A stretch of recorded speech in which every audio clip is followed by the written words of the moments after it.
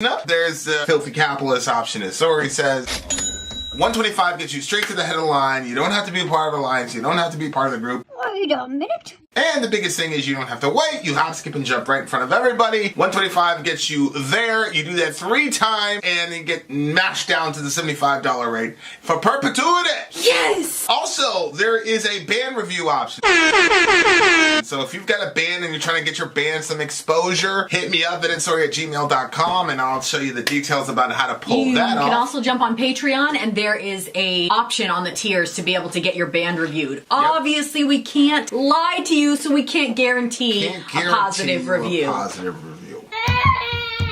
Get what you get. It's just rubbish. Rubbish. Rubbish. That's British for garbage. My favorite is the community option. $1 at the gate gets you in a Patreon. You get to join an alliance. The alliance joins their points together, and that helps determine what songs that we do. The alliances hang out on Discord. Message me on Patreon to get the link. And they do all kinds of other cool things. They do Minecraft, Dungeons and Dragons. Yeah. It's really a community within the community. Anybody can go in the village, facebook.com/VinandSorry. There's 160,000+ people on the channel. What's cool about the Discord is that it offers a real opportunity for community connection, friendship, that type of thing. And it's on Discord, so if you're not a Facebook person, it's for you. You start off at $1. Right. Plus you get exclusives. Sorry and I are working on a song. So the first 15 seconds of that was on Patreon. Also, at $15 tier and above, when we actually debut the video, they're going to be there live with us. There you are, dear listener. Buy our merch. Buy our merch indeed. A child shall lead them. To buy our merch. Yes, dear listener. Yes, dear listener. Yes, dear listener. All right, another stream. Another stream in the works, you beautiful people. Yes, tonight is the Imperishable Flames, as you guys have seen. As you can see over there. The little stream icon over here. And I have got a list here of what we are going to be listening to tonight. Yes. All right, we are starting. We're going to start right in, dear listener. We're going to start out the night with a song for the big homie Matt. This one is called The Hustle by A Night in the Box. Okay, is there a little pre-thingamajiggy? There is. As far as the stream intro, we have, this is the next installment of the Imperishable Flame streams, as you're seeing up there, with more to follow. This is a stream from Discord members picking songs, and it's not an alliance stream. So they've essentially got together and they each individually will buy a song, but they group them together to create a stream. And that is how we got it. So first up on the list tonight... Do we get something wrong, Riv? Delaney in the house, Riv in the house. Got the name wrong again. We probably got something wrong. Maybe it's The Hustle is the name of the band. Oh, that's Riv's song, A Night in the Box. Okay. Oh, I'm sorry. I read this thing. Yeah. Yes. Very sorry. I was about to announce it was Riv's too. Okay, this one was not Matt's. I'm so sorry. This is River Roth's song, you weirdo. Yes, it's River. River picked this song. I do a bit of writing for laptop role-playing games, and one of my ways to more easily design characters is to find a few songs that best grab the attitude or general demeanor of the character I am writing. This song, The Hustle by A Night in the Box, was one that easily captured the energy of a character I wrote for a vampire. The masquerade game I was running, Prince Raphael LaRouche? The song speaks of a person, in my view, struggling with greed, which becomes all-consuming, and the character's greed in the game becomes his downfall. It seems fitting, as I continue the game in the next few months, with LaRouche, sorry if I'm saying that wrong, now the main antagonist to the players to send you this song that's been stuck in my head since hearing it last September. Okay, right. Here we go. Lyrics to the song. Do you need that? Yes, I do. Por favor. All right. It's probably going to be a two-parter. Looks like there's lots of lyrics. Mojo in the house. Riv in the house. Okay, so Riv is part of this secret, not-so-secret collective, the Imperishable Flames. They're a collusion. What do we call them? The collusion? I don't know. Yeah. We called them something. Kai in the house. Babe, go ahead. I'm on his computer, so it's a little bit more tricky. How do you want me to do that? You want me to screenshot it and then... Yeah, just have Dorian message you. Right? Because he's going to have mom on there. Yeah. Okay. All right, guys, here we go. Imperishable Flames, song numero uno. Here we go. The Hustle. Let's do it.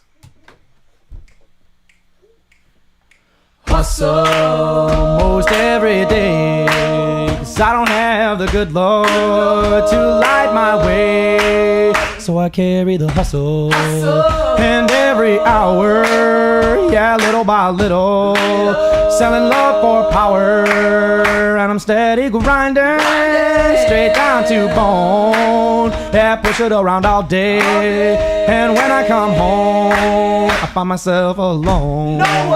He's by my side, yeah, Jimmy and the good love, come to tan my hide, tell me how all the angels, yeah, they sing and cry, I don't have the good grace of the watchful eye, they all know that I'm lonely, and it's in my veins, yeah, I'll push it on this town, till they feel my pain, till everyone is addicted, yeah, to my name, they forget all the rules, and I control the game, now it's just me and Jimmy, walking side by side, yeah, he told me that the good love to be found inside, so I let him deceive me, like I did you, well, it's hard on my colors, when everything is blue, so I carry the hustle, and day by day, 'cause I don't care that I'm sinning, in most every way,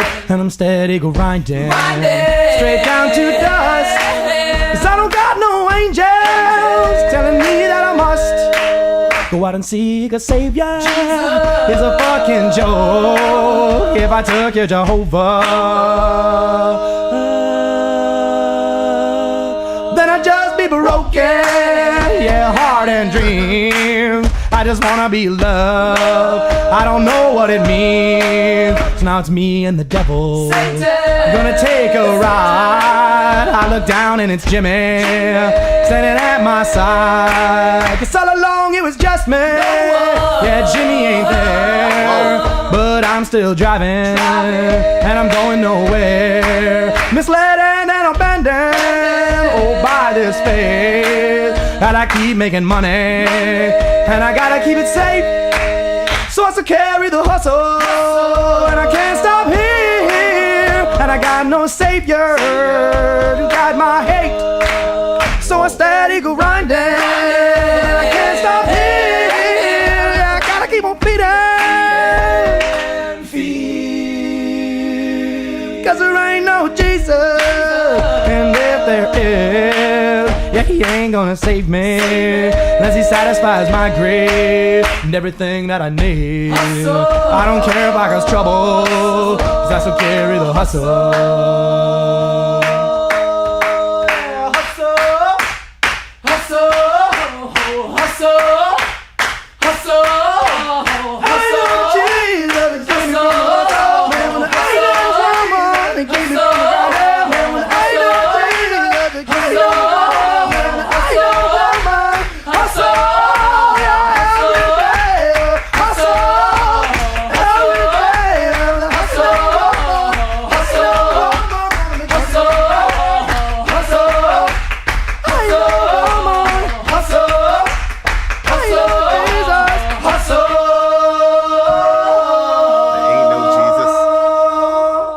Said ain't no Jesus, so hustle. Was that the very last line? There ain't no Jesus. There ain't no Jesus, hustle, repeat and fade. Okay. Mm-hmm. All right, that uplifting number was, what's the name of that band? The name of this, well, The Hustle. It's A Night in the Box. Night in the Box. The band. So that style, like that, like, I don't know, I feel like that's the shit you hear at a saloon. Like, I've never been in a saloon, but I feel like if you were in a saloon, you know, they got the wooden floors and shit. Yeah. And they're drinking whiskey. Yeah. Like, I feel like that's one of those. Okay. I pictured like a cowboy by a fire, and they're like singing together. Somebody takes out the instrument, and then they all start beating, and then the singing. And, yeah. Because in a saloon you would have more music. They usually had like the piano. Or well, they had the little banjo and the like it was kind of a cappella. Yeah, that's what made me think it was like out on the range. It's funny because Ascenders say like America, but like this is like we're talking about this like people are saying Americans don't have a culture. I'm like, I don't know, bro. I don't know. I feel like we do. I think that's like Americana, like completely Americana, like This style? that style of music. Yeah, I feel like that's something Yeah. that's distinctly American. Well, I mean, I feel like if anybody else from another country tried to do that style, like it just wouldn't work. Like I feel like that's. Can you imagine like a German person doing like no disrespect to Long Live Germany, but picture K-pop people doing it. right? No, that's what I'm saying. Like this feels like shout out to Delaney. It does feel this like feels it's a like specific. it feels like very uniquely American. So shout out to America. But yeah, it definitely feels like an American song for sure. It would be so funny to see a K-pop group have to do this and this group have to do a K-pop song.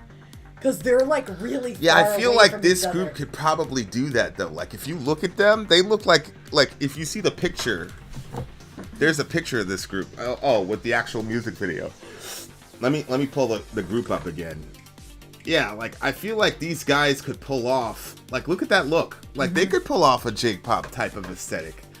But I don't think the J-poppers could do what they're doing. When British people rap, they're all like, "Oi, bruv, get money, innit?" Wow. Well, you got this like English like drill rappers, like they're trying to be like Chicago kids and all that, but Okay. like they don't have any guns over there, so they're like, "We're just gonna have to knife you, bro. No. We're gonna knife you, bro." Yeah, that's the big thing. Is like they're gonna knife you, they're gonna poke you, they're gonna kill you. Like that's how they do hits. They go out and knife each other, and there's like a big thing over there right now about knife crime because it's all Because they these don't have guns. these drill rappers. That just proves that people's feet are quick to shed blood. So Yeah. whether they have guns or whatever, people find a way. Okay, so this song to me is about. It's funny, we did this during the Pink Floyd thing where we were talking about the book of Ecclesiastes, where it talks about meaningless toil under the sun. And so like under the sun was kind of code for living life outside of The garden? God. Oh. It's living outside of the recognition of God. So because of that, the character in Ecclesiastes starts losing the significance of everything that he's doing because it's like, well, what's the point? It was sort of this nihilistic realization of, you know. Well, prior to that, he's a king, so he has everything at his fingertips. It's Solomon, right? Yeah. I mean, it's King Solomon, for goodness sakes. But he has everything at his fingertips, and he basically just gives himself the pass. He just to be able to maxes just out. Indulge in anything and everything that he wants to. And then at the end, he recognizes that all that stuff, without God being the reason, or being the thing that he's actually pursuing after, it actually was very empty. Yeah, and it's an interesting concept because it's funny because we just got done having a conversation with somebody about the metaphorical import of your work, Yep. where a lot of people, I think this is dudes and women, like a lot of people want to be able to say that there's some sort of transcendental significance to what you're doing, that what you're doing is gonna somehow reverberate beyond just your immediate scope of influence. And like, so that's what people want. So obviously if you believe in God, then you already have, and depending on what sort of theistic sort of presuppositions you subscribe to, if you believe in God, then there is a sense in which your work now has transcendental value, at least in Christian theology. You know, people talk about the Protestant work ethic. You know, that work ethic was entrenched in an idea, specifically after the Reformation, where you had the bifurcation between, you know, the laity and the priest class, and the priests were doing the real significant work, and the laity were just scrounging around to get by. And then you had Martin Luther and Protestantism basically telling the shoe cobbler that make the best shoe you possibly can, and that's equivalent to a priest, you know, doing last rites or whatever. And so that concept, like, yo, your work is all secular work is also spiritual and significant, is what birthed the Protestant work ethic, which then metastasized into what we have today. Now, what's happened in America though is that you still, you still have a subculture now where it's like we're taking the Protestant work ethic, but we're just taking the work ethic side of it, and we're leaving out all the theology that underpinned that work ethic. Yeah. Because there was a theology underneath the Protestant work ethic, which was we are supposed to take dominion. Be fruitful, multiply, fill the earth, and subdue it. Our job was to fill the earth and subdue it. Is to use nature, manipulate nature in such a way as to make it work for us, and et cetera, et cetera. And so you that's where you get the scientific advances. This is like the funniest thing to me about like modern atheists who are not very educated on the history of things. Like they really truly believe that like they invented science. Like Francis Bacon gave us the scientific method, and Francis Bacon was not very nice to the concept of atheism. That's not my point. My point is to say that all of these things, especially the work ethic, was grounded in a theology that said your job is to exercise dominion over the earth. And yeah, there are people that operate in the priest class, and that's their job, and that's great. But the real work is engaging with the planet itself. And you get the scientific endeavors from that, but you also get a crazy work ethic. But so it's like you're doing this to further the project that was started in Genesis, and you're doing this to the glory of God. So whatever you do, whether you eat and drink, it automatically has transcendental value because God is being glorified in your work. And so the shoe cobbler wants to make the shoe for a bunch of reasons now. Like, yeah, he's got to feed his family. Yeah, he wants to compete with other shoe cobblers, but he also wants to make the best shoe possible because Jesus was a carpenter. And you know, the people used to say, like, behold, he does all things well. So that if you went to Jesus's shop and he built you a chair, it would be a badass chair. And so now, like, it's like, whoa, Jesus wasn't a priest, he was a carpenter. So all that fed into the whole Protestant idea of the work ethic, and you were working really, really hard because, yeah, you were trying to eke out a living, but you were doing something greater than yourself. But now what's happened is, since we've adopted secularism, you know, we've moved beyond that understanding of work because we're so sophisticated now. And now what you have is just hustle. So now there's an entire subculture of hustle culture. Yeah. Hustle. Yeah. And all these guys are selling these classes on how to hustle. And of course you combine that with the manosphere and Andrew Tate and all these people. And it's like hustle, work 15 hours a day, yada, yada, yada. And there's no transcendental value to it now. It's just about being rich and really surviving capitalism. That's what it became. Like, you originally had a Protestant work ethic, and you could combine, and obviously that comports well to capitalism. But when you take out all the theology and you're just left with work, and then the only significant thing you're doing is outstripping the next guy, or outdressing the next guy, or outcarring the next guy, then obviously that's an edifice that's designed to fail, because that's not enough to continue over and over and over and over again. All work and no play makes Jack a dull boy. Yeah, and you know, it's like Negative Vibe says, like, deeply insecure people working at that Sigma grind set. I mean, yeah, I'm not sure if they're deeply insecure. I just think that if you don't, I mean, they might be insecure.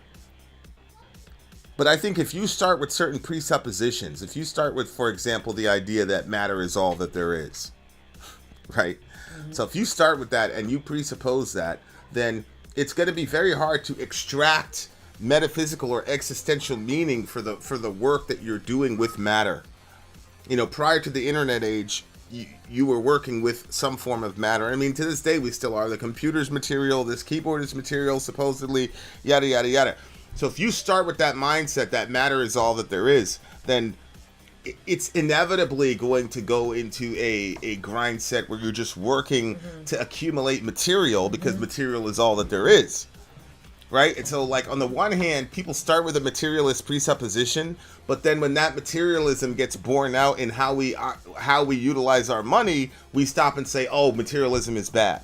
It's like, well, you have to make a decision. People are like, oh, if you're materialistic, you're bad. But yeah, how are they bad if they start from a presupposition that material is all that there is?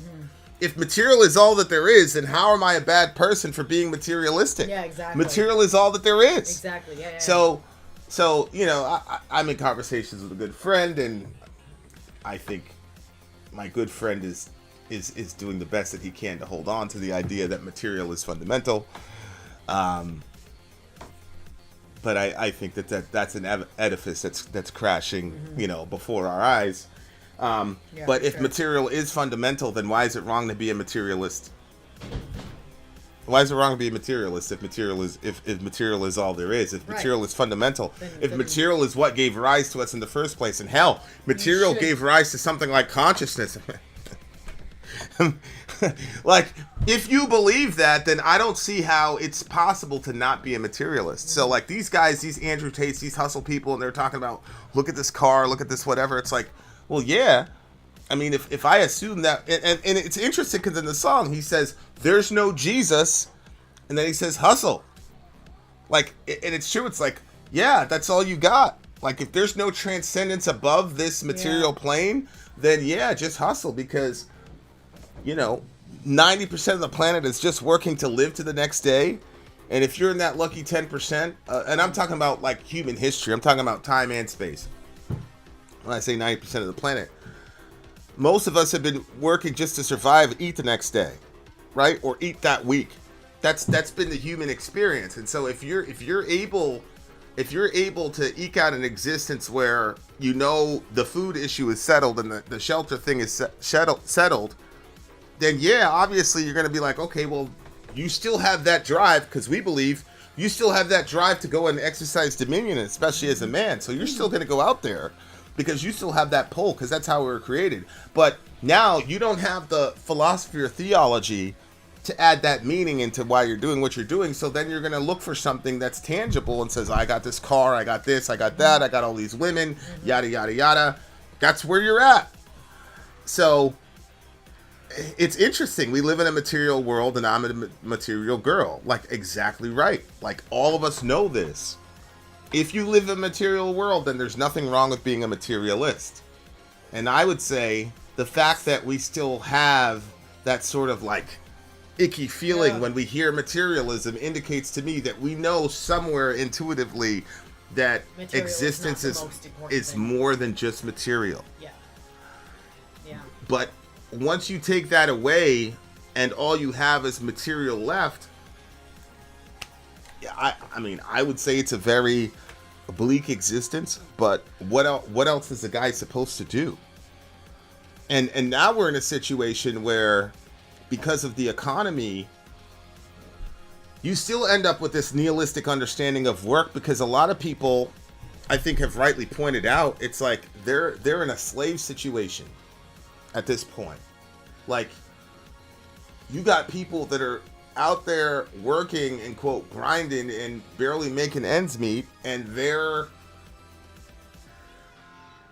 stuck and they're trapped, and they don't have a choice. Like, they don't have a choice but to wake up and go there and take the abuse or whatever the other situation is. It's like, that's the other thing. It's like, now you've got people working really, really hard, sometimes 2 jobs, and barely making ends meet. Meanwhile, you have other people that are saying, oh, if you just grind and work really hard, then you can have all the shit that I have. Like, that's why I've never said that about... I've never told people, oh, yeah, just start a YouTube channel and you could be... Like, we don't do that, because there are a lot of factors that go into why you get successful on YouTube. And, like, is grind part of it? Yes, grind is part of it. Not all of it. But there are a lot of situations and factors that you don't control that determine whether or not you're successful on a platform like YouTube or Facebook or whatever. And there's a reason that only less than 1% of YouTubers have over 100,000 subscribers or whatever. It's extremely difficult to do. And most people, no matter how hard they work, there are people that work much harder than us that'll never get to this level. And there are other people that did not work as hard as us that are 10 times bigger than us as a channel. So this is just one of those situations where, people Oh, I thought that was a Beatles quote, Dwayne. You know that part right there is the crazy part about it. So like, yeah, even in this context, it's like very, very, like when we started coming up, people started like reaching out to us for consulting and things like that. And I would like talk to people and things like that, but I'm like, and it's a whole thing. Like once you hit a certain number of subscribers, you're supposed to go out and put out a package and say, hey, I made 100,000. You can do too, because 100,000 is the magic number, and you can do it too. Blah blah blah blah blah blah. I never did that because I'm like, yeah, man, I don't believe that that's true. Like the everybody I talk to, I would just look at them. I'm like, they're not gonna. Yeah. I just knew because you have to have certain things, and it's so difficult, you know. And then like the market is now saturated with all these people on YouTube, and everybody like that has a phone or whatever is starting a channel. How do you differentiate yourself from literally millions of people? It's a balance between like what your natural giftings are and grind, because we know people with natural giftings, but they won't put enough work in on the channel to make it work. I mean, true. I know 2 women right now that could have absolutely very successful channels if they just put in the effort, but they won't. So they don't have that, and they're both working for the man. Yeah, and I was watching, you know, and Tim Pool is kind of a controversial figure, but he was doing this report about young men taking longer to be married, and then the longer that a young man waits to get married, the less and less productive he is. As far as when you talk about productive, you're talking about getting a job, getting a promotion. Yeah, I mean, I would think that the because he said that he hustles all day long and then he comes home just to be alone. Did you see that part? Yeah. You know? Yeah, he's grinding and he comes home to an empty house. Right. I mean, what's it for? What's it for? I guess the more time passes, the more I realize that the most important thing here, well, not, you know, one of the most important things is family and being able to build a family. Like, I think that's... And I don't think that, I think that family in whatever way that's going to work for certain people, like I don't think every single person is going to get married, but some people are going to have like a crew. Like I think that people have to have like a village. Everybody has to have like a little village that they're a part of. It can't just be work. Well, but yeah, and the thing is like, Tim was talking about this where it's like, well, it makes sense because a lot of men, their woman is their motivation. Like, you know, there's their wife and their kids, yeah. It's like, you know, there was that, I forgot, As Good as It Gets, and then like the famous line where he basically, he's a curmudgeon, he's terrible, he's mean to everybody, but there's this one woman who he's not mean with, and then she's like, she had too much of a shit, she's like, I'm out of here, I'm done. And then he basically had to like tell her like, no, I like you, but he was having a hard time because he was such a you know, and he basically said, he basically sputtered and said, well, you make me want to be a better man. And like that's the effect that your girl has. I mean, I remember like very distinctly when my ex told me she was pregnant with Dorian, you know, like, and at the time I was just like joking around, you know, people were like, hey, you really talented, you should be a supervisor. How long had you been out of the hospital at that point? Out of the hospital? When she was pregnant? Yeah. How was it, years or? Oh! It was about 2 years after I left the hospital. You mean from my mental issues? Yeah. It was about 2 years later, and she said she's pregnant, and we'd already decided, like since high school, like as soon as she's pregnant, not when she has a kid, but when she's pregnant, she's not gonna work for forever, and then I was gonna work, and I was gonna support everybody. So I was just joking around, being dumb. They're like, yo, you should really be a supervisor. You should apply for a supervisor, yada, yada, yada. As soon as that positive test came in, the next day I had my resume fired up and ready, and then I, you know, it took off from there, and, you know. But, like, yeah, that's definitely part of it. For that was definitely a major part of it, for sure. And then when we got together, and then we saw that the channel could work, it was like, yo, I could do this with my girl, and now obviously we've got the Amazon store going with Fuji Bear Formula. That's going really well. Links in the description. Like it's that's all part of it. You know what I'm saying? Like that kind of like mindset, like it gave me the energy to push forward. Yeah. You know, but now it's like you got people waiting so long to get married, and so that timeline gets pushed back like so far, you know, and so then it's like dudes are hitting their 30s and like everybody's like, oh, you're playing D&D or you're playing video games or you're doing this. You're just like, yeah, like you said, everybody needs community and everybody needs something to fight for. And if you look at these games, D&D and all the rest of it, like there's an entire narrative around it where they're doing something significant in that world, because in this world, all they're told to do is grind, work, but then they come home to an empty house. Like, for what? So, like, I understand the whole subculture, and I'm glad that we have subcultures like that, where it's like, I understand it's not in the, quote, real world, whatever that means, but it's still, to me, it's still real world and valid, because those avatars are representatives of actual human beings on the other side of that controller. And people are talking to each other, and they are communicating, and they are utilizing teamwork to get to a certain thing. And it does have reverberations in the, quote, real world when they go off in their day. That's a big thing that they look forward to. So, to me, I understand that phenomenon. And that's why I've never made fun of it, because I'm like, yo, I get it. You know what I'm saying? Like, I get it. You know, obviously that's not going to necessarily help you as far as your situation goes, financially speaking, but I do think there are bigger things to consider other than just your finances when you're looking at what makes a person whole. And at the end of the day, every man needs this, every woman needs this. It doesn't matter how it doesn't matter how you identify. Everybody needs a tribe. And everybody needs a cause, and everybody needs a role in that cause and that tribe. Well, yeah. Period. End of story. Without a vision, the people perish. Yeah. It's absolutely true. And you know, if people can find a tribe through those means, then you know, more power to them. I'd rather that than come home alone and be completely. And a lot of those quests and things like that are moral quests. There's a good guy. There's an evil guy, and you got to work with your teammates to use your various skills and whatever to overcome that evil. And that's playing something out. That's a desire in everybody.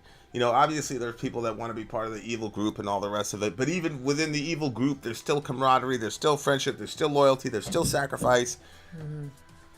So, I mean, yeah. So it was a very, very fascinating song. Very, very, very fascinating song to me. Interesting.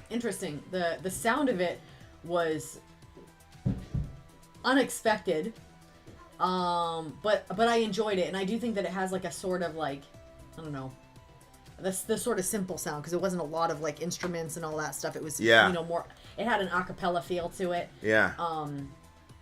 I did think it was interesting. Where was that part? Remember the part I highlighted and I pointed it out to you?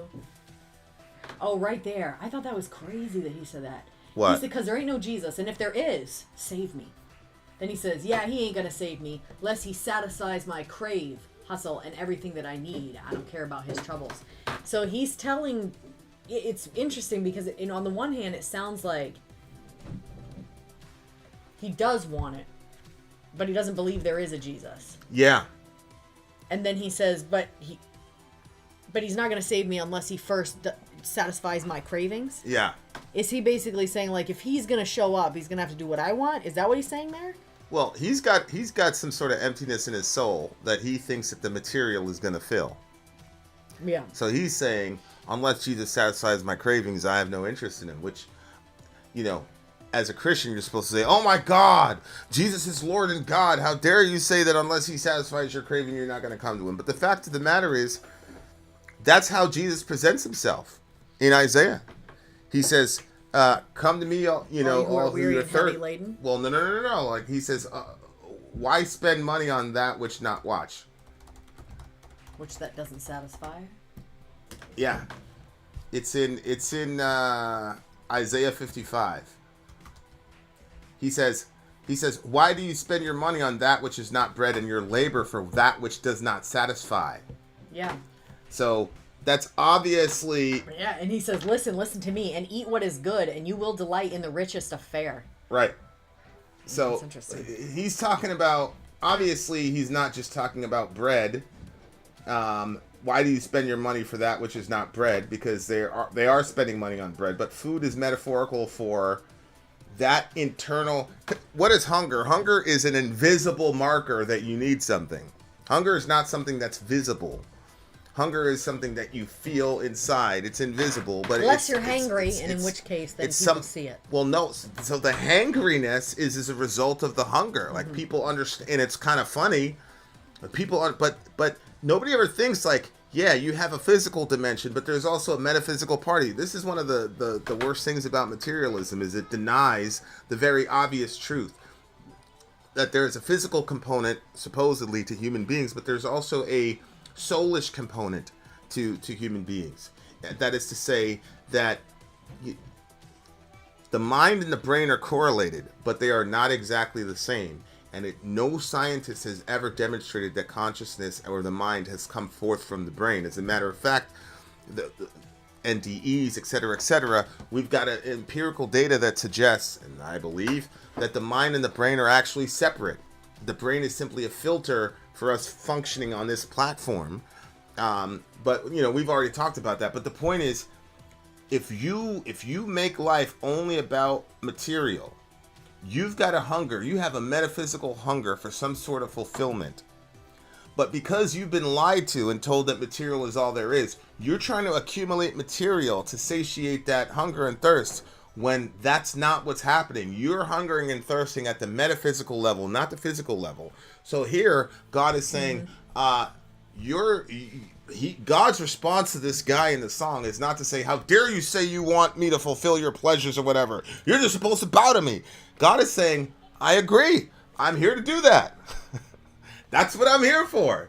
And you are and look, it's fascinating because I know that this guy wasn't thinking about Isaiah 55:2 when he was writing that line. But you could, read that line again. The ending? Yeah, it's incredible when you compare the two. Yeah, he ain't gonna save me unless he satisfies my crave. And then the next, and then the very next thing is hustle. Yeah, hustle. Right? And look, why not? Why do you spend your money on that which is not bread and your labor for that which does not satisfy? He's saying, why are you hustling and you still don't have what you need? You're hustling and you're still miserable. Yo. You're accumulating like Andrew Tate. Does anybody think he's happy? Forget about the jail thing. Do any of you believe that dude was happy before that? No. So he's accumulating all these things because he's projecting this sort of hedonistic lifestyle when in reality it's clear that this dude is an empty shell of a person. It's obvious that he's an empty shell of a person. The women around him don't love him and he knows that. It's his ability to accumulate material. You know what I'm saying? Like, I got somebody that is going to ride or die and love me and be with me. And like, he doesn't have, my point is that, no, I don't think God has a problem with somebody saying, I don't want anything to do with you unless you can satisfy my craving. That God is saying, yeah, that's how I know who you are. Like, I didn't come to Christianity because I'm a virtuous person. There's no virtue in me for being a person. I came completely because I had needs that needed to be fulfilled, and he's the only one that could have done it. See what I'm saying? Now I'm at a place where, like, even if Jesus denies me something, I love him for him. But that's not how I came into the relationship. That's how nobody comes into that relationship. The relationship is always in balance between us and God. And when you talk about, quote, going to heaven, you're just talking about an existence where you're being fed a constant stream of satisfaction and happiness at the metaphysical and physical level with God. Like, that's the entire thing. So it's very, very fascinating to, like, look at people's mindsets and think that, oh, God would want nothing to do with that kind of mindset. And there's a lot of Christians that would be offended at that line. Yeah. When in reality, God himself is saying, hey, God beat him to it by 4,000 years. Yeah. So it's just fascinating. And he said it again in the New Testament. Jesus did. He said, come to me, all you who are weary and heavy laden, and I will give you rest. In other words, you're carrying a burden. You feel this weight on you. And I'm going to give you that rest that you're looking for. I was watching. I am so fascinated by the concept of peace and how much. People can be poor and look like they're rich. Yeah. They do it all the time. People have debt that's just incredible, and they're still looking like they're whatever. But can you? But when you don't have peace and all you have is turmoil inside, it literally doesn't matter what you have for stuff. Like, if you're unsatisfied and and inside you have that burden, you have that weight, like, there's no escaping it. And it's there when you wake up, and it's there when you go to sleep, and everything that you do, it's like follows you like this demonic shadow, you know? Mm-hmm. And like, when I was a kid, Totally agree. When I was a kid and I used to watch Pilgrim's Progress, and he would get to the point where the backpack would fall off him when he got to the cross, I really didn't understand. Like, I had an idea of what that was like, but the older that I get, the more I realize why people would react to that part. I didn't understand how people that didn't grow up in the church, when they would watch Pilgrim's Progress with my parents, a cartoon version we used to watch, and like, when that backpack would, like, the look on the adults' faces always confused me, because I didn't understand what life does to people. If you don't have Jesus carrying that pack for you, carrying that yoke, that burden, and all you have is your hustle and you don't have peace, like, it's a heavy weight to carry. And I like that Jesus said, just stop and look. If your weight is heavy, if you're carrying a burden, it doesn't have to be this way. Come to me and I'm going to carry that pack for you. So, I don't know. It's funny because when I first heard that part, I was like, yeah, well, this guy's crazy for saying something like that. Like, how he's going to tell Jesus, I'll come to you when you satisfy my cravings. And then you pointed it out, that's how Christians would react. And here I was reacting that way. But you're completely right. Jesus says, the fact that you're in that situation, good for you. Now come to me. Come to me. I'll help you. Yeah, I mean, he specifically said, I made you hunger and thirst like they did in the wilderness, and yet you would not come to me. Mm-hmm. So that's the thing I love. It's very realistic. Yeah. It's like, you're coming to me for something that you can get. Yeah. That's just a fact. You know, and it doesn't matter. It's like, just admit that you're a sinner. That's what you need to do. Okay, fine. You're still saying that you want Jesus to rescue you from some sort of misery. Mm-hmm. Mm-hmm. So it doesn't matter what you do. Like, this is completely self-interested. Yeah. This is self-interest. So anyway, interesting song. It was probably the most unique song I've heard so far because they kept it a cappella. I was waiting for the strings and everything else to come in, but they didn't. I think it's interesting that he listens to this to create the character, though. Did he listen to this to create the character, or he created the character and the song reminded him of it because he's got a greedy character? I thought the song helps him create the dynamics of the character. I'm like, what did he say now? Let's look. Yesterday I was carrying I do a bit of writing from the laptop, and one of the ways to easily design characters is to find a few songs that best grab the attitude or general demeanor of the character I'm writing. This song was one that easily captured the energy of a character I wrote for a vampire. Again, I'm not sure if he listened to this first. It does kind of sound like what you said. It does sound like he had an idea for the character and then this did it. Yeah. 9.1. 9. Okay, the day has just begun, dear listener. We are on the way. More songs on the way. We've got a band coming from you very soon, which you will enjoy. Vin out. Sorry, out. Gone. I'm Vin. I'm sorry. If you would like to get your song reviewed, dear listener, there's the Filthy Capitalist option. As Sorry says, 125 gets you straight to the head of the line. You don't have to be a part of the alliance. You don't have to be part of the group. Wait a minute. And the biggest thing is you don't have to wait. You hop, skip, and jump right in front of everybody. 125 gets you there. You do that 3 times, and you get mashed down to the $75 rate for perpetuity. Yes! Also, there is a band review option. So if you've got a band and you're trying to get your band some exposure, hit me up at insorry@gmail.com, and I'll show you the details about how to pull that off. You can also jump on Patreon, and there is a option on the tiers to be able to get your band reviewed. Obviously, we can't lie to you, so we can't guarantee a positive review. Get what you get. It's just rubbish. Rubbish. Rubbish. That's British for garbage. My favorite is the community option. $1 at the gate gets you in at Patreon. You get to join an alliance. The alliance joins their points together, and that helps determine what songs that we do. The alliances hang out on Discord. Message me on Patreon to get the link. And they do all kinds of other cool things. They do Minecraft. What? Dungeons and Dragons. Yeah.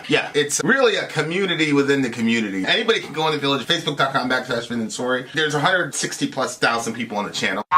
What's cool about the Discord is that it offers a real opportunity for community connection, friendship, that type of thing. And it's on Discord, so if you're not a Facebook person, it's for you. You start off at $1. Right. Plus you get exclusives. Sorry and I are working on a song.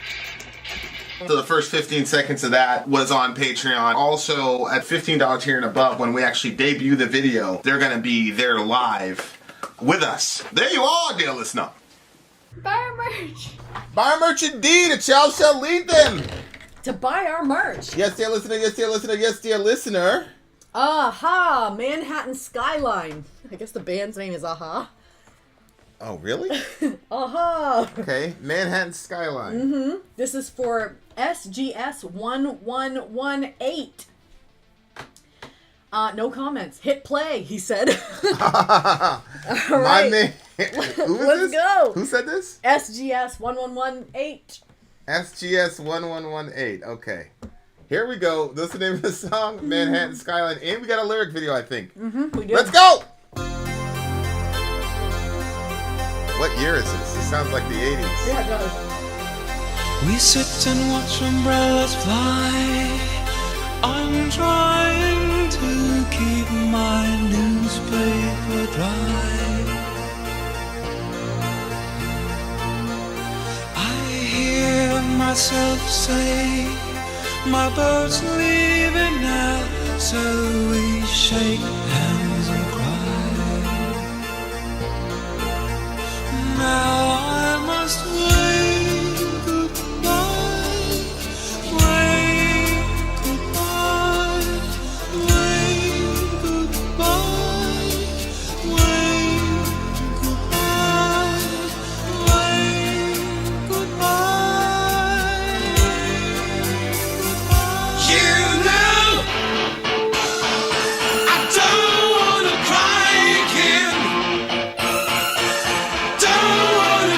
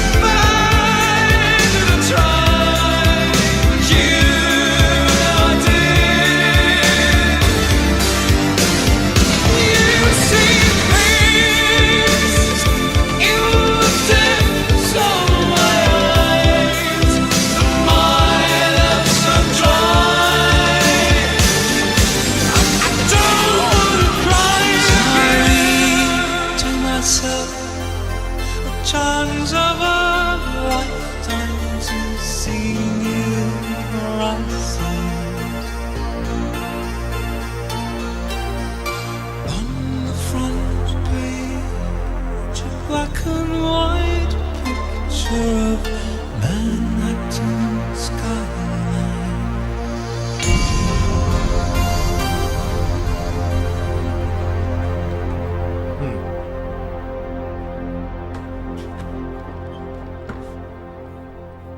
Wow. Yeah, I think you like this. I think they call this new wave. I think is the name of this kind of genre. Oh, I love this Like stuff. Duran Duran, Yeah. that Come Undone song. I text Dorian the information. That Come Undone song. Yeah. That's part of the new. That's new wave. Okay, I'm gonna like. So I think you like new wave. Yeah, definitely. Type music, which Jonathan Davis he's a big fan of new wave.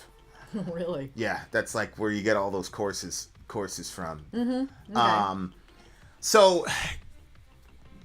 I think I like new wave as well, but it's got to be. This is funny. It's got to be a British band though.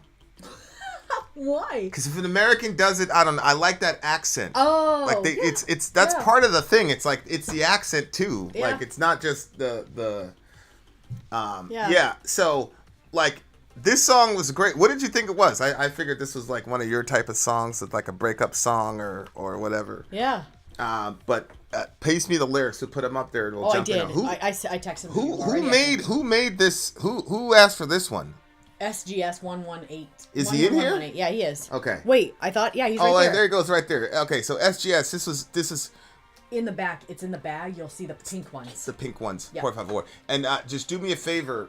Take one of those bottles and just mix it. It's on the shelf Pepe made. The bottles are in there. Two of the pink ones. Two of the pink ones. And then, fill the bottle up a quarter, dump both of them in, mix it, and then fill it up 3/4. Because he wants to make sure there's no chunks in it. That's how, unchunkified. So if you have a little bit, you can shake it harder and it can really get it. These guys are Norwegian. They still have the accent. It just means, he just meant they're not American. I just don't want to, yeah, I know. That's how ignorant Americans are. It's like us and then everybody else. Shout out to even you followed into it. Shout out to Norway. Oh yeah, everybody knows I'm a complete American. Whatever. America first. America. Yeah, I just love this genre. I feel like it's impossible to miss with this genre. Like I've never heard a bad song in this genre yet. Yeah, I like it. You gotta really be you gotta try to make this genre not work.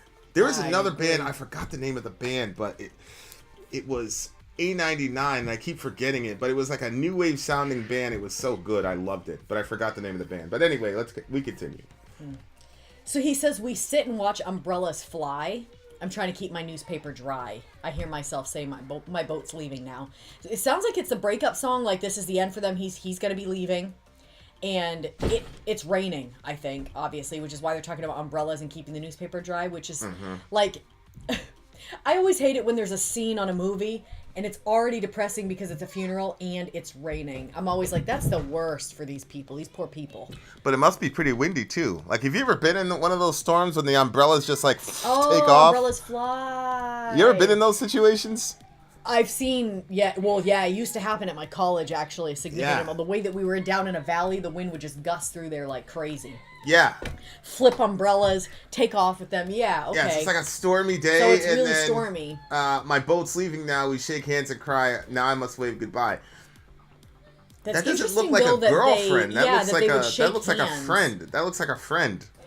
Yeah. You know, I've said goodbye to some pretty significant friends. He said that, but he talked about it by his love running dry. I mean, that's not usually something that you say to a friend. You don't say, our love has run dry. That's usually like a relationship. Where did he say that? But how can you say that I didn't try? You see things in the depths of my eyes, that my love has run dry. No, we leave to their goodbyes. I've come to Spain. See, right there. He's... Yeah. Yeah. But he says down here, I don't want to fall again. I don't want to know this pain. I don't want another friend. I don't want to try again. I don't want to see you hurt. I don't want to see you hurt. I don't ever want to cry again. I never want to see your face again. Yeah, like I don't think it needs to be like a romantic relationship. Yeah, I mean, Right. I've felt this way with friendships that I've had. Especially for me, you know, we moved around a lot. So, Jazakallah. Do you want more liquid in there? Or that's good. Yeah, I need more water, but the big thing is that there's no chunks in it. Good job. you Give me like properly a mixed it. 11% more water, mashallah. Yeah, like I've had these conversations with friends. You know, it's Yeah. like after my last trip, I wasn't able to tell them, like, people kind of knew, but it was kind of like, people always talk about that though. They'd be like, "Oh man, if I get home, like, I'm out, blah blah blah blah blah." So it was one of those things where it's like, yeah, Oh, but really? yeah, oh yeah, because you know how people get emotional, you know. I'm not surprised, but Well, I you am think surprised. you think about like, There we go, oh, you know, 11%. Good job. Jazakallah. Like, it's like, oh, I could have, you know, you could have not seen your family again, like. Yeah. So, Jeez. so people get really contemplative and shit in those kinds of circumstances. Sure. So there was not a lot of like real knowledge, like, yo, you know, and I knew, like, it's one of those things where, like, I can never see these people again. You know what I'm saying? Just because, just the nature of the situation, and you know, and I knew we didn't stand a chance, you know, unless, you know, you know, like I just understood, like, you know. So anyway, like, so I had kind of said that or whatever, and you know, it wasn't kind of like a solid idea. Like, nobody was really, because you try so hard to get in and make it, you know. So, but I was looking down the future, and I'm like thinking about you and everything, and I'm like, yeah, like, and the kids, really. It wasn't just you. I mean, the kids too. Like, the kids needed me, like. They did. Yeah. And I had already, it's like, you've already scratched the itch. I mean, you know, and it's one of those, yeah, anyway, so that was hard, like, saying goodbye to everybody, because it was kind of like Wow. I knew that they didn't understand, like, Yeah. it was really, really, really goodbye. You Yeah. know what I'm saying? It was really goodbye. And then when I got home, I just basically said goodbye to the other group too, thankfully. And that was less difficult, but that one was pretty difficult. Oh man. That one was pretty difficult. See, that's the stuff that I don't factor in when I look at the whole situation, because I didn't have the experience you had, so the stuff affected me completely different. Right. And I judged myself for not being so, for letting it, like, hurt me to the degree that it did. But now I'm like, well, wait. You had other perspective on the situation. Like, you had other things that were... Yeah, and I also grew up moving all the time. So I created, you know, in my mind, significant relationship. At the beginning, like, we didn't know when we were going to move. It wasn't like, you know, you just come home from school and then it's like, yep, we're going to the car, we're going for a trip, and then, like, we'd never show up in that state And I'll again. tell you what, you ask any professional and they all say stability is extremely important for kids. There needs to be stuff that is not changing, stuff that they can rely on, and you were in that constant changing situation, like... Yeah, I man. mean, the circumstances were changed, but my brother was pretty much, you know, a stabilizing force for us. He was pretty much the same guy all the time. Yep. And so pretty much all, I mean, it wasn't right. I mean, he was a kid himself, but all the Exactly, family yeah. kind of was able to Wow. have a baseline from that and work. But moving around a lot created a lot of those moments where you were saying goodbye to significant relationships, you know, and I know you're saying that, but I don't know if that was necessarily a negative experience for me, because I don't know. I don't have a problem with losing those relationships, I guess. Yeah, and I'm saying I think that there's something wrong. I don't think that that's super healthy. Like, I think that there's times where, yes, I think that people unnecessarily hold on to relationships that are done away with. But at the same time, I'm not sure if, like, I think it seems like that there's something that's missing that with you in that process. I mean, I'm not a psychologist. I'm Yeah, just well, saying. 275 moved around a lot. It's so funny. Like, the template is like the same no matter what you decide to do. But like he's saying it was hard moving around a lot, and I understand. I'm not saying it wasn't, but at the same time, like, because I went through this stage where it's like, okay, I'm not gonna have any significant relationships because I'm gonna move, and I was right. We moved, but then it was like, yeah, but so I'm never gonna have any significant relationships because we're always gonna move. There's never gonna be a time, like we all knew, like there's never gonna be a time in our childhood when any of this shit is guaranteed. So then I just said, okay, I'll just make the friendships. I'll enjoy them while they last. And I know in the back of my mind it's going to go away at some point. So I'm just going to enjoy it as much as I can now.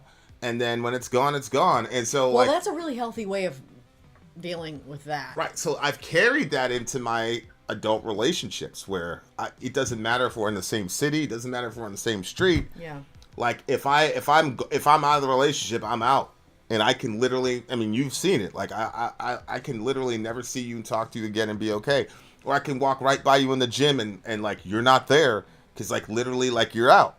So, that's the part where it looks like you're, because, like, on the beginning, you're like, well, it's healthy to have those friendships. And then, like, no, you're going to leave, but at least, like, invest yourself in them.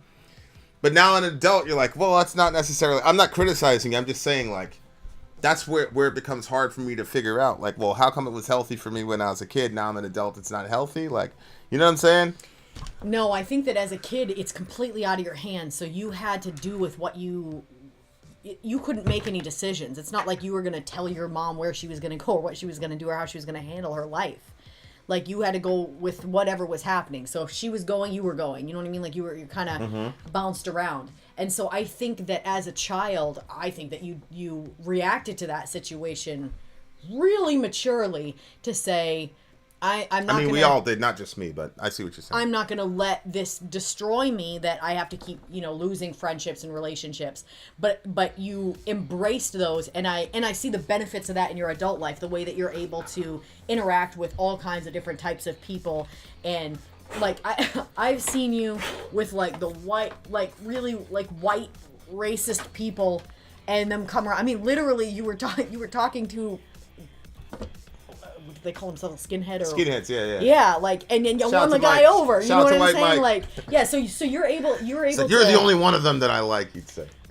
Yeah, I mean, but you're able to get yourself into those situations, and I think that the upbringing does have an effect on that. But I also think that, again, I'm not a professional. It doesn't. Why would all the professionals be saying that kids need stability and you shouldn't just keep bouncing them around, and especially shouldn't bounce them around without like them knowing that like you basically had to make bouncing around normal. Like that, you put that, like you weren't going to be upset or whatever about that. That was normal. We are going to move around. Well, I'm going to make the best of it with these relationships. I'm just saying, like, I think that that's going to have a negative effect on you, and I'm sure that it has something to do with the way that you'll engage in different relationships and when those relationships are over. But what do I know on the situation? I'm not a professional in the field. I will say, like I said, the professionals say you should give kids a lot of stability, and that instability is not healthy for them or good for them. So yeah, I think that you made lemonade out of lemons, but yeah.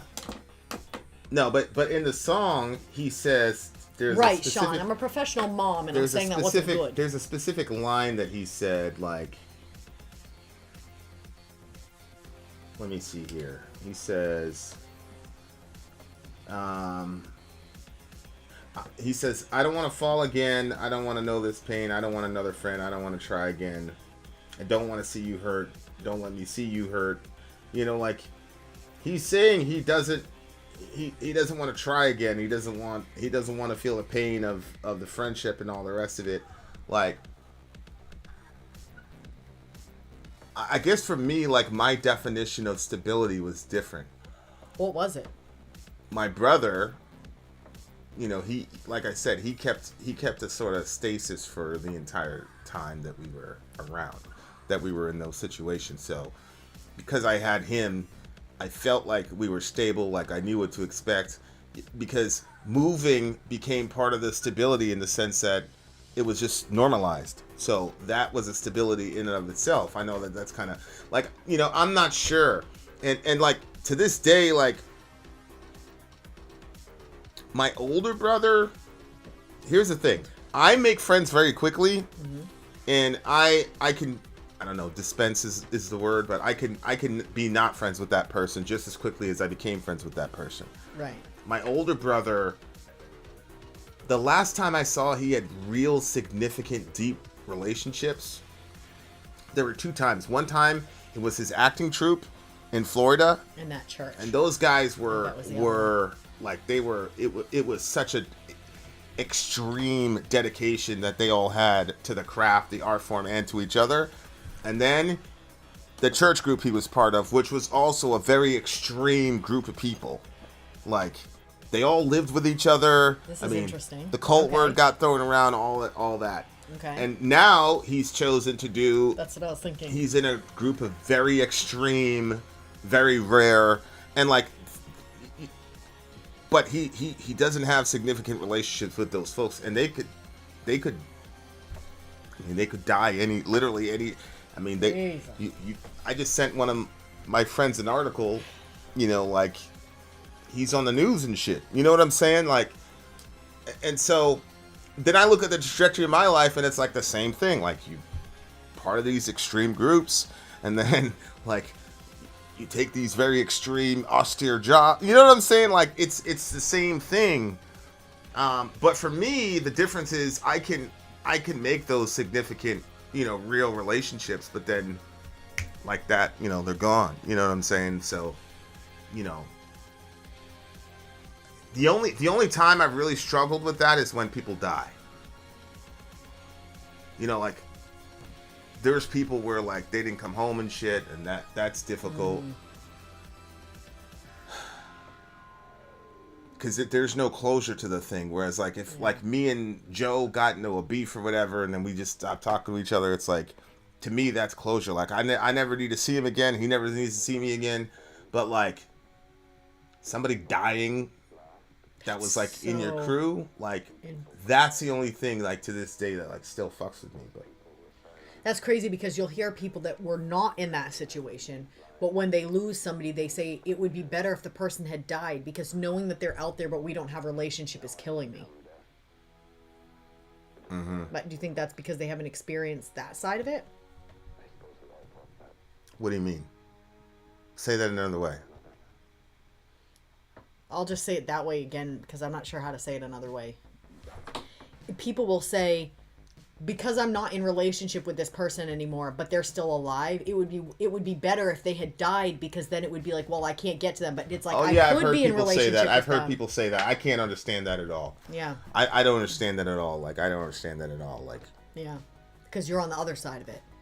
Yeah, I feel like the only people are saying that are have... people are saying that haven't had significant people die on them. Yeah, you're probably right. You know, especially like before their time, especially like if you would have done XYZ thing different, then they could still be here. And I've got a whole fucking Rolodex of people where, and you know, people always say, oh, you know, things happen.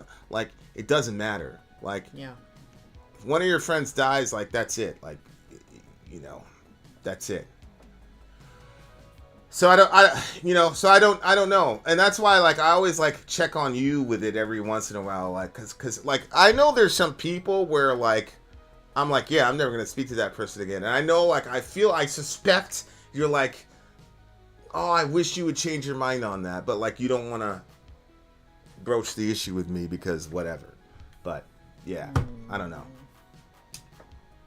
If there's something like that, it's too indirect for me to realize that's going on. Okay. All right. Yeah, it's an interesting song. I mean, there's a couple. The person that I always bring up with a girl, where I say I actually felt like I could have had a friendship with her. Right. Like that couple. Right. But I can't get past what he did, and I know that. I just. Yeah, but if I was all buddy with him and whatever, then you would be able to get past it. We would always be there.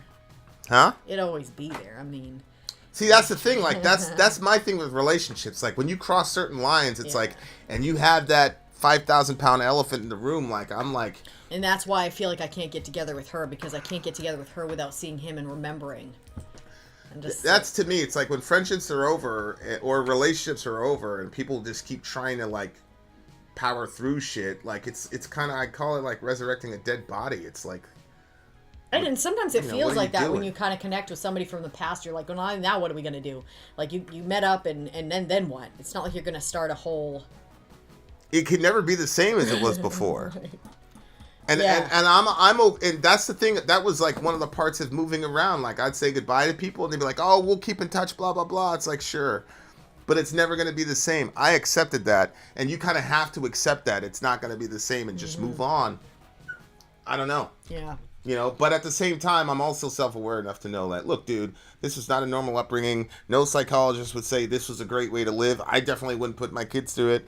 So it makes me like say my way of handling those types of situations is definitely not the norm, and I do not trust that it's like I would not be surprised if in 2 years I was like, well, you know what I'm saying? Like that's kind of where I'm at with it. Like, I don't trust it. It works for me, but I'm not sure that it's right. But I'm not sure that it's wrong either. It's you know. That's why I'm like, if we have those conversations, like, I'd be very curious to what you have to say about those things. But yeah, that's why I appreciate the relationship that, you know, I have with Amy, because like there are no elephants. Like, the elephants, she'll just and like I respect that. Like, and it's deeper than respect. It's like, okay, that's a person I can trust. I can trust that person. Because it's like, might have took a little bit more time than I wanted.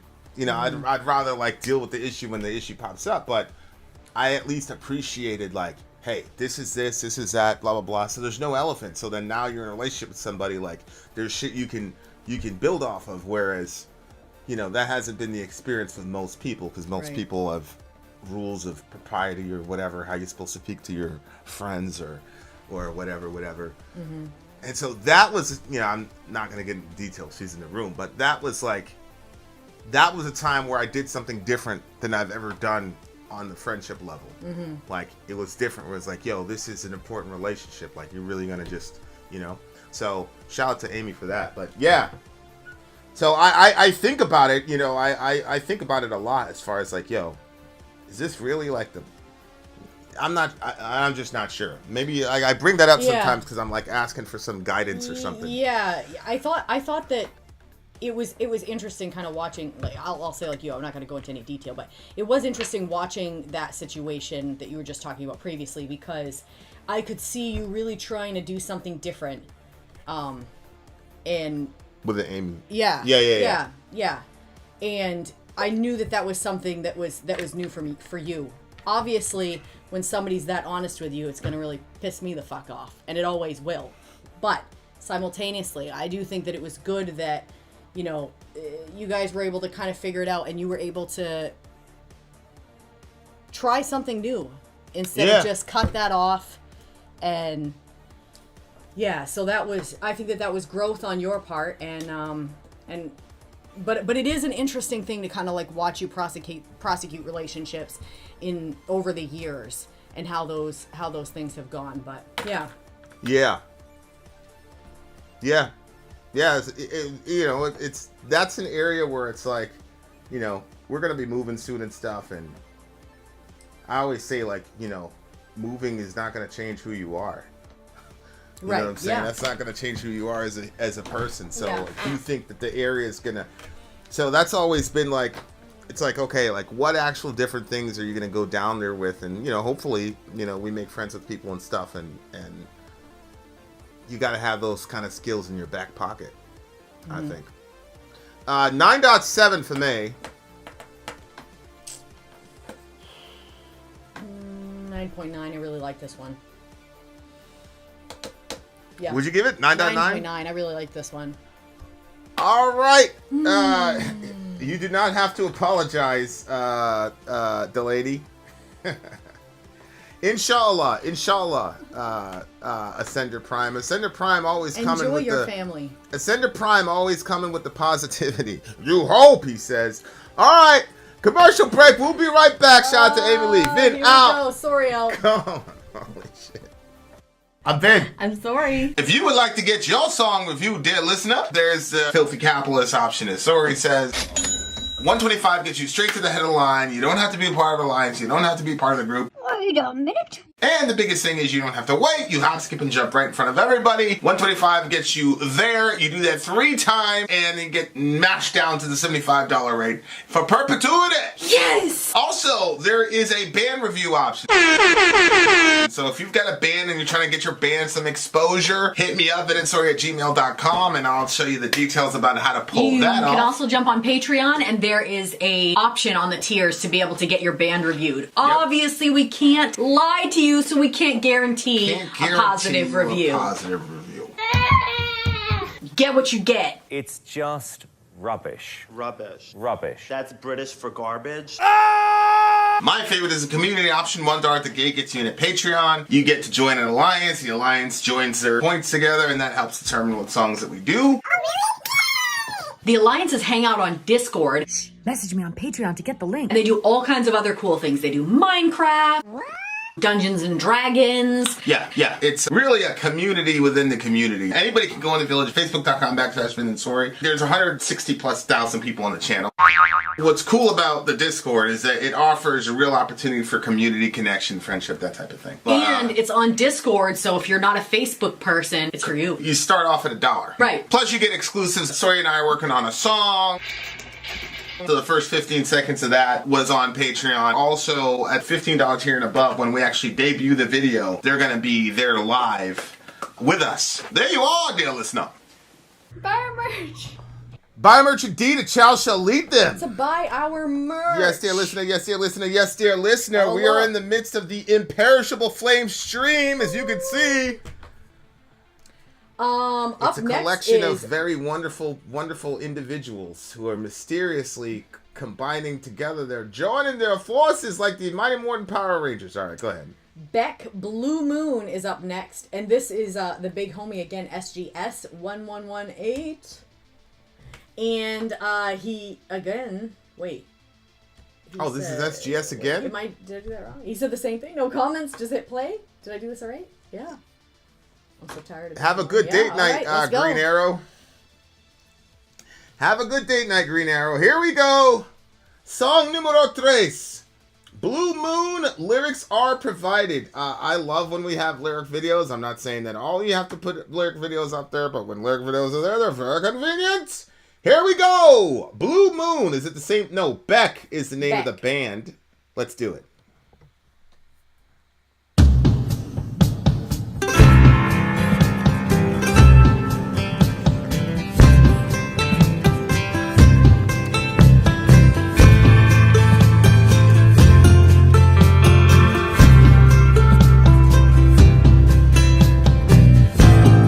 I'm so tired of being alone. This penitent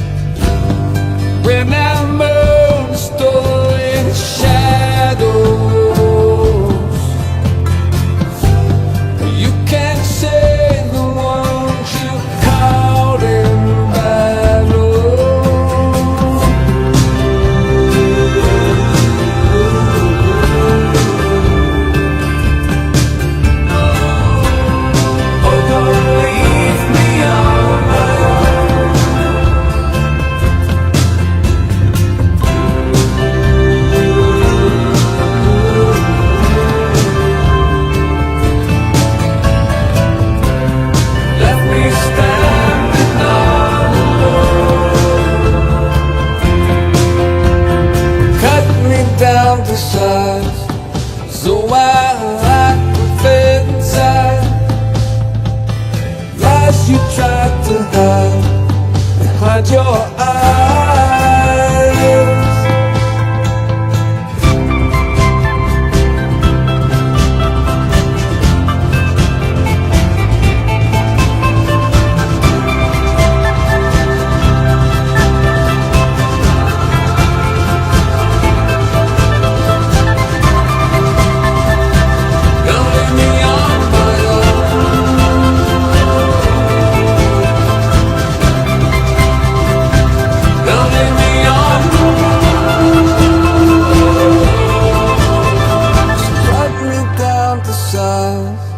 So I can fit inside.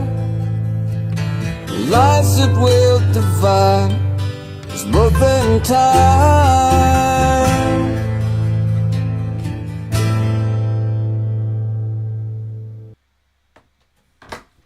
That was Beck. I guess he was a Scientologist. Did you get really? me the lyrics? You got me the lyrics. All right, what did you think? First thing in your head. First thing in my head was, I like SGS's song choices. He picks a lot of songs that I like. Yeah, I was gonna say, did you send him your playlist or something? No, this is his own. This is the like, stuff how he the likes. hell? No, we just happen to have the same I'm taste. starting to get uncomfortable with your with your taste there, SGS. Okay, so where did you get that it was SGS? What'd you say? You didn't say SGS. What'd you say?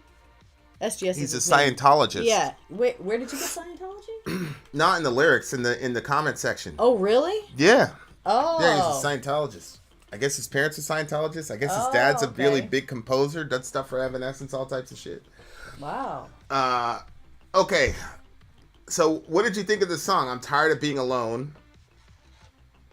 These pendant walls are all I've ever known. Songbird calling across the water inside my silent asylum.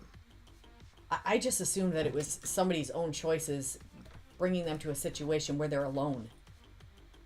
What about then his he says, choices? "Oh, don't leave me on my own. Left me standing all alone. Cut me down to size so I can fit inside lies that will divide us both in time." So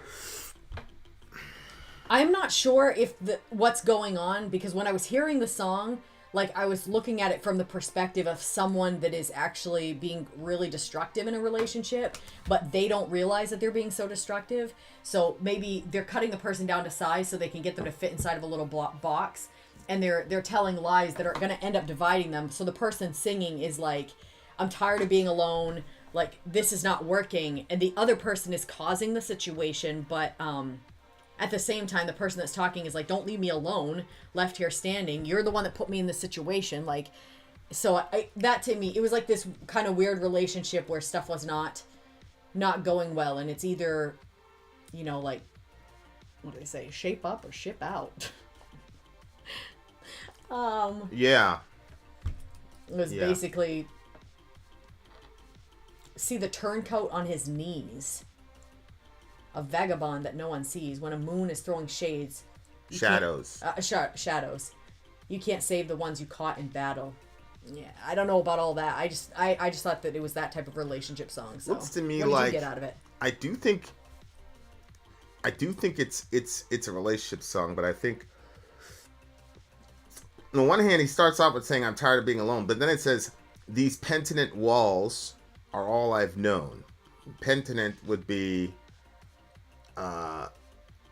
you're repenting for something. You're it's your punishment. Like being held back. It's penitent. It's like it's a form of penance. Penance, yeah. And so it's like, so it looks like it's these self-imposed distance that he has, that he's punishing himself, not letting himself like fully enter into the relationship. So the next line is, songbird calling from across the water. Wow. Inside my silent asylum. So I think what's happening is he's in a relationship with this person, but he won't let her in, whatever that means. I used to hear that a lot. "You won't let me in, blah, blah, blah." Not from you, but I don't know if you've ever said that to me, but that was a big theme. Vin won't let people in, blah, blah, blah. So in that sense, he's alone, but he created that circumstance where he's alone. And he's doing it to pay off some sort of debt to himself or to God or whoever.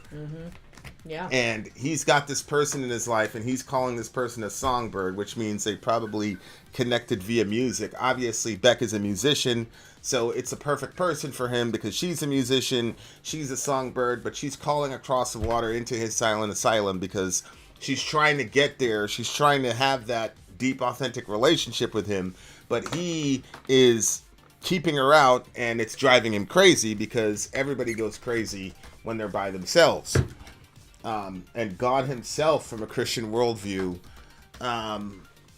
has that same issue, which is why he manifested himself in the Trinity. So we don't believe there was ever a time when God was actually alone, because we believe that there were three persons that were internally interfacing with each other and experiencing one another.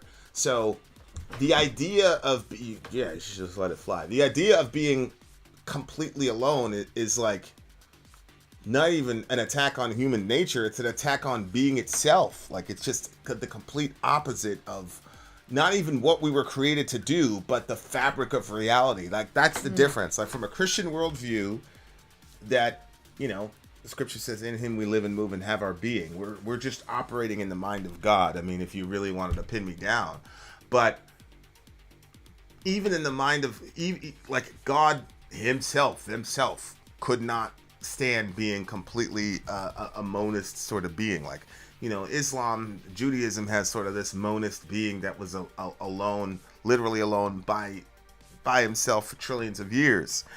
And what's fascinating too is that Bernardo Kastrup, so I've been talking to a friend about Kastrup, and Bernardo Kastrup is an analytic idealist, which means he believes that all of reality is just a product of mentation, just a product of the mind of an original mind, which he calls the mind at large. But his perspective is very different, because his perspective is that just like we have human beings who have sort of one fundamental mind that then split into dissociative identity disorder, or commonly known as split personality disorder, where you have one mind but the person has gone, quote, crazy for whatever reason, and so then they split into these different alters due to their trauma.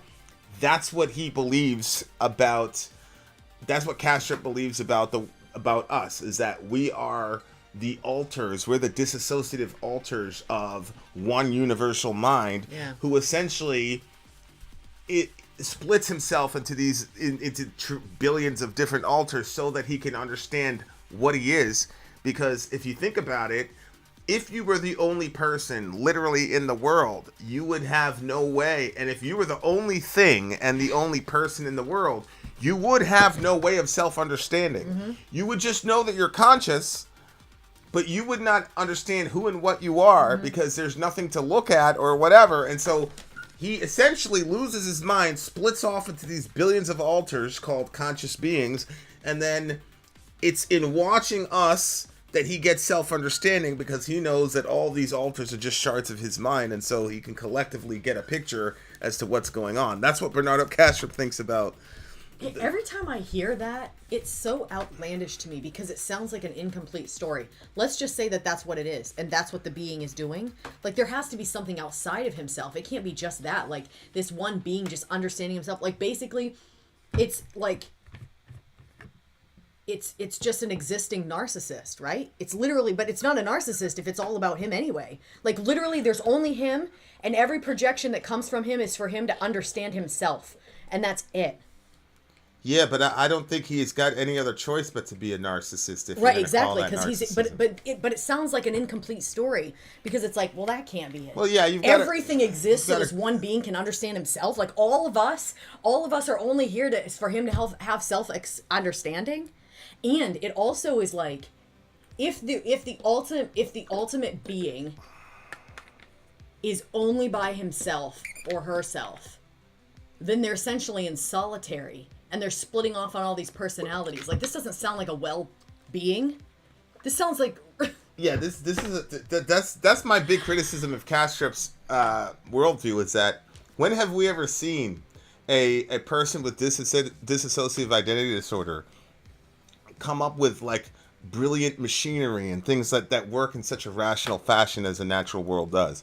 Like that to me is like a major flaw in his worldview. Like he can definitely point out to situations of dissociative identity disorder. He can point to situations where people are interfacing with beings in dreams that are actually autonomous and all this. Like that's great, but his base premise, to me, a Trinitarian understanding of the mind at large, that's it, solves so many it problems and deals with the mathematical issue that they have, because they can't mathematically get down to a single persona. It always has to be at least two. I was watching Hoffman and Bernardo like wrestling with this, thinking out loud with each other, saying we can't get it past, get it down to one. We're at minimum two.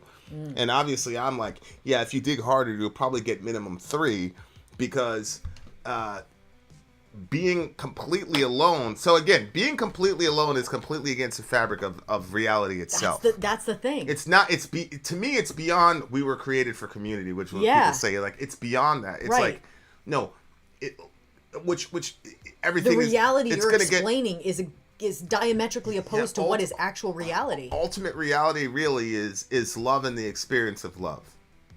Like that to me is when I really whittle everything down. I look at science, logic, theology, philosophy, all that. What it comes down to is that love itself is the very fabric of reality.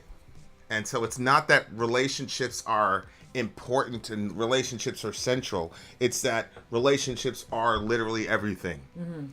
So if that's a presupposition, then being alone or voluntarily, there's a difference between solitude and solitary. Mm-hmm.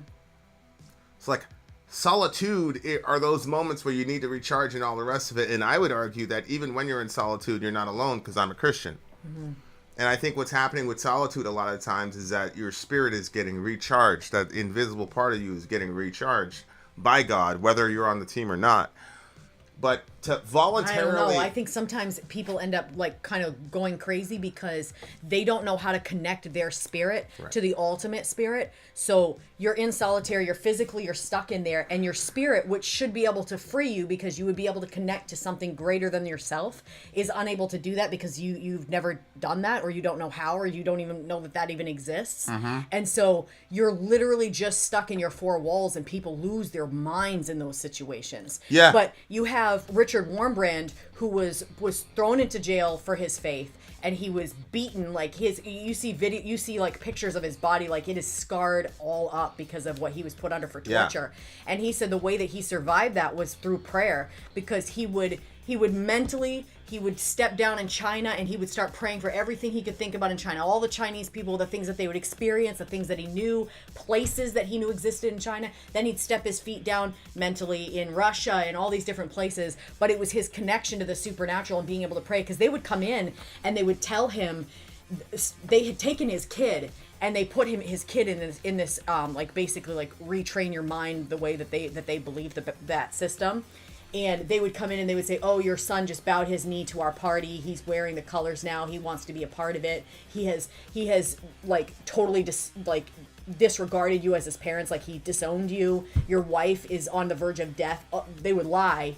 They all ended up surviving, and they did meet up after he did end up getting out of jail. I'm pretty sure Voice of the Martyrs is the one that got him out of there. Yeah.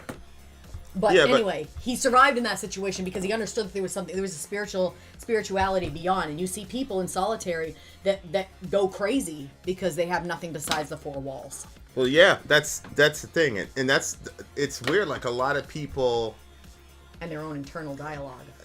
A lot of people, there is a deep loneliness happening right now in the American mind. People are so alone, and you would figure with something like the internet that would be the remedy for that, and to a degree it does. Like we have our village and things like that, and anytime people can click in and watch a video and watch us all talk and be part of it and all. I mean, that's a big part of it.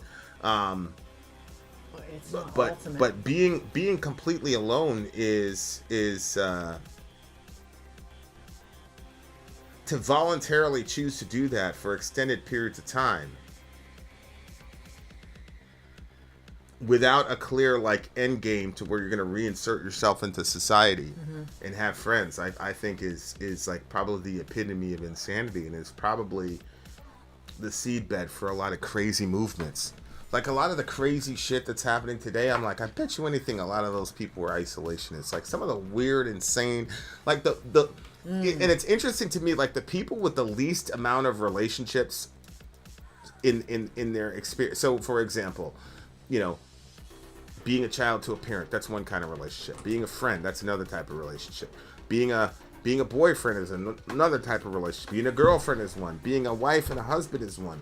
Being a parent is one. So like the least, when you have the least amount of relationships and you're down to like one or two, and everybody else has got like 4 or 5, your perspective on things is absolutely skewed. And it's fascinating. Like you watch people, like I'm not gonna get into it now, I want to give people a break, but you watch people and it's like, yo, they're saying that because they don't have they don't have this kind of relationship. So they're making all these statements. That's because they don't have this kind of relationship. The minute they were in this kind of relationship, their perspective would be different. Like one example would be children. Your mindset, and again, I'm not saying like you're a horrible person if you don't have children. I'm just saying there's certain things that you miss, even about theology, if you don't have children. There's a, you know, so it's really interesting. And there's a certain joy that children bring that other things don't. Yeah, I want to be careful because some people are childless that not by their choice. Yeah, but you could adopt, and there's other options. Yeah. But, well, I mean, some people are not in a financial situation even where they could adopt. I mean, you know how hard it is to get adoption. It's not Yeah, that but simple. even people in situations like that, like you'll see, I've known women that could not get pregnant, and they would adopt the kids around them to really like be a positive influence in the kids' life around them. And those people, the people that didn't get bitter, like that one lady that I remember, she was such a loving person, and she was like so inclusive to us kids. Like but people that let themselves get bitter because of it, that's a whole. Yeah, that's a separate thing. My point is like all of us are essentially defined by our relationships and the things that shape our worldview and shape everything. Most of those things are relational that shape things. Like for example, like I see this a lot. Like every time there's like some crazy thing with cops and black people, the white people that I see fight the hardest are white people that are in relationships with black people.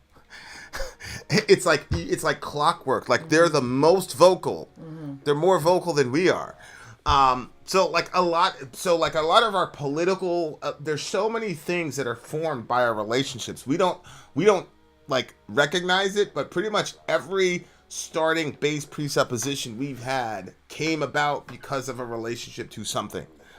And so I think like human beings understanding that is vitally important. And so I need alone time, but I cannot be like completely isolated and alone. Like I see like, okay, that's not good for me, you know, that type of thing. But it takes a while to figure those things out and understand those things. Lyrically, it looked like that's exactly where this guy is, but it doesn't look like he's got a roadmap for getting out of there. You know, there doesn't seem to be a very helpful conclusion to the song as far as like, yay, we figured it out. You know, it's more like it kind of ends on that kind of sort of thing. So, you know, which is true to life. Most people don't figure that shit out. This is a 8.8 for me. 9.6 for me. Whoa, 9.6. You really enjoyed that song. I did. All right, dear listener, we got more songs ahead. More songs ahead for you very soon. We have a band called Ben Folds. I don't know if you've ever heard of them. I haven't, but maybe they'll be good, inshallah. We'll see. Vin out. Sorry out. Gone. I'm Vin. I'm sorry. If you would like to get your song reviewed, dear listener, there's the Filthy Capitalist option. As Sorry says, 125 gets you straight to the head of the line. You don't have to be a part of the alliance. You don't have to be part of the group. Wait a minute. And the biggest thing is you don't have to wait. You hop, skip, and jump right in front of everybody. 125 gets you there. You do that 3 times, and you get mashed down to the $75 rate for perpetuity. Yes! Also, Also, there is a band review option.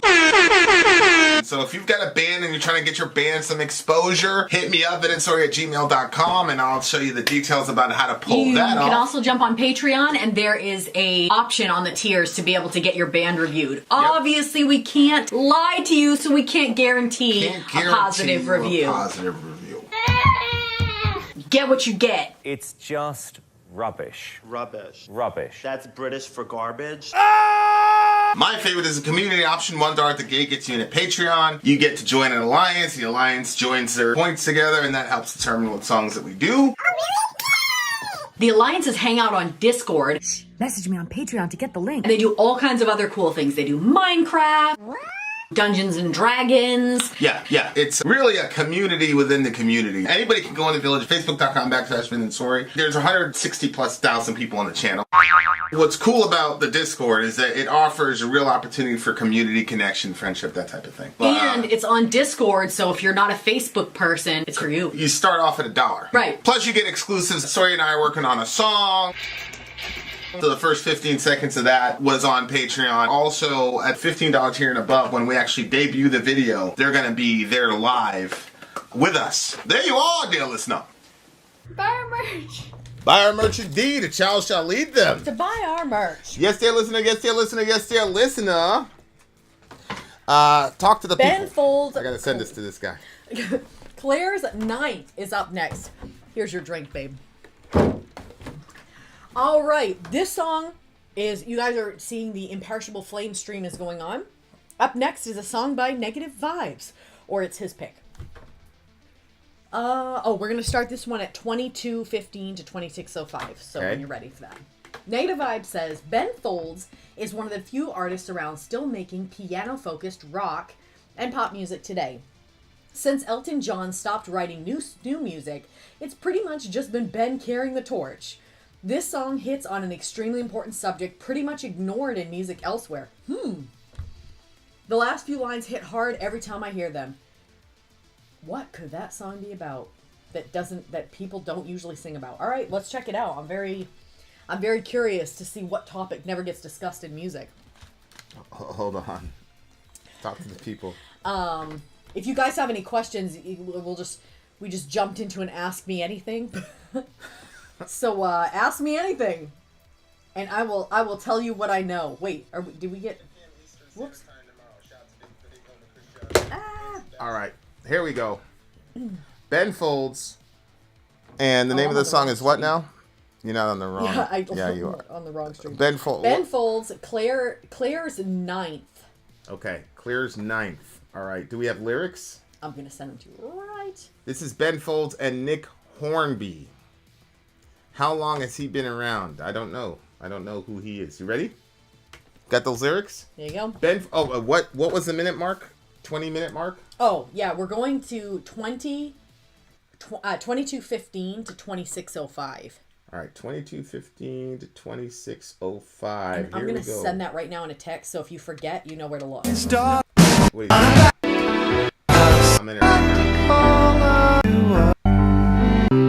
And it's gone. Start from here.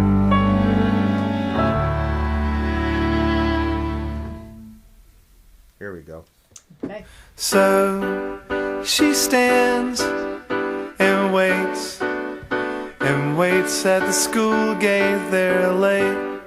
They come so dumb in 2 cars when they agreed one, and it's gone wrong on her birthday. So they go to Joe's for pizza and ice cream. They sit and stare, and Claire just wants to be 9.5. Next year she'll tell them she only wants world peace.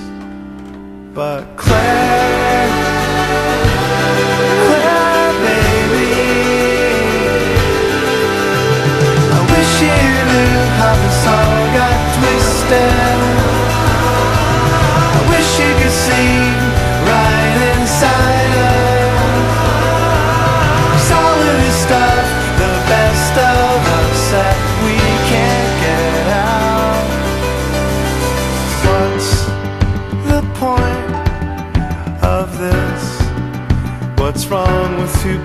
plays it cool. At school, her friends, they all have 2 birthdays. Oh geez, he just asked the waitress out on a date on her birthday. But Claire, baby, wish you knew how this all got twisted. Wish you could see right inside us. Some of the stuff, the best of us that we can't get to.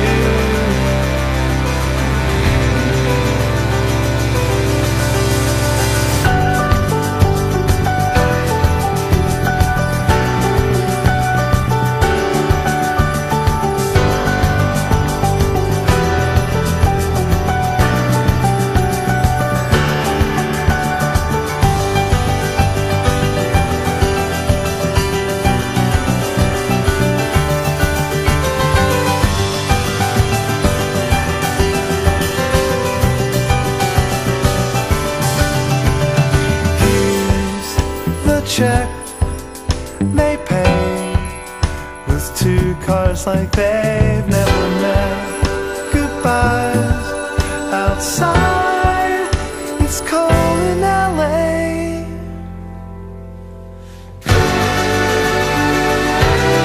Hey baby,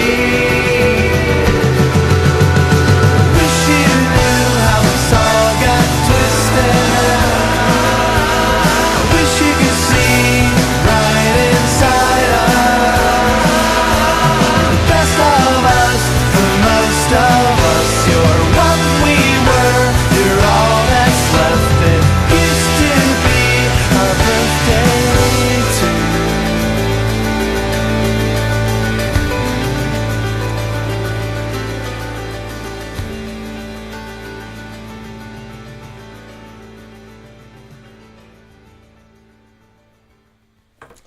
Whoa, what did you think that song was about? I have a general idea. I have a general idea what that song was about. I think it's about a kid and the parents are no longer together. Yep. And it's affecting the kid on their birthday. Yep.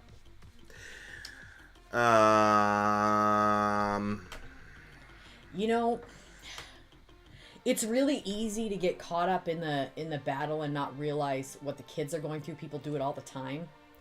You were always good because you came from a divorce situation, so you were always good at keeping like that, bringing that information always to the front for me to be like, oh yeah, the kids, like to make sure that the kids didn't get the brunt of our bad decisions.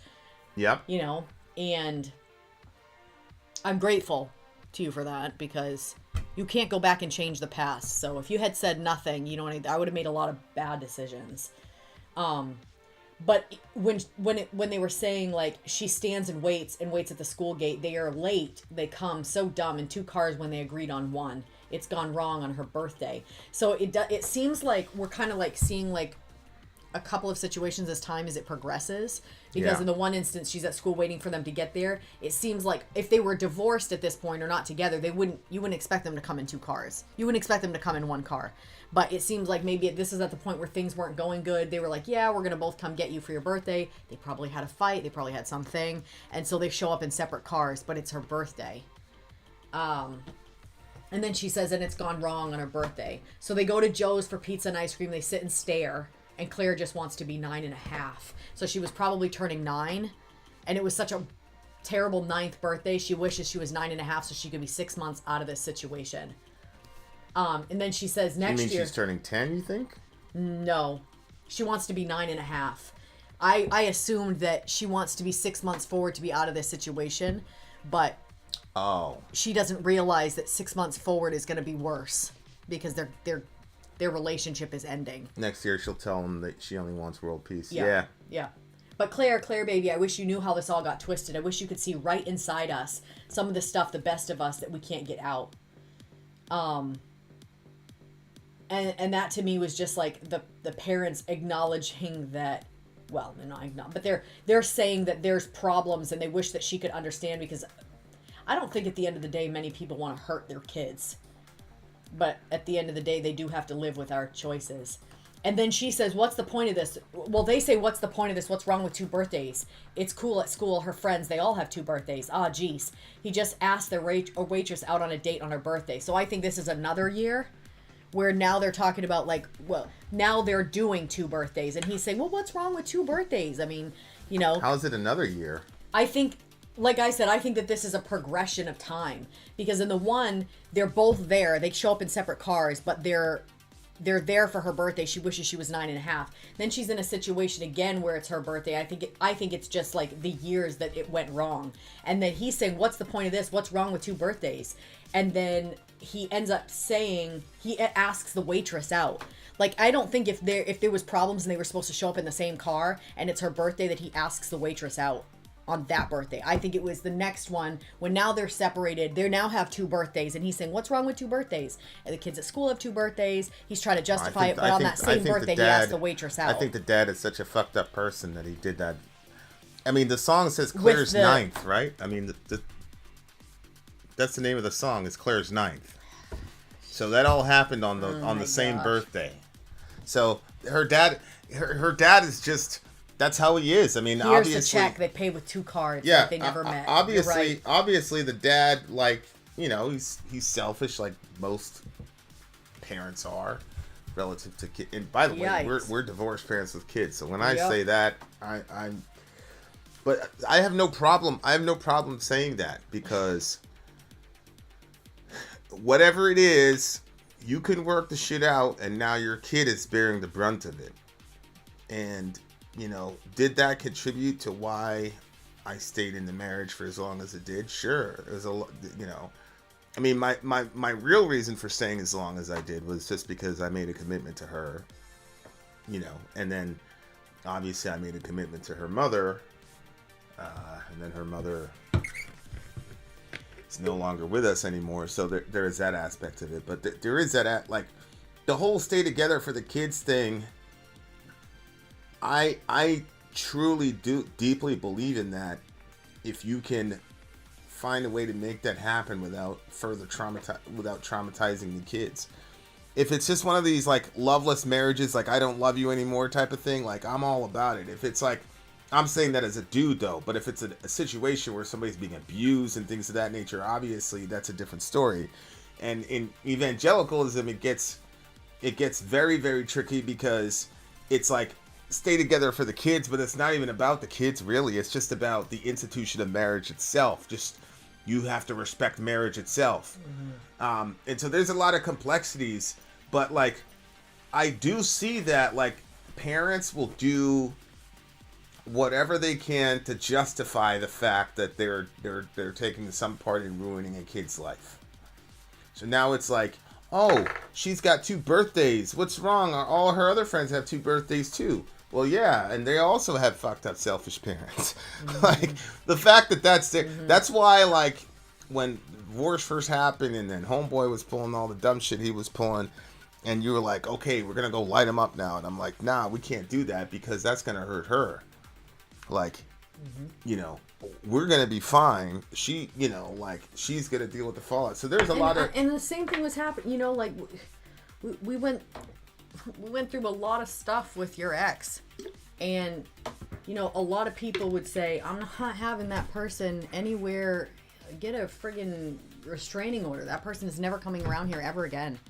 But like, we kept pushing through and trying to make the thing work. And like, I was looking, we just passed one of the kids' birthdays and we took everybody out. We all went to Applebee's together, and like, she was at the table with us and we all ate together. Matter of fact, she was sitting beside me. I thought she should have been in between some of the children, but okay, she was beside me. And so, you know, was it like 2 friends from college meeting back up again? No. I mean, we talk and things work, blah, blah, blah. But the reason we kept pushing on that was because I thought to myself, hey, the kids are going to have to not, every holiday, they're not going to see their mom because I don't want to be around her. That's not right. So... You went through it, I went through it, whatever, to create an environment so the kids could, you know, like, it was their birthdays. They don't even realize, like, how weird the situation is. Like, they don't realize, like, how odd it is that she'll come and sleep on our couch sometimes when she comes to hang out. Like, that's so crazy that they don't... But we've normalized it to them. So when they're older, they're going to be like, whoa. Yeah, well, hopefully they won't understand it when they're older because they won't go through a divorce. Like, I'd hate... I don't think they have to go through a divorce to realize... go through a divorce for that to happen. I don't think... Like, I wouldn't have needed to go through a divorce to look back if my mother had to... Yeah, but that's all theoretical, man. It's completely different to experience it. It's difficult to experience, you know, like... And it's not even a thing. Like, they're at the point now where they just accept Thanksgiving, Christmas, Easter, their birthdays. Like, they just... she's gonna be there. Mm-hmm. And, you know, if we move, she's coming and all that. Like, mm-hmm. and like... To me, it's nothing because I didn't grow up with my dad. My dad wasn't involved at all, and I realize how much that, you know, wasn't at the time. If you'd asked me, I'd have been like, I don't really see it. But now, like, yeah, of course I could have. You know. So yeah, we do things a little bit differently, and you know, we've had those conversations, and it's a big tall order, but for me, it's kind of like, well, yeah, but. We're the parents. You got to kind of do everything you possibly can to mm-hmm. give them a soft landing. Yeah. There's literally not one time that I can look at that I'm like, man, I regret sucking it the fuck up for the kids. It's never happened. Mm-hmm. There are times where I look back and I'm like, I should have sucked it the fuck up. Well, I mean, there's certain situations. I mean, we talked about this as like the pool situation. You know, there are a couple situations where I'm like, yo. We didn't make the right play here, you know, the whole, you know, but, and the kid ended up having to fall out. But, I mean, most outsiders looking in, they would have blamed Homeboy for that. But my thing is, like, I understand that dude's limitations, you know, as far as what he would be able to handle, just, you know, knowing the kind of person he is. Mm-hmm. It's just difficult. But, I mean, unfortunately, a lot of times... Like, it just simplifies it. You just say, were you loving your neighbor when you made that decision? I was not. I made a decision... And it had nothing to do with any care or concern for anybody else. It was just basically like... But that's part of it is like understanding that your ex is the other person's mother or father. Yep. So it's like, you know, Jazakallah. Your ex is that other person's mom and dad. So whatever, you know, like God bless my mother, but she'd be like, yeah, what? Let's father. You know, like saying all types of crazy shit about my dad. And, you know, it's so easy to judge people in that situation until you're in it yourself. Yeah. Like, I don't feel like that you felt the drive to do that, but like... To do what? To do that and be like, you're worthless. What, you know what I mean? Like, you don't see like that. For me, like there was lots of times where like if the kids were frustrated with their mother, where I wanted to jump in and be like, yeah, but you can't do that. But my mom, like, it wasn't even she was frustrated with my dad. It was just she'd be frustrated with us and then use it as an excuse to go off on my dad or whatever. And it's like, you know, kids always get caught up in the crossfire, and the parents are never really centering the children in divorce. They're really not. I mean, the what? What'd you say? Parents generally don't center their children in the divorce. They're at war with the ex, and they want to win and all this, and there's a lot of shit that gets talked back and forth. And maybe that has something to do with saying, well, you should stay together for the kids. So if you don't stay together, then you're not doing something for the kids. So maybe it's like, well, now I'm doing it for myself. So you just go. Maybe they just go all in. Yeah, I don't know. It's look. In my view, unless it's like infidelity or like your life is in danger. I mean, me personally, like infidelity. I mean, obviously, it's not enough for me. It would not have been enough for me to end that relationship. I don't know though if it was us. It wasn't enough for me to end the relationship. You know, but you guys had a different type of relationship. I don't know. Like if it was us. I don't know. Like the relationship is different. Like that's a different line. You know what I'm saying? Yeah, that wouldn't be enough for me with the kids and all that to break up our marriage. But for me, it was, you know, she had a habit of just picking up and leaving, and I would always, I mean, essentially lie and say, oh, she's here, she's on vacation. And I told her, like, if you ever leave when the kids are of age to understand that you're leaving, like, that's it, because I'm not doing the yo-yo thing with them. Like, I had to do it, I had to go through it with her, but I said I chose that, because I knew what you were when I married you, but the kids didn't choose that. So if you start doing the yo-yo shit with the kids, like, that's it. Stay wherever you are. And so when she called a family meeting and said, I'm out, like, that was it. Like, we all knew, like, that was the end of that. And no matter how much the kids wanted her back, I was like, nah. And obviously, you saw what happened the years after that. That was the right decision. But, so that's the only thing that finally drove me to be like, okay, like, we can't be together anymore. If you're gonna do that, and with the kids, you can't be together anymore. But that, you know, I ate a lot of shit previous to that, which I'm not a hero for. Because, like I said, I made those choices. I made the choice to marry that person.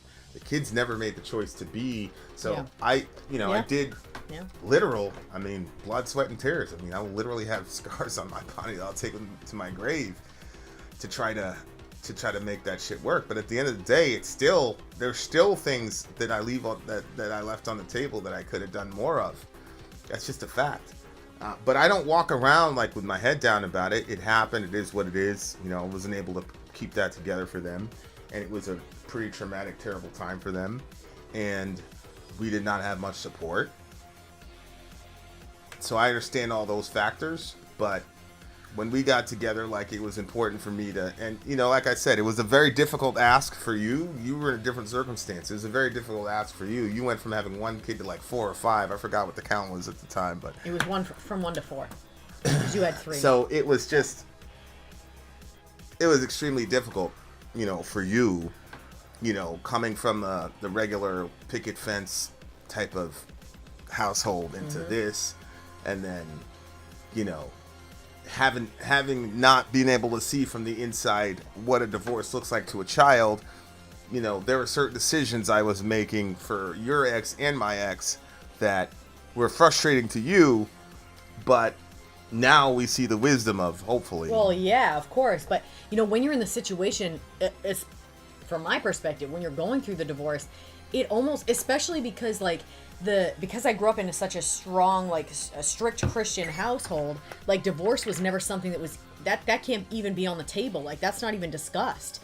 So the fact that I said, you know what, I'm still gonna do that, and, like, people were calling meetings about me. People were calling, they called a meeting and had me go to it, and had a pastor I'd never even seen before. He's questioning me in front of all kinds of people. Like, it was a very weird and difficult time, and I'm a different person now. Now I would say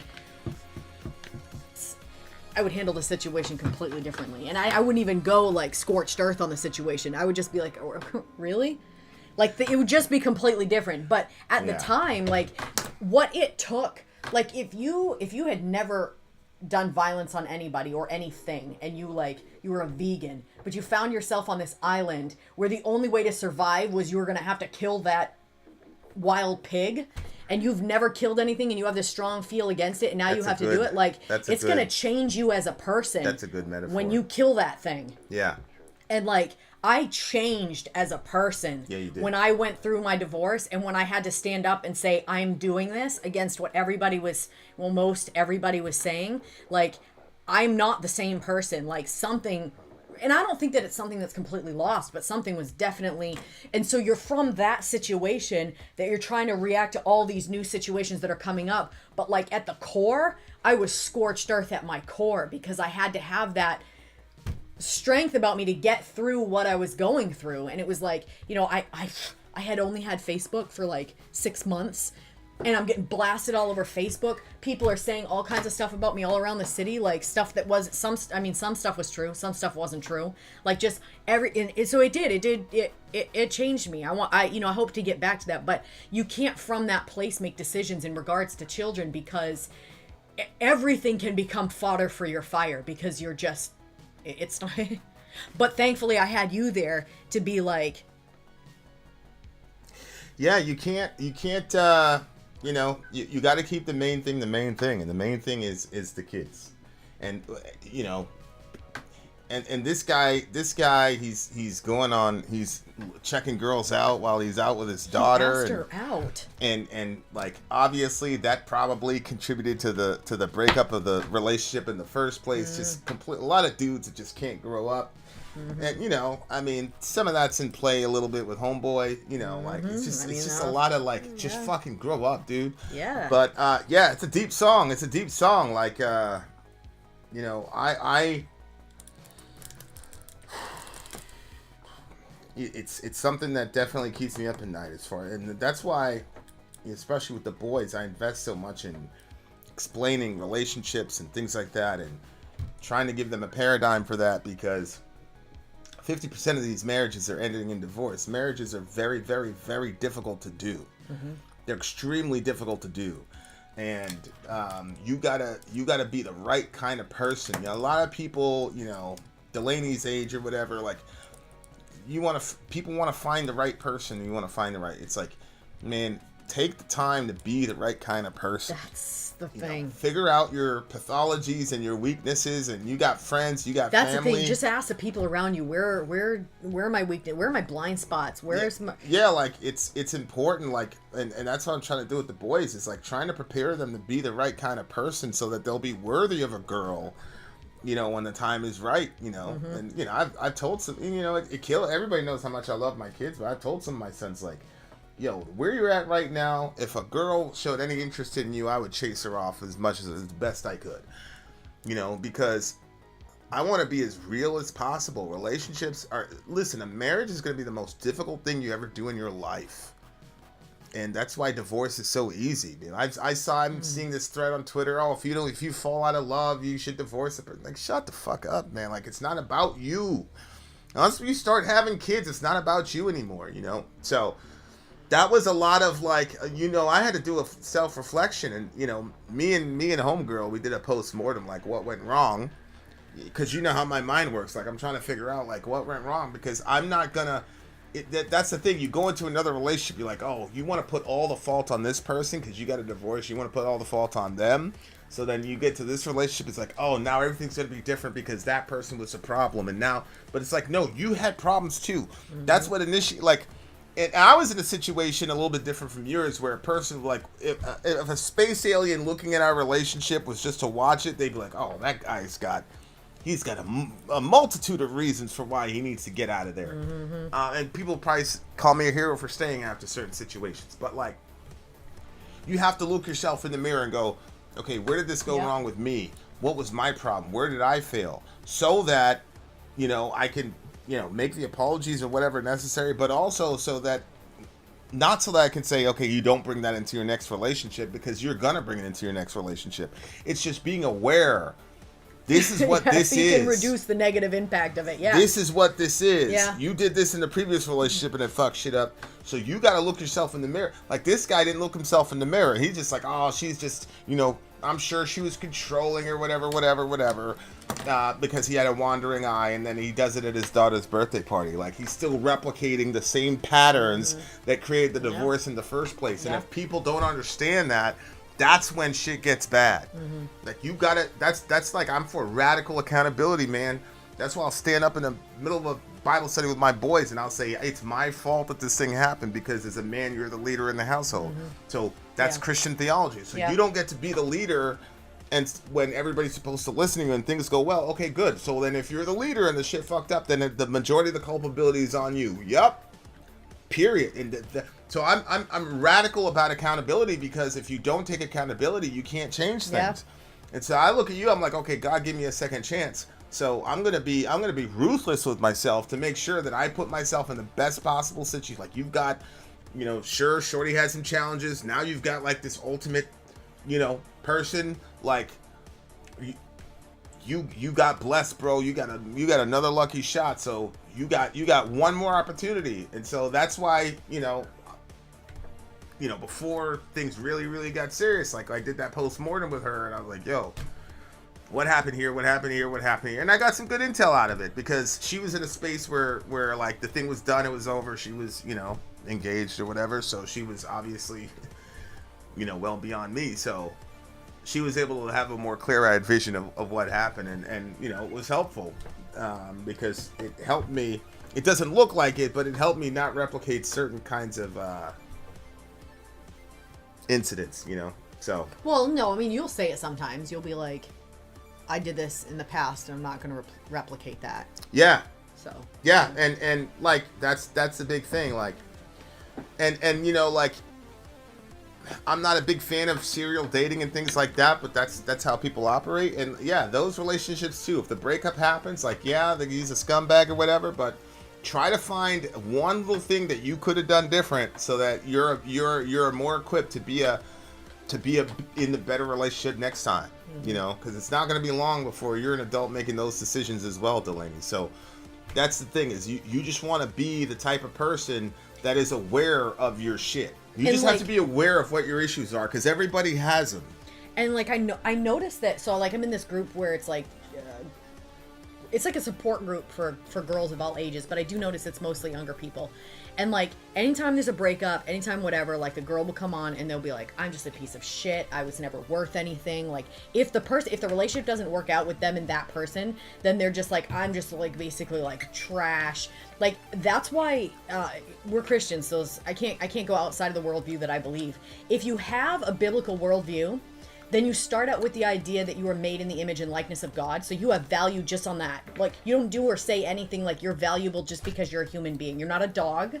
You're a human being, and you have value above all the other beings in the world that are not human. We're above all those. Now, us humans, we all interact on an equal playing field. So if you get into that situation, for some reason, girls are real quick to say, I'm just a piece of shit, blah, blah, blah, blah, blah. That doesn't actually help you.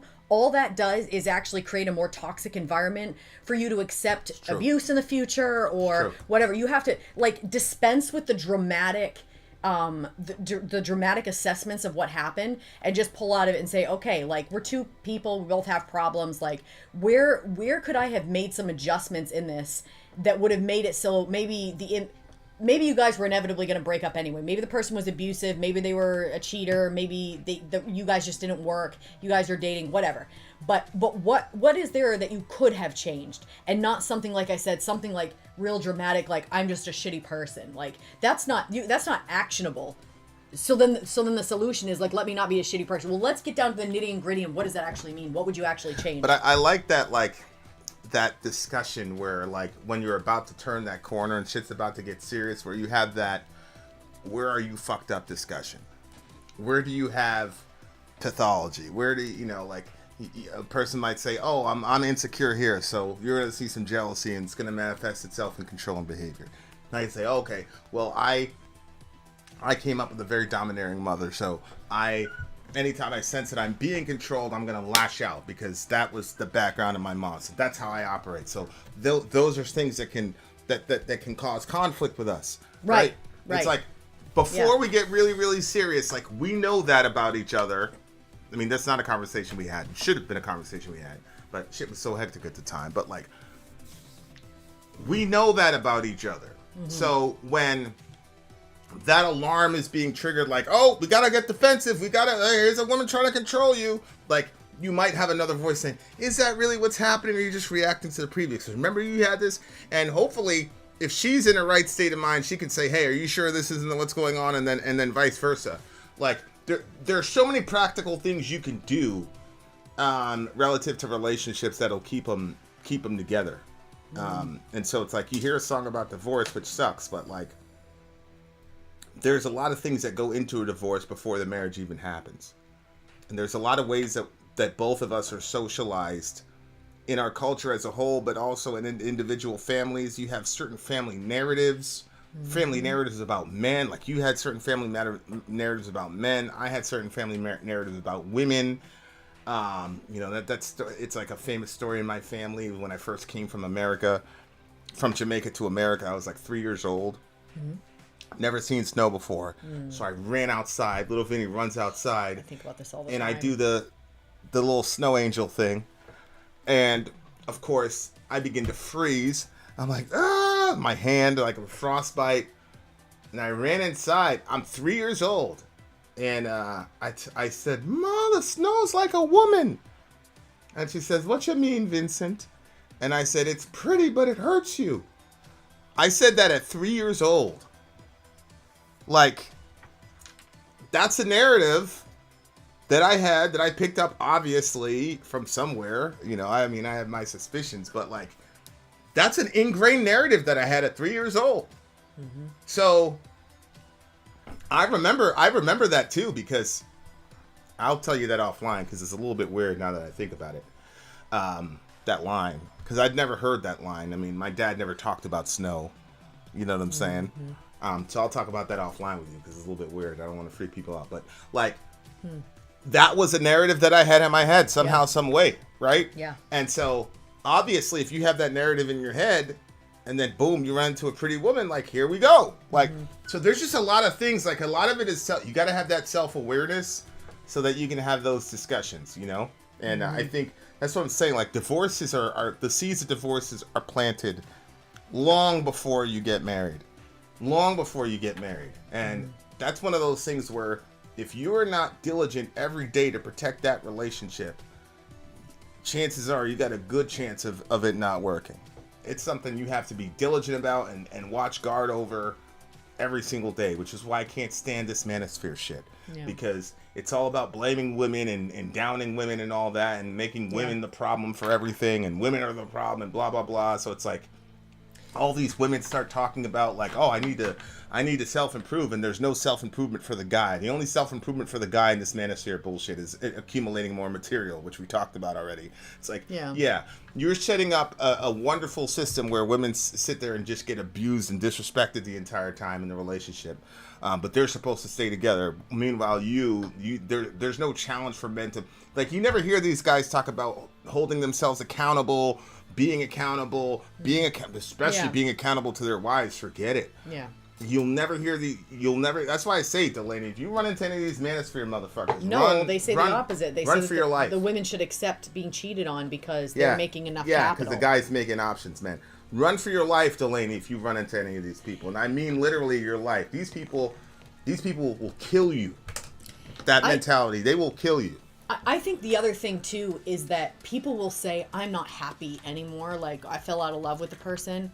But then we have this concept of like take the bull by the horns and like get in there and like create your own happiness, like create your own future, like create your own reality type stuff. But then people will be like, well, I'm just not happy. Instead of like, well, maybe there's more to that. Like how, like you said, are you working on the relationship? Like, is somebody going to work on their relationship every single day of their marriage for the rest of their lives? Probably not. They might sit back on a day or two or whatever, and you will feel the effects of that. You will see the effects of that. And that is work. See, that's the thing. It is a different type of work. It's just like choose the choose your hard. Yeah. It's just like the choose your hard thing. It's still work. It's still work. It's very tough to be a dick of a man and stay married to a woman. That's very tough. Or be in a relationship with her. It's very tough. Which is why a lot of these dudes love this manosphere shit. It's a way for dudes to like check out. It's a way for them to not take accountability for their actions. It's a way for them to offload all their blame and guilt onto the woman, but they get to still keep their primary role in society. That's all the manosphere is. It's for little boys who are insecure, have a terrible self-image, and want the primacy of, quote, male headship, but they don't want any of the responsibility. All the other responsibility gets offloaded to the woman, and then you get all the benefits of being a man. It's just like Delaney was saying, like, she's got this dude, he's like, wants all the stuff in the relationship, but he doesn't actually want to commit to her. Yeah, that's because he's getting this message.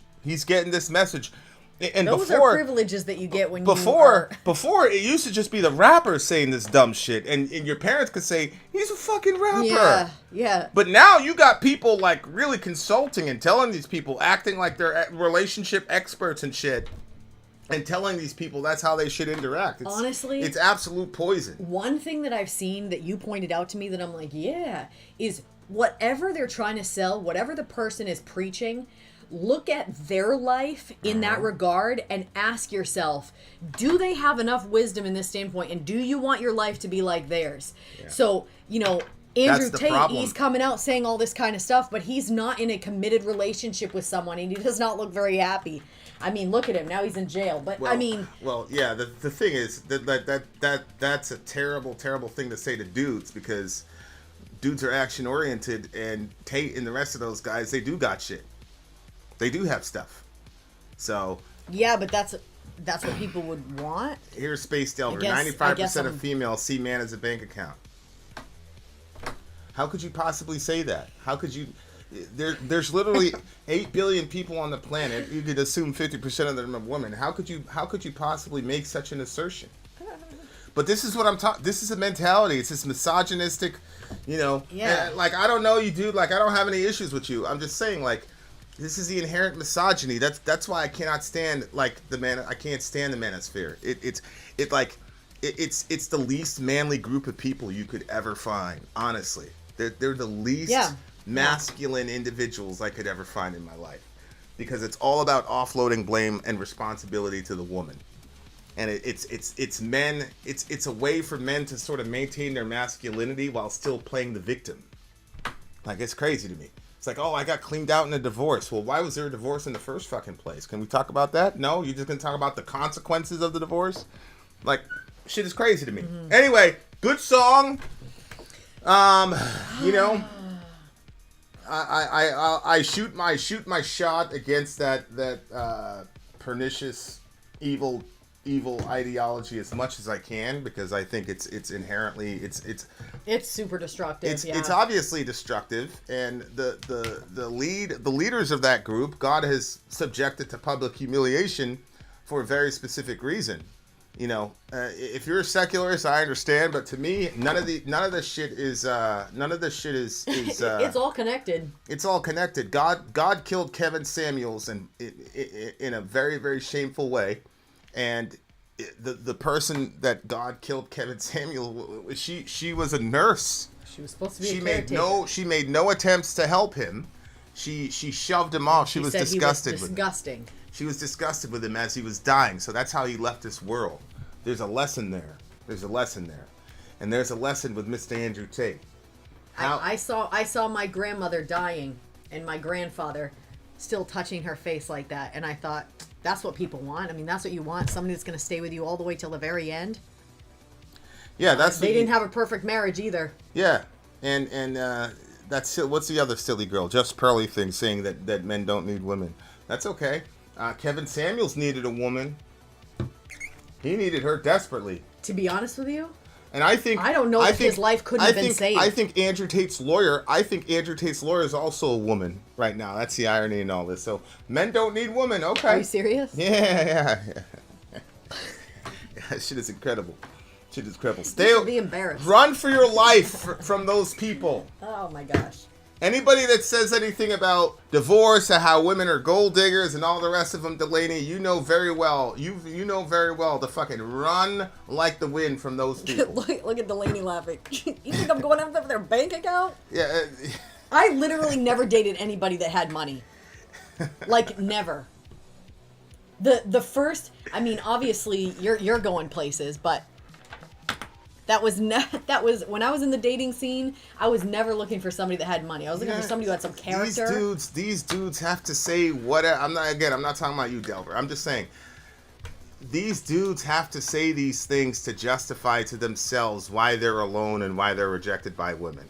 Mm-hmm. Only beta males need females. Okay, well, I'm a beta male. You're a tough guy. You're a tough guy, Space Delver. I'm as beta as can be. I needed my mama when I was a child, and I need this woman. I need this woman every day. I'm a giant beta male, bro. You got it. You're tough, man. I wish I could be like you. Oh no. I haven't accomplished anything that would be looked upon as masculine at all, dude. You got it. 9.3 for the song. Shout out to Space Delver. 9.6 for me. Holy shit, these people. All right, you guys. We got another song coming up pretty soon. We're only halfway. Well, Ascender Prime. Anytime you want to debate the virtues of the manosphere with me, I'm open for it. But I think you and I both know that's never going to happen for obvious reasons. You can come as the alpha male. What are they? The sigma males? Like, you guys are the pinnacle of everything. And I'll just come as a humble little beta male, and we'll do a debate, and we'll let the audience decide which worldview is more consistent with reality. All right, commercial break. We'll be right back. You can do jujitsu. You can do a debate. You can do any of those things. You'll lose in all of them. All of them. Because this. I'm Vin. I'm sorry. If you would like to get your song reviewed, dear listener, there's the Filthy Capitalist option. Sorry says 125 gets you straight to the head of the line. You don't have to be a part of the alliance. You don't have to be part of the group. Wait a minute. And the biggest thing is you don't have to wait. You hop, skip, and jump right in front of everybody. 125 gets you there. You do that 3 times, and you get mashed down to the $75 rate for perpetuity. Yes! Also, there is a band review option. So if you've got a band and you're trying to get your band some exposure, hit me up at itstory@gmail.com, and I'll show you the details about how to pull that off. You can also jump on Patreon, and there is a option on the tiers to be able to get your band reviewed. Obviously, we can't lie to you, so we can't guarantee a positive review.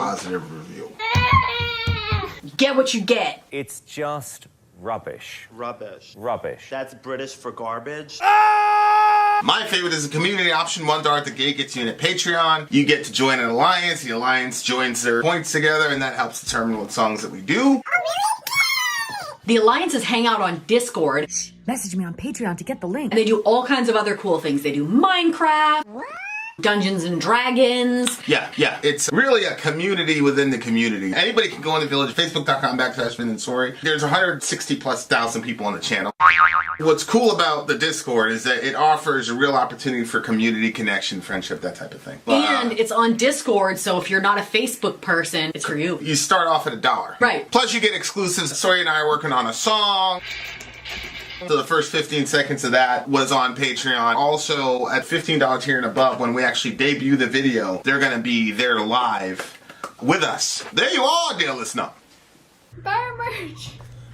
Buy our merch indeed. A child shall lead them. To buy our merch. Yes, dear listener. Yes, dear listener. Yes, dear listener. Joe Walsh, the Confessor. I had a hard time not announcing that. Especially because of the way the song was. I'm just looking at this chat. Ian is a gangster. Oh, no. He's so funny. You got to be kind of at a certain level of intellect to get Ian's jokes, though. Okay. All right, Let's go. Mojo. This next song for Joe Walsh, the Confessor, was chosen by the big homie Mojo. He says, Joe Walsh has had a career that spans 5 decades. Holy shit. It'd be easier to list the people he hasn't played with over the decades than those he has. He's played with everyone. He's been in 2 iconic bands, the Eagles and the James Gang, and he had a successful solo career. Joe Walsh was inducted into the Rock and Roll Hall of Fame. The Rock and Roll Hall of Fame. The Rock and Roll Hall of Fame. God, Sarai. With the Eagles in 1998. You're the fucking worst. There is currently only one 3-time inductee in the Rock and Roll Hall of Fame. Oh, and that is Eric Clapton. How do you get inducted 3 times, though? There are currently That's only crazy to one me. 3-time inductee. Yeah. And the list of other artists with a legitimate shot at becoming a 3-time inductee is very short. But I think Joe Walsh is, or at least should be, one name on that list. But the RHOF rarely gets anything right, so who knows what will happen in the future. All right, Mojo, let's check it out. That was Mojo's pick? Yeah, I'm going to send you the I already lyrics. got the lyrics. I already got the lyrics. You're too late to apologize. Although, real men don't apologize. Yeah. Let's go. Here we go, guys. Your computer's sticking up again. Joe Walsh, the Confessor. Let's do it.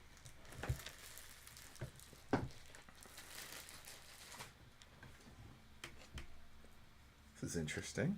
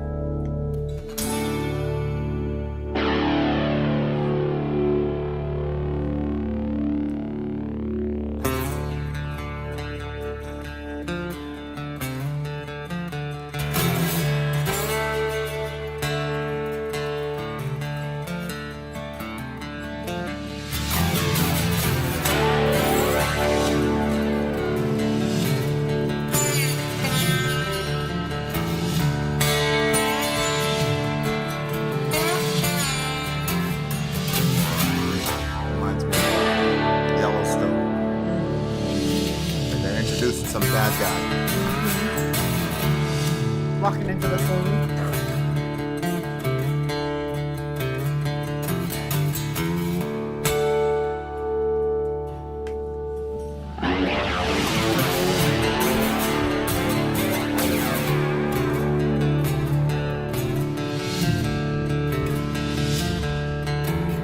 If you look at your reflection in the bottom of a well, what you see is only on the surface. If you try to see the meaning hidden underneath, the measure of the depth can be deceiving.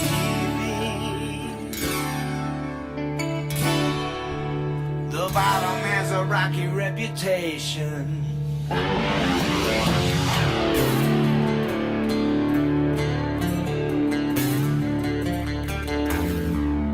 You can feel it in the distance, the deeper down you stare. From up above it's hard to see, but you know it when you're there.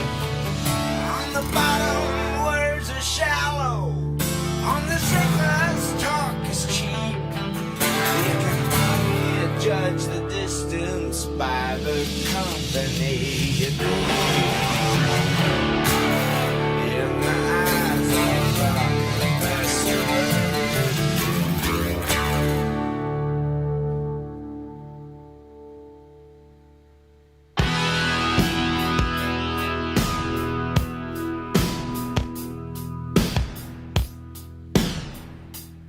In the eyes of the confessor, there's no place you can hide. You can't hide from the eyes. Don't you even try. In the eyes of the confessor, you can't tell a lie. You cannot tell a lie. Ooh, that's spooky. Strip you down to size, naked as the day that you were born. Naked as the day that you were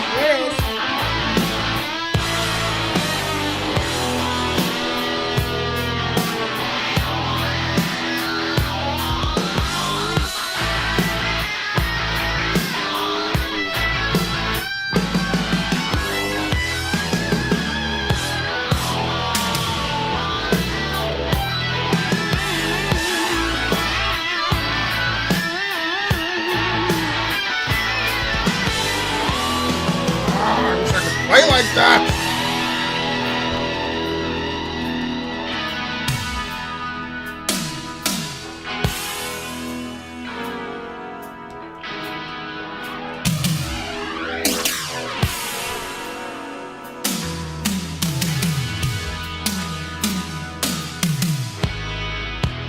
That sound is 80s.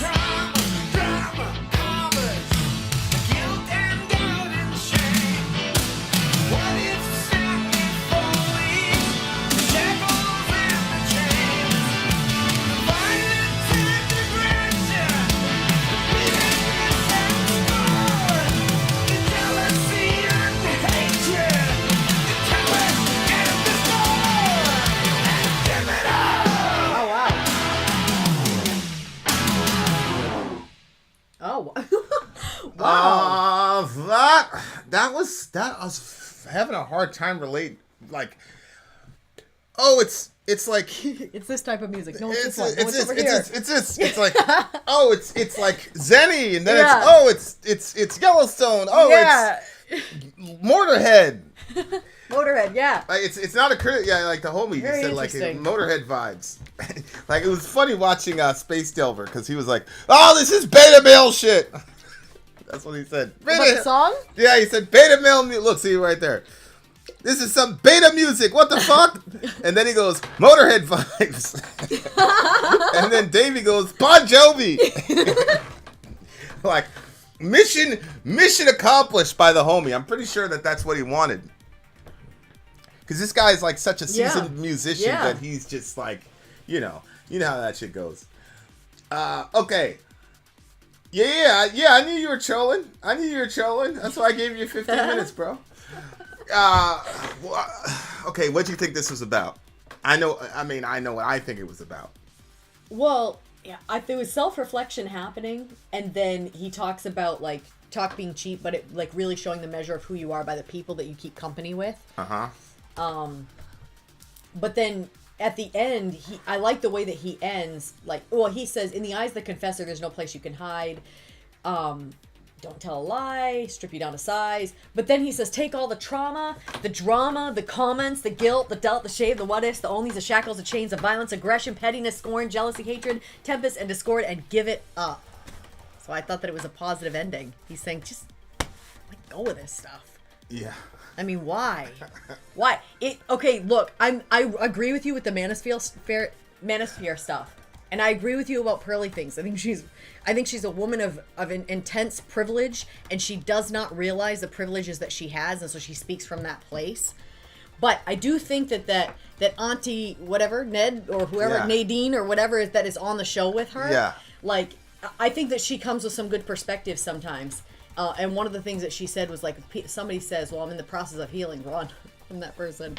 Like, people that are healed, like, get healing. Don't always be in the process of healing. Like, get healed. Like, is there a goal to the end of your healing? So when he's saying all this stuff, it kind of reminded me of that. Like, we got to just let this stuff go. I think that there's some stuff. Did I misunderstand? Did you get something different from the song? No, I'm hearing what you're saying. I think that there's some stuff in life that you have to, like, work through the processes with it. Like, there's some stuff that's deep and you gotta maneuver your way through it and figure out the root and the cause. But I think that there's some stuff that you just gotta let it go. Like, but do you disagree with that? Because I am the type of person that will push something off to the side and not deal with it, and then it'll attack me when I least expect it. But I think that not everything needs a therapist to drag out. Like, some stuff, it's just let it go. Yeah. What do you think? No. I mean, I think there's a lot of. I mean, this is what's going on in our society right now, where every bad thing that happens to you has to be exaggerated and hyperbolized to be the worst thing on the planet.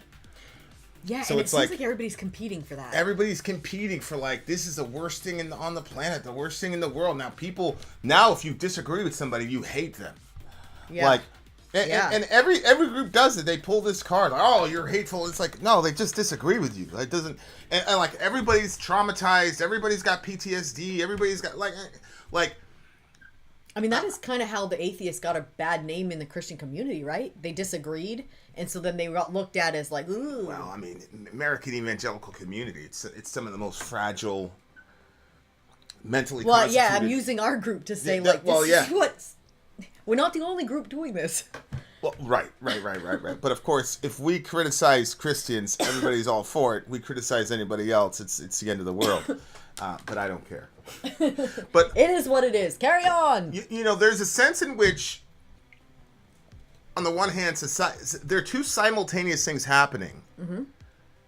On the one hand, we need genuine empathy and sympathy in our country.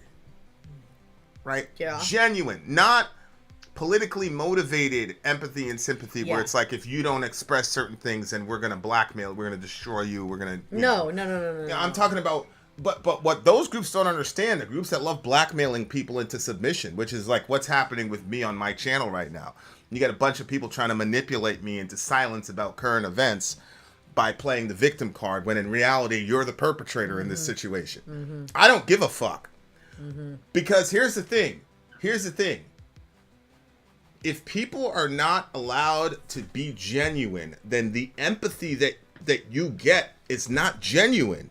You're blackmailing people into empathizing with you. It's not genuine empathy. What's happening is people now resent you because they're saying things that are empathetic to your It'll situation. come back. Are we blocked? Hold on. Don't worry about it. We're in good shape. Oh, okay. We're in good shape. Okay. So Sorry, keep going. yeah, we can keep talking. The thing will fix itself.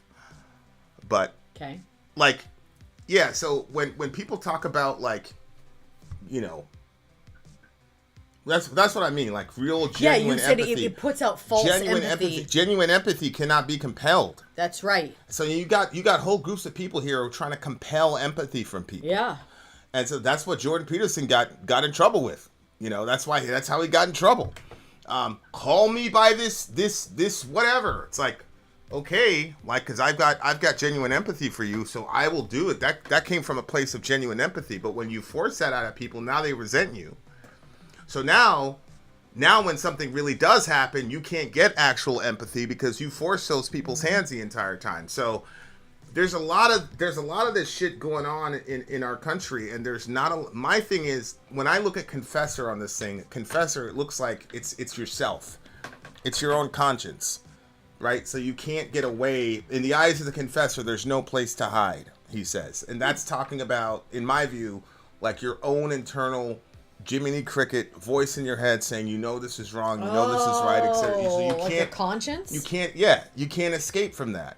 You can't escape from that. And so like you have to look that's the Strip thing. you down to size, naked as the day you were born. Like Yeah. it doesn't matter what crew you're a part of or what social group you're a part of. None of us wants to look ourselves in the face and say, this is where I'm off. Nobody wants to do that, you know? And so because of that, it's almost impossible to get through to people because people will always make themselves the hero or the villain or the victim in the story. They're never the villain. Never. So like, and then when you branch that out to whole groups of people, you have whole collections of people now. Like you see it in the whatever woke side. I don't even know what the term is. Like in Black America, it's like everything is white people's fault. It's like everything could be traced to white people. So a bunch of black cops go and beat the hell out of somebody, kill them. Oh, that's white supremacy. Well, is there the dynamic of I'm in the police force, it's dominated by white people, blah, blah, blah, so I'm going to do whatever I can to get their approval? Sure. But it was those black men that killed that dude. End of story. But like everything gets it's white people's fault. It's like, when are we gonna? You got to look yourself in the face and say, nah, bro, we're the most self-destruction group on the planet. You know, when Asians come to America, they create like little China and they cycle all their money amongst each other, and sure enough, in a generation, they've got power. Same thing with the Jewish community. Same thing with a lot of communities that show up here. We show up here and we murder each other. I don't give a fuck. Everybody knows, if you've listened to me for any period of time, like I know there's racism. I believe racism is real, but and I'm not gonna point to myself because like, okay, I understand that I'm an exception or whatever. But the fact of the matter is like you have groups of people where there's no accountability whatsoever. Yeah. And then if you can identify as a, quote, marginalized group, then you're completely free of all accountability for all your actions and the bullshit actions of your team. So you don't have to fucking hold yourself accountable. Yeah. And you got groups of people now who are so used to playing the victim that when they're the victimizer and they're going around and fucking causing real harm, they found a way to make it about them. And so, like... Yep.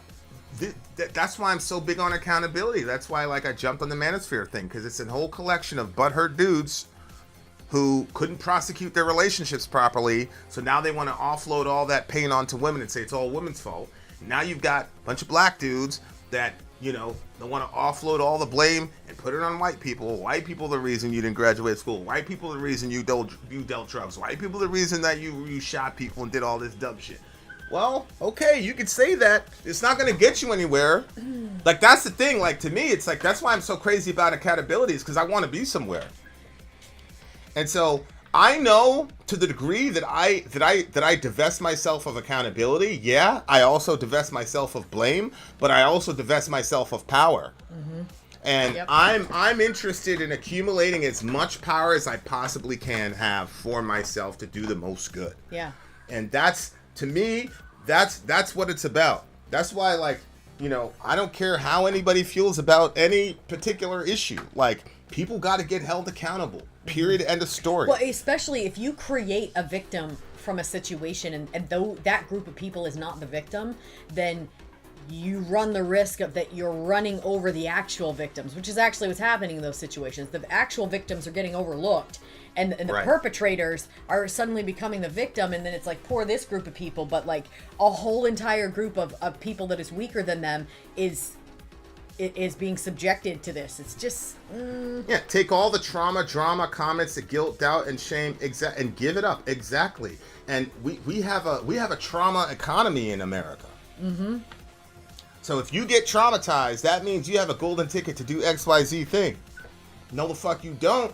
that's exactly how people think. Yeah. Every third person you met's been traumatized. That doesn't give you a gold ticket to divest yourself of accountability and all that other shit. You at some point we got to be done with this shit. Mm-hmm. Like, acknowledge. I get it, bro. I get it, sis. Bad things happen to you. Trust me. Like, every girl we met downtown had been sexually assaulted, bro. Every single one of them. But you know, we had to tell those people, like, yeah, that happened to you. Suck it the fuck up. But see, those people were able to accept that message because they were in the gutter. You know what's crazy? Go ahead. Is if somebody gets Fauna in the house. Gang shit. What's up, Fauna? Go ahead. I gotta think about that more. We'll talk about it offline. But yeah, we were working downtown and all those girls had been assaulted. And I mean, the worst conversation I had was with a dude, 25. He was hooked on heroin like crazy. And his mother sold him to her drug dealers back in the day. Yeah. So he would witness his mom doing XYZ, and then he'd get taken in a room and XYZ shit would happen to him so she could get a hit of heroin. And he's like, "You're wondering why I'm a heroin addict, blah blah blah." And I'm like, "Damn." Like, there's no preparation for that fucking conversation. There was no preparation for that conversation. And I had to tell that guy, well, too bad, because you got a daughter now, and we can't scrape you up from the fucking floor and then tell your daughter it's all good because daddy had a bad upbringing. That guy's still alive. That's the kid that we, those Christmas presents, remember that time we were looking at Target and all that shit? That was him. Yeah. And you know, he's still alive from the group. So we had to have that conversation with the homie. Well, I mean, I did. You weren't there at the time. You know what's crazy? I didn't know any of that, but Yeah. God had me write a letter to him years ago. Do you remember that? Oh yeah, I remember. How close to the timing of you finding that out was it? It was like a month after I found that out. Yeah. And then you wrote that letter to him. Yeah. And he Apparently was it was super meaningful. It was very meaningful. That was straight from God. I mean, I didn't have any. I just felt like God told me to write the letter, so I just wrote what he. But see, like, and I get, but that's why I thank God that I have, you know, like literal scars on my body to show that, yeah, I've been through it. I know what's like I don't know your situation, but I didn't have a fucking walk in the park because I'm so happy. Like, I remember when I was in the hospital and I had all that, I just completely, I mean, it looked like it was a nightmare. And I just remember being like, oh, this is terrible. It's like one of the few times in my life I'm like, how could I have been so weak? I'm so ashamed of myself, blah, blah, blah. And God said, yo, I'm going to use that, dude. Trust me. He's like, don't ever wear long sleeves and shit to hide that shit. Fucking wear that shit loud and proud. Of course, I didn't understand at the time, but I'm so happy because I remember I would see people look at my arm all the time down there. And so when I had some message to say to them, they're like, all right, let me hear what this guy has to say. But I had the same thing. When I was in the mental hospital, Dr. Petzel, she was like, look, man, I get it, the situation with your mom, but you got to make a decision. You're going to go move back in her. You're going to go live by yourself. If you live by yourself, you can't have this mentality. Period. And we were in I told the story, like, we're in this like support group at the thing, and people were talking about how I grew up in this horrible environment and like, oh, you don't do drugs, like you're a hero, blah blah blah. And they started going off about how victimized I was and all this shit, and it was clear as day. And God said, do not listen to them. He said, look, The shit with your parent, with your mom and your dad, I'm gonna deal with them separately. But your mother had nothing to do with why you did this, why you smacked David in broad daylight for no fucking reason when he was your friend. That was not your mother's fault. You did that shit. How about you take accountability for your actions, Vincent? I'll deal with your mom later. And I did. I shut those people out immediately. And we got way too much of this shit. Like, people are trying to monetize their trauma, and they're trying to use their trauma to justify all types of crazy shit. And that, to me, like, I got mad love for people, man. Like, I got a lot of love and affinity, especially if you're part of a marginalized group. But where I draw the line is where you use that to try to justify or to try to give yourself a pass for all types of shit, or try to make it sound like you or your community can't be criticized. I don't give a fuck. I don't care. 100%. Like, because we have to get somewhere as a country. You can't, like, I get it. I'm black in America. I understand, but we have to get somewhere as a country, you know, and it's not going to be by us using our trauma to blackmail literally millions of people into getting the fucking shit we want done, or we want to reshape America into our image. Like, America is never going to be fucking Wakanda. It's just not. And it doesn't need to be. Like, it's okay. But like, this is where we're at in this country. It's like, there's no accountability. There's no nothing. If something bad happened to you, that's it. Like, that's it. And I'm not saying deny trauma, because, like, I'm sure I've been traumatized a million times over, and I'm sure I've participated in traumatizing. Well, but maybe part of, like, whatever's happened to us in the past, maybe it's a way for us to, like, if you were to take that bad situation, you say, okay, how can I get the most good out of that? Maybe that would be, like, relating to and understanding other people that are in trauma themselves, like, in the situation. Like, maybe you've escaped from the situation, but you still have the trauma from it. Yeah. Like, maybe that could be a way for you to help those other people, and then it brings meaning to the situation. But then it creates, and you're not a victim. But then it creates this other dynamic where you have people that do have actual trauma, but because the trauma peddlers are making such a big deal, they minimize their own trauma to listen to other people. Which you were that person for a very, very long time. Because we were downtown and you were hearing all the shit that these girls are going through, but you had your own shit that you were carrying. But again, the difference with those people downtown is that they were told from they were born that they were shit, and that they were nothing, and that they were worthless. And I'm talking about, like, police. You want to talk about oppression? It's still, like, sticks in my craw that I wasn't there when that shit happened, because it would have been a lot fucking different. Remember they tried to do that shit to Sabrina? And I went to the fucking station, and that guy, like, they changed real quick. The white dude, street dude, the cop took he was drinking. You're not supposed to be publicly intoxicated. Bottle and dumped it on the guy's head and brought, the fucking cop did that. There was a bunch of people around too. Like, he just and the thing is, the homeless guy was just happy that he didn't get arrested. That's like, thing. He didn't feel, like, personally offended that a beer got poured over his head publicly. Like, yeah, he wouldn't even defend himself. B went up there, he was mad as fuck. I was like, yo, what's good? Relax, what's going on? And he told me what happened. And it's just like, I wasn't there either. So my point is, like, that's those people. And those are the people that we kind of had to take a stiff upper lip to, because that was the only way we were going to get them out of that mindset. And so we had to be a little bit hard, especially with the dudes. We had to be hard and say, yeah, but how are you going to get out of this? And they accepted the message, and we saw lives change and things like that. Unfortunately, we lost people. They died and things like that. But it's just like, if that guy would have used that situation, he could have used that as an excuse to say, I'm not going to try again, all that type of shit. But you got to look yourself in the face and say, okay, where am I contributing here to the rot? What was I doing? And it's not about victim blaming. It's just about, how do I not get in that situation, or how do I break out of that mindset? Sometimes, like, I think it's like a boat that has holes in it.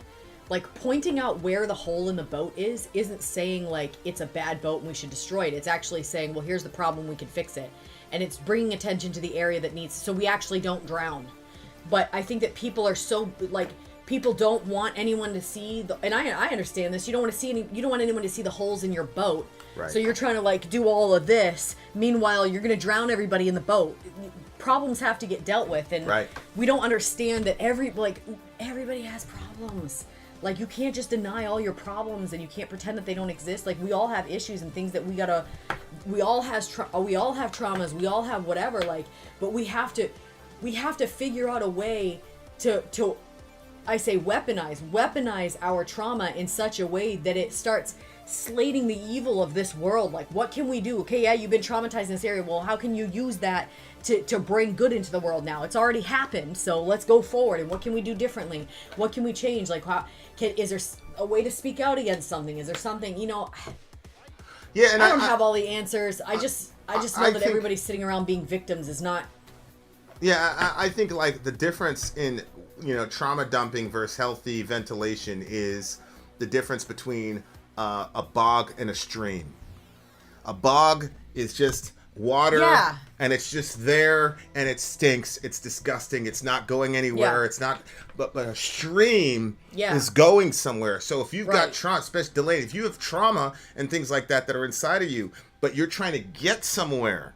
So like the ventilation of that trauma is a stream that's going to carry you somewhere. Right. That's healthy. Good. But if it's just a bog and I'm going to just dump all my trauma into this bog and then you dump the trauma into the bog and then it becomes toxic and then you start seeing, everybody's sitting around just in self-pity. The fish start coming up to the surface and they're all drowned and dead and everybody's in water's then getting it becomes more a toxic. competition of who's more oppressed and blah, blah, blah. And then it's not going anywhere because there was no intention to go anywhere. Right. It was, I'm going to use my trauma and now I've got leverage over you. So no matter what I do is now justified. And that's what's going on in our culture right now. I'm the pinnacle of traumatized person. So whatever I do is justified no matter how fucking heinous it is. And if you come out and say that I did something, you're a bad person. I can weaponize this thing but now we're starting to see that there's a bunch of dead fish at the top of the fucking lake now. Bunch of kids floating in the lake and teachers and shit. So we gotta. All I'm saying is everybody's gotta toe that line. Everybody's gotta toe the line and understand. This is why I say like the original sin idea is so important because it really really centers me a lot. You start getting in your fuck white people energy and all this shit, and you go, shut the fuck up, dude. Like, we're all sinners, man. And then you start realizing, oh, wait a second. It was those rednecks that pulled me out of the ditch. No, they didn't talk to me. They didn't talk to us the entire year. They saw we were in trouble. They pulled us out of the ditch and never said a word to us. Okay. It wasn't cool, like, driving by the Confederate flag and shit. Like, I get it. But at the same time, were they a completely horrible person? No. Would they want you to marry their daughter? No. But they pulled you out of the ditch. Can you find some humanity there? Okay, boom. So, look, the world is, I'm having a conversation with my friend about collapsing wave functions and how nothing is there until we measure it, until we observe it. And a lot of your reality is that way. You can choose, no matter what little group you're part of, whatever oppressed group you're part of. And I'm not saying oppressed in titles. I'm saying that's a biblical concept. They've oppressed me since my youth, oh Lord. They've oppressed me since my youth. So that's part of it. But you got to decide if you're going to be the bog or the stream. That's the issue. Are we going somewhere? Or are we all just going to stay here until the last fish fucking floats up to the end of the surface, feeling bad for us? Then we can mourn over all the dead fish. Wow. So then we can be more toxic and spread the bog to the entire fucking universe. Like, we only have two options. Those are the options. So when I talk about accountability and responsibility, it's not like a matter of, I'm going to be this big. It's a matter of survival. Yeah. Literally, it's a form of natural selection. The people who can take accountability, personal accountability for themselves, and here's one, for their group.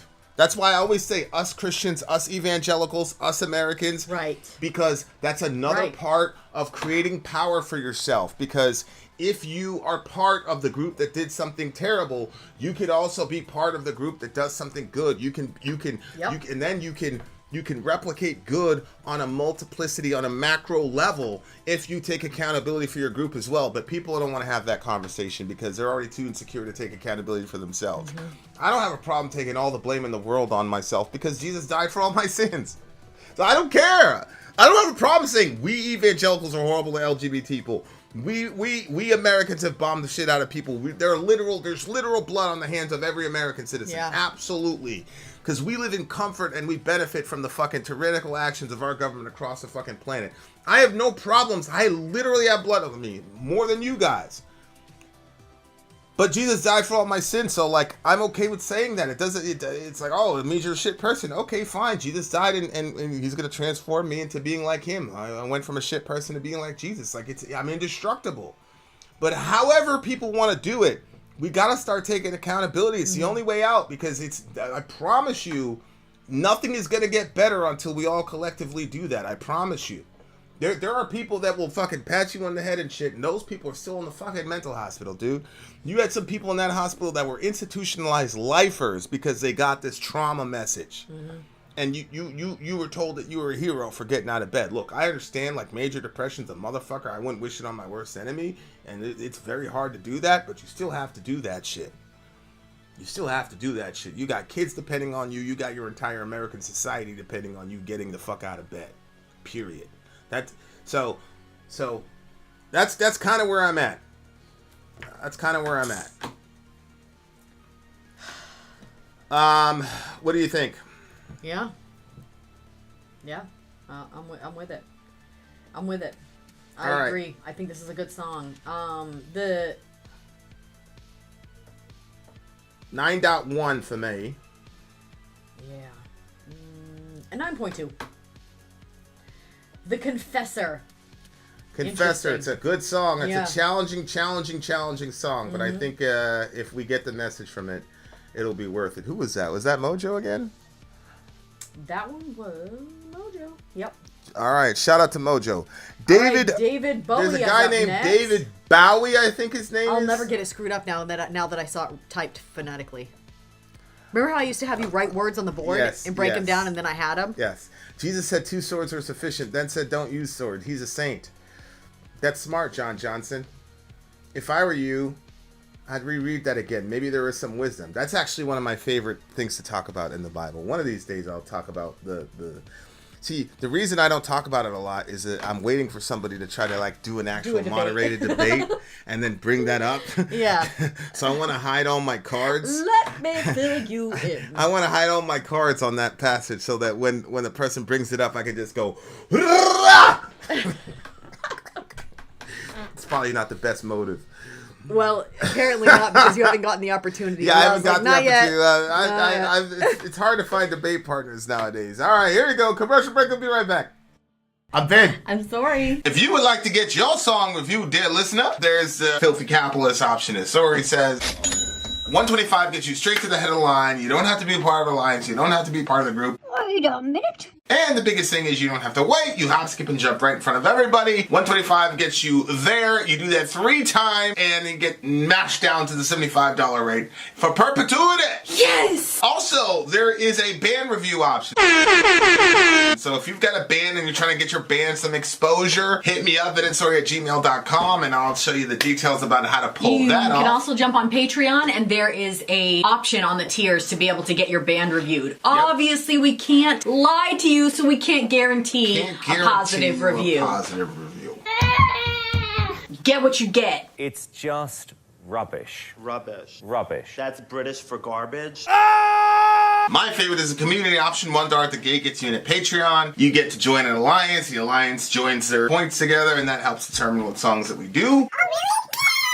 The alliances hang out on Discord.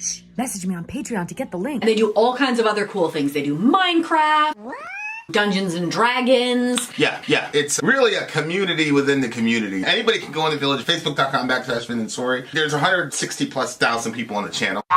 What's cool about the Discord is that it offers a real opportunity for community connection, friendship, that type of thing. And it's on Discord, so if you're not a Facebook person, it's for you. You start off at $1. Right. Plus you get exclusives. Sorry and I are working on a song.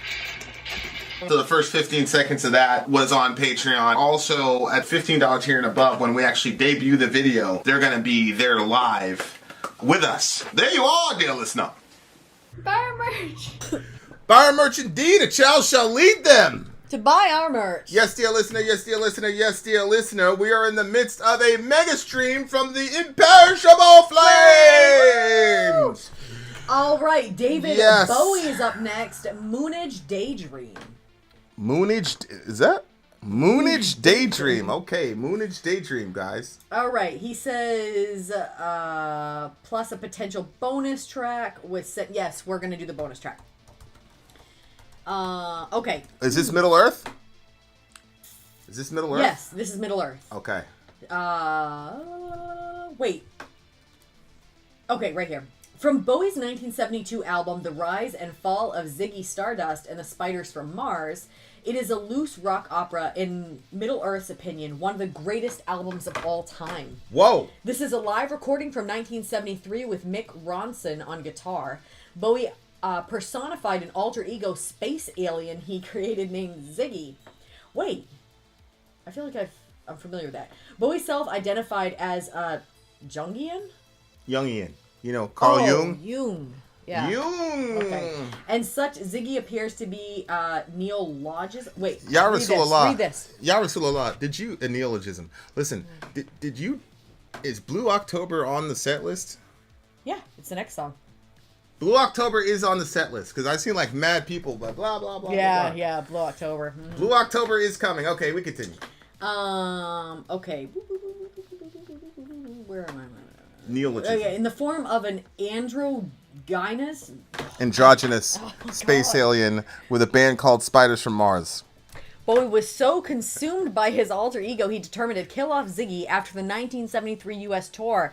And while on that tour, he created a new alter ego, Aladdin Sane, a.k.a. Alad Insane, which he used for his next album, Aladdin Sane. Okay, get me the Well lyrics. played. Get me the lyrics, Ya Rasulallah. All right, he's singing about being an alligator. What is happening? I love Middle so much, dude. All right, here it comes. Here we go. David Bowie. Moonage Day. Bowie. Let's do it. You gonna send me those lyrics? I did. You didn't get it? All right, now.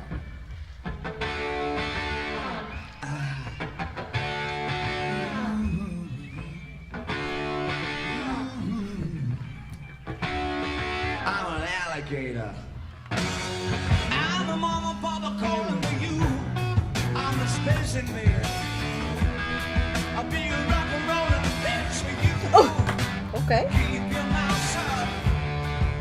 You're squawking like a big bird, and I'm busting up my brain for the world.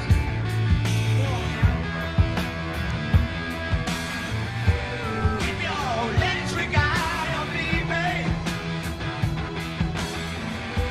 Put your right up to my head.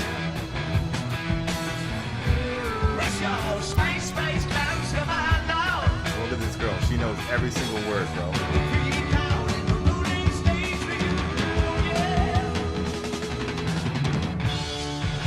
Don't fake it, baby. Lay the real thing on me. You know the church of manna. Such a holy place to be. Don't fake it, baby. Make me know you really care. Make me jump into the air.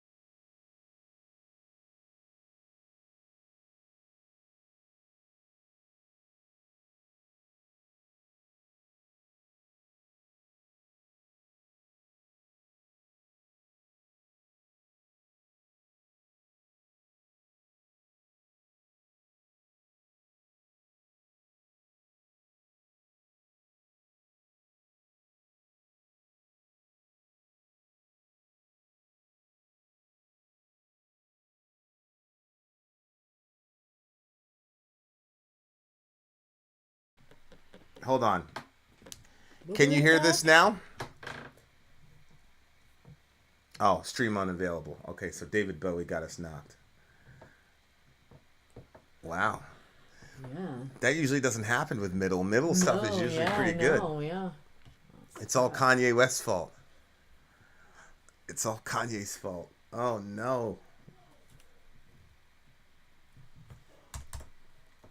Try again. Hopefully not a hard strike middle set. It's still... What does it usually say? Is that what it usually says? Yeah, stream unavailable. Okay. Just stand by. Yeah, just wait. Just give it a minute. It'll be back.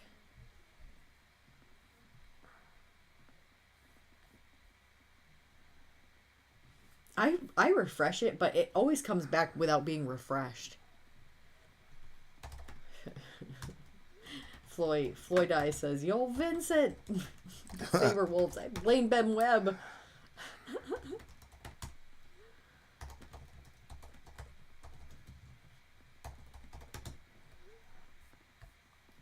Wow, it's up for a long time. No, I mean, Is this how long it usually goes? yeah, it usually stays this long. There it is. But we're back. Wow, you were right. We're back. Okay. We're back. Middle, relax. It wasn't a hard strike. We're in good shape. Don't worry. What I was talking about before we were rudely interrupted by the filthy capitalists over there, or whatever record label they are, is I was talking about People how that are behind the times and don't realize we're advertising for you, bitch. dummies, like we're introducing 15-year-old lady to your own music. God. How old can you be? Anyway. Yeah, the big thing for me was the beta male's got the stream blocked. Yeah, I was too beta. I was depending too much on you to get the stream blocked. And YouTube was like, "Oh, this guy's a pussy. We need to shut down his stream." The beta male. Done. That solo though, man. Like I was talking about, like I'm working on. I'll put it on Instagram. We'll probably record it tonight. Put it up on or maybe Patreon. Yeah. Yeah, I'll put the Patreon. We'll let the Patreons take the first gander at it, and then we can. I'll put the solo up on Patreon, and then you guys honestly can critique it, because that's a part of my game that like I really want to focus on the next couple months. So I'm gonna put that solo up on Patreon. If you know anything about guitar, go ahead and give me some critiques. Maybe you could say, hey, you could do it like this. It'd be better. Like honestly, like I want the feedback, and then eventually we'll put it up on Instagram. But my point is, the solo I'm working on right now is more complex. It's like orders of magnitude more complex than the solo that this guy played. But it's not like I enjoy playing it because it's challenging, but it's not enjoyable to listen to like the way that this guy, and it doesn't like affect. Let me see. Yeah, it doesn't like get me emotionally, like, you know, like that middle does in that song. Yeah.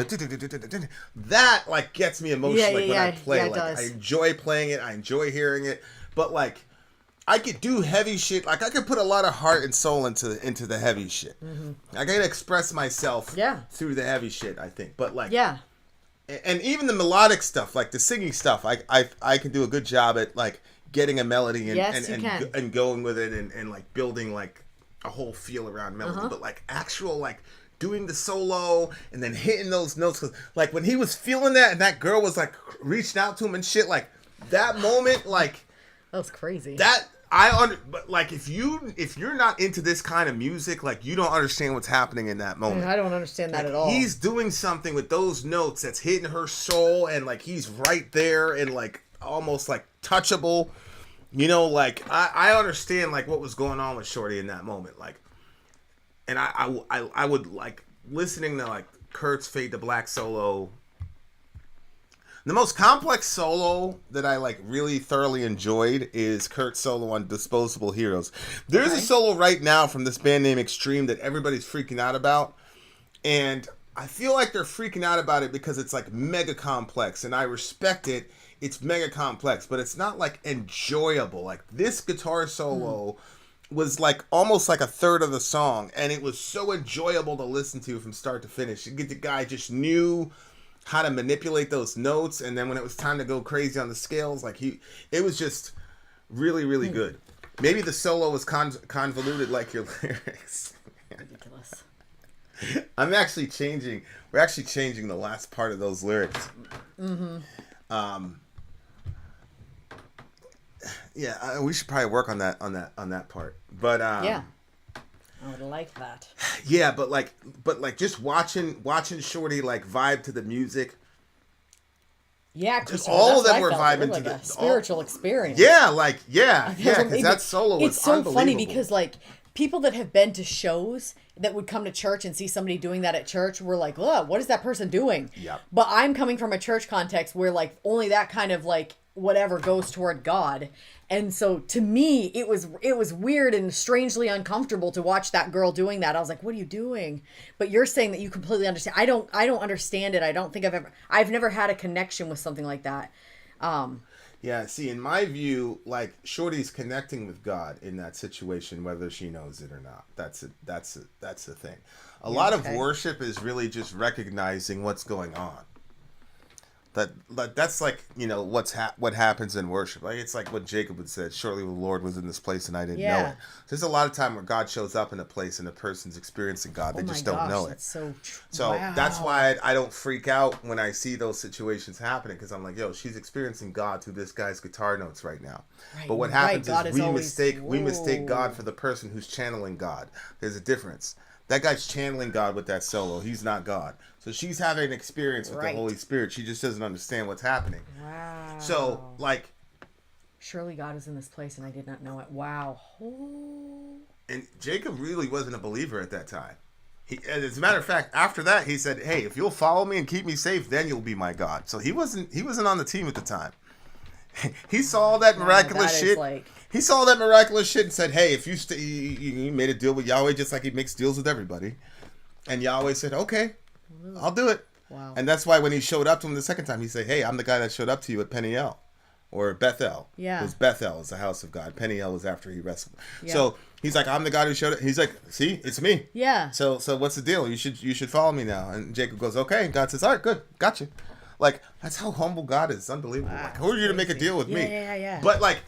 Oh my gosh, that was the most convicting thing I've heard in a long time. He like, just sonically, what that man did with that instrument. I don't really know what the hell David Bowie was saying in this song.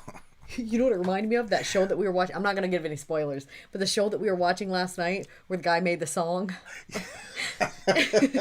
And how the song you came can't to be. unmurder someone. No, not that one. No, that part was hilarious. But no, like the original song, like it was the rapper. Yeah. This to me was that. I was like, wait, is it one of these situations? The lyrics seemed a little like... Yeah, the lyrics... I wonder, like, how many of these I'm guys an alligator, I'm a mama papa coming I'm a mama papa coming for you. I'm a space invader. I'll be a rock and roll bitch for you. Keep your mouth shut. You're squawking like a pink monkey bird, and I'm busting up my brains for the words.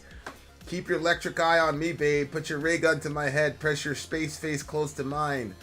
Freak out in a moonage daydream. Oh, yeah. Like, he's on, like, ecstasy, like, half of this shit. Press your space face close to mine. I think it's just, like...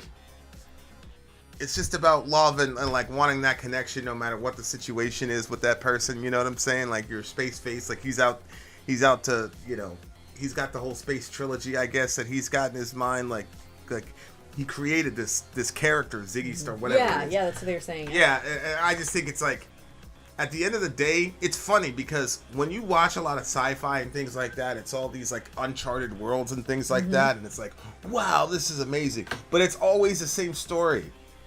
It doesn't matter where you put the players. It's always like a love interest, a good guy, a bad guy. Somebody's got to be overcome. There's somebody's getting together. There's friendship here. It's all the same thing. Like, it doesn't matter where in the universe you go to. It's always, at the end of the day, going to come down to relationships. Relationships are primary. Whether they're friendships, they're sexual, they're whatever. At the end of the day, no matter where in the universe we end up, everything is about relationships. That's the most I could pull from this... The lyrics, because quite frankly the guitar spoke to me a lot more than the lyrics did. Okay. When he said "Don't fake it, baby, lay the real thing on me," I like that because it sounded like he wanted something like authentic. I'm not sure. Like the song definitely didn't sound authentic to me, like it was looking for any depth in relationship necessarily. But when he said that, "Don't fake it, baby, lay the real thing on me," I wasn't sure like necessarily which thing he's talking about, but he's asking for something real. Like whatever it is, he wants whatever's real and whatever's genuine, and that is like that's one defining characteristic of a good and healthy relationship is you're learning something, you're learning about the other person, and he's saying like he doesn't want the person to be fake with him.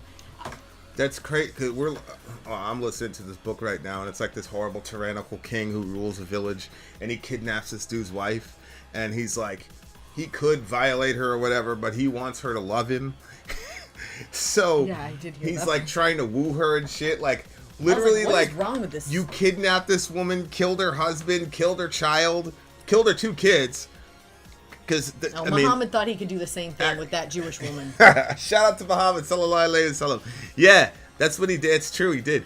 But like, this dude is like, he wants her to like want him after he murdered her 2 kids, her 2 boys, and her husband. Some people are so delusional. Yeah, I mean, yeah. I mean, it's weird, but that's the only thing that you could hope for is Stockholm syndrome. But that's I mean, that's a real phenomenon, though. Right. And that's what he's hoping for. Yeah. But he's saying he wants love, and I think he said he wanted her to like care for him or something like that. Genuinely wants her. He wants her to genuinely love him, but there's a lot of other women that Which- why take somebody and kill her children and because she's beautiful and all this, and she won't go along with it, and it's the thrill of the chase and all the rest of it. But it does give insight because a lot of dudes are like that, man. It doesn't matter how rich and famous you are. Like every dude, you want one person that's gonna be really truly loves you. And I think like when you get really famous, it's hard. It becomes more and more difficult because like. Oh yeah. And that's why I understand why a lot of actors and actresses, they only date within Hollywood because it's like, well, why are you dating me? You know, aside from the practical aspects, it's like that question is now gone. Yeah. But then at the same time, is it really gone? Because like if that person's on the downslope of their career and you're on the upslope of your career, then them being paired with you. Well, I think the other thing too is like you know how people get when they get around my god, we're not celebrities, we're just regular people, we have a YouTube channel, but sometimes you could tell when people have met up with us like it was a weird moment for them, like how they engaged in that and we're just YouTubers. So if you're actually famous and like people are like that weird, even the show that we were watching last night, like when he met up with that lady, he was like geeking out, like he couldn't even have the interview because all he could think about was like what she represented. And so I think that's also the case for celebrity relationships, is they're just looking for like, well, you two are celebrated and I'm so they can almost put that aside and say, okay, we are both just regular people. Yeah. Because people do something weird with celebrities and people in positions that they somehow lose their humanity and they become like a position or a I don't know. No. You know what I'm saying? No, them two would be able to say, look, we're just regular people and we're exhausted with people trying to like idolize us and whatever. So like they could just be 2 regular people together because they're in a different spot. I had that kind of experience in Kirtan in India. You know what Kirtan is? You remember when what's his face was going, Govinda? Yeah. Go Ranga! That's Kirtan. Oh. Yeah. If I was ever in a situation where I was in a situation like I was back then, like that would definitely be part of that shit, dude. Like really? Right in the middle of that was just like yeah. That was so I agree. crazy. That was so agree. crazy. I was like, okay, strike one for Krishna. Strike one for Krishna. Okay, that was badass. I'm not gonna lie. agree with you. I agree. 9.6 is my favorite song right now. 8.6 for me. I was able to meet Rob Zombie and it took me 10 minutes to form a real sentence. 10 minutes. I get it. I remember when like Head was like leading us backstage and shit. No, the first time that we had Head on interview. I gotta tell you guys, from somebody who has not idolized people like that, it's really weird looking. Because like when I'll be back there and I see like people are like having trouble breathing sometimes when they get in their vicinity, I'm like, I want to tell people, yo, breathe. Yeah. Like, what is happening? I know. This is just a regular person, man. But like you don't. Yeah, Tori doesn't understand. As soon as she got into metal, she had a backstage pass. Yeah, literally, so like her first show, it was. I forget. It wasn't. Neil wasn't even Obvious Guys wasn't even headlining. There's a major band that was headlining. Winter Sun was there. It's like Winter Sun. Winter Sun was there. Yeah, and like we just We just walked off. We didn't even go to the Winter Sun part. Right. We were hanging out with Zen and the people in the back and all this, and like, yeah, like she's completely spoiled. It's unbelievable, and like, Korn is a major band, and you're just like sitting there hanging out. Yeah, but I'm telling you, it's a pretty weird experience when you don't have that and you can just watch. Well, the last time at the Korn show, we were at the catering area, and then there's like this, if you buy VIPs, like right outside, like on the side stage, more, you pay a couple $100 extra, and the band comes out to meet you. Mm-hmm. Or some of the band members. Well, they all actually told me later. They all actually did. So when we saw Jonathan walk out, he was doing his part. Right. He just waits till the end because, you know, he waits for people to peel off because Yeah. But like, yeah, for us to be able to be back there and hear Amy Lee in the background, like practicing after she was done, and then like, you know, heads over here, drummers over here, bassists over here, the Evanescence guitarist over there, and it's just like, you're right, because we have a relationship. We were just chilling and like, you know, making fun of each other. And he was, you know, he was talking about the, you know, like. He's like, this guy right here, he's like the darkest. He's like, yo, tell him what you like. I'm like, you have no idea. Like, this is like the dream of every, like, it's insane. But the minute you got into rock, a month later, you were, you know, you were there with your favorite band. This shit is incredible.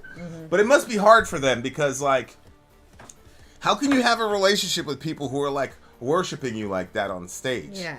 Like, that's the thing. It's like, I'm sure you'd like to talk to that girl backstage, but how can the relationship be real at all? Like, when it's so, like, I don't know. Yeah. But I like the song. I like the song. So you, what did I give it an 8 point, I don't remember which one I gave it. 8.8 it is. I think I gave it an 8.6. Look at this. 8.8. There was a stalker who sent Amy Lee all kinds of messages, lusty and sexual. He invaded her house and she had to move to a hotel. Wrote a song, Snow White Queen. It's so creepy. Yeah, I'd write a song too. I'd go back to one of my rap songs. Boo boo. Yeah, I bet. So I glad bet. And she's such a nice person too, and she's so giving of her time and shit. I can imagine. All right, guys. We got more on the way. That was David Bowie. 9.6 for me, 8.5 for her. No, 8.9. I think I gave it an 8.8, but I'll also give it an 8.9. We got another song coming. Leslie Bates, Blue October is next. Yeah, it is. We shall see you on the other side. I'm Ben. I'm sorry. If you would like to get your song reviewed, dear listener, there's the Filthy Capitalist option. As Sorry says, 125 gets you straight to the head of the line. You don't have to be a part of the alliance. You don't have to be part of the group. Wait a minute. And the biggest thing is you don't have to wait. You hop, skip, and jump right in front of everybody. 125 gets you there. You do that 3 times, and you get mashed down to the $75 rate for perpetuity. Yes! Also, there is a band review option. So if you've got a band and you're trying to get your band some exposure, hit me up at instory@gmail.com, and I'll show you the details about how to pull that off. You can also jump on Patreon, and there is a option on the tiers to be able to get your band reviewed. Yep. Obviously, we can't lie to you, so we can't guarantee a positive review. Get what you get. It's just rubbish. Rubbish. Rubbish. That's British for garbage. My favorite is a community option. $1 at the gate gets you in at Patreon. You get to join an alliance. The alliance joins their points together, and that helps determine what songs that we do. The alliances hang out on Discord. Message me on Patreon to get the link. And they do all kinds of other cool things. They do Minecraft, Dungeons and Dragons. Yeah. It's really a community within the community. Anybody can go in the village, facebook.com/VinandSorry. There's 160,000+ people on the channel. What's cool about the Discord is that it offers a real opportunity for community connection, friendship, that type of thing. And it's on Discord, so if you're not a Facebook person, it's for you. You start off at $1. Right. Plus you get exclusives. Sorry and I are working on a song. So the first 15 seconds of that was on Patreon. Also, at $15 here and above, when we actually debut the video, they're going to be there live with us. There you are, dear listener. Buy our merch. Buy our merch indeed. A child shall lead them. So buy our merch. Yes, dear listener. Yes, dear listener. Yes, dear listener. All right, we have Blue October, We Know Where You Go up next. This is from the big homie Matt, who says, well, I've submitted 2 Blue October songs previously. Thank you for those. I never took the opportunity to talk about them, so forgive me while I wax lyrics for a moment. Wax lyrical for a moment. Hailing from Texas, frontman Justin Furstenfield has a singular talent for earnestness in his songwriting. When I first listened to Blue October, it was their early live album, Argue with a Tree. I was still discovering heavy metal at the time, so I didn't think much of the music, but I was struck by the power of his performance. This song once reached me when I was in a dark place. I don't know if Justin is singing it about himself or about someone else, but I suspect it's a bit of both. In his own words, I have a big heart and a dark mind. That sounds like familial. Justin would be the first to say that Blue October could not be possible without his bandmates.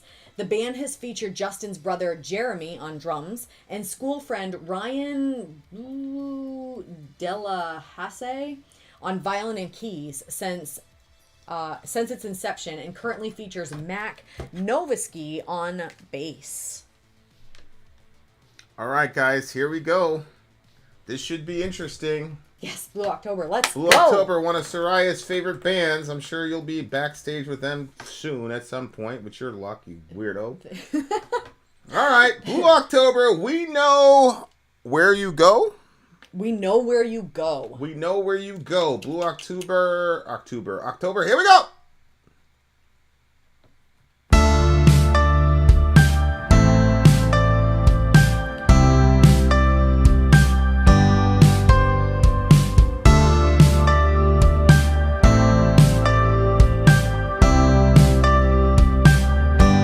I never knew you felt this way. Even on a sunny day, I wish I could have seen your pain. I would have never let you walk away. How could I let it get this far? Tell me what you're going through, 'cause every time you run away, just know I follow you.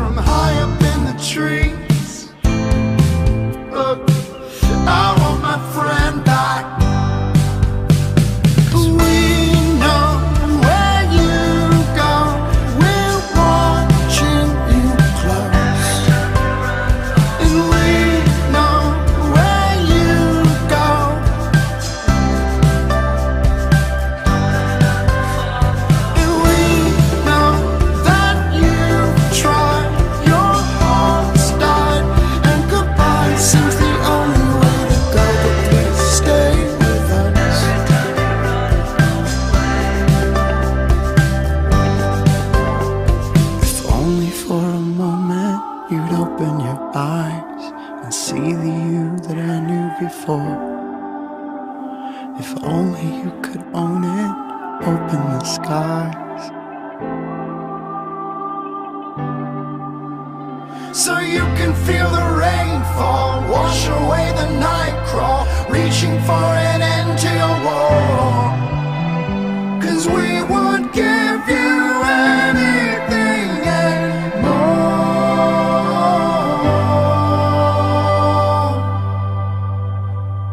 We know where you go, we're watching you close. And we know where you go,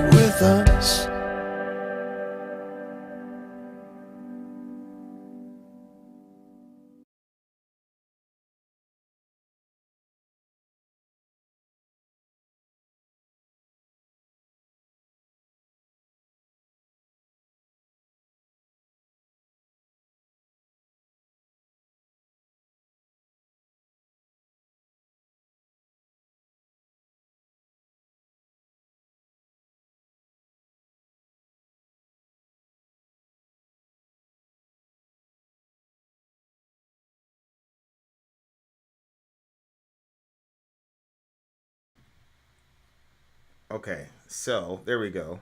We had no sound.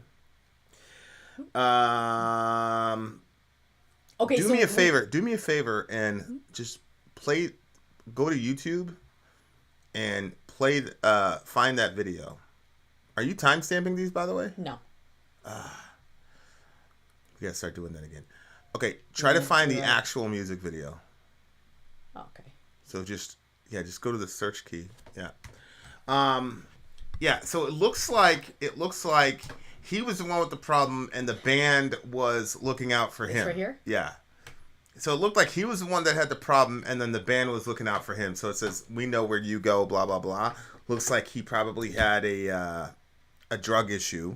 And so they're saying, "We know where you're going. We know what you're doing." Blah blah blah. Okay. And basically, like, you want to quit or whatever, but stay here with us. So it's the band, like, intervening with him, which is very interesting because I wish we'd have took a chance and played the official video, actually. Because I don't know. Did we ever see these people live? No, we've never seen them live. Oh, okay. I saw some. Remember, there was that one group that had like rose tattoos like that. The guy did. Yeah. Okay. But yeah, like, wow. This one had a happy resolution instead of happy ending. So that's good. Yeah. That's one. I think it's one of the goals that we have. You know, because we're talking about movement and stuff. I think one of the goals that we should probably like really sit down and get really serious about is like having an actual circle of people. You know what I'm saying? Having a local circle of people that we can do life with. Yeah, I agree.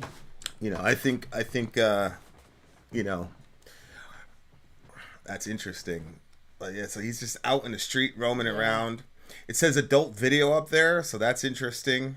Like there was one thing where it says like adult, like he's just on the strip, you know, a lot of seedy shit is happening. Yeah. But that's important because a lot of people have, you know, that as an addiction and a coping mechanism. And, you know, the porn is a drug just like any other drug that people are going to that's becoming, people now are starting to see is becoming more and more destructive. Mm-hmm. But I do think, like,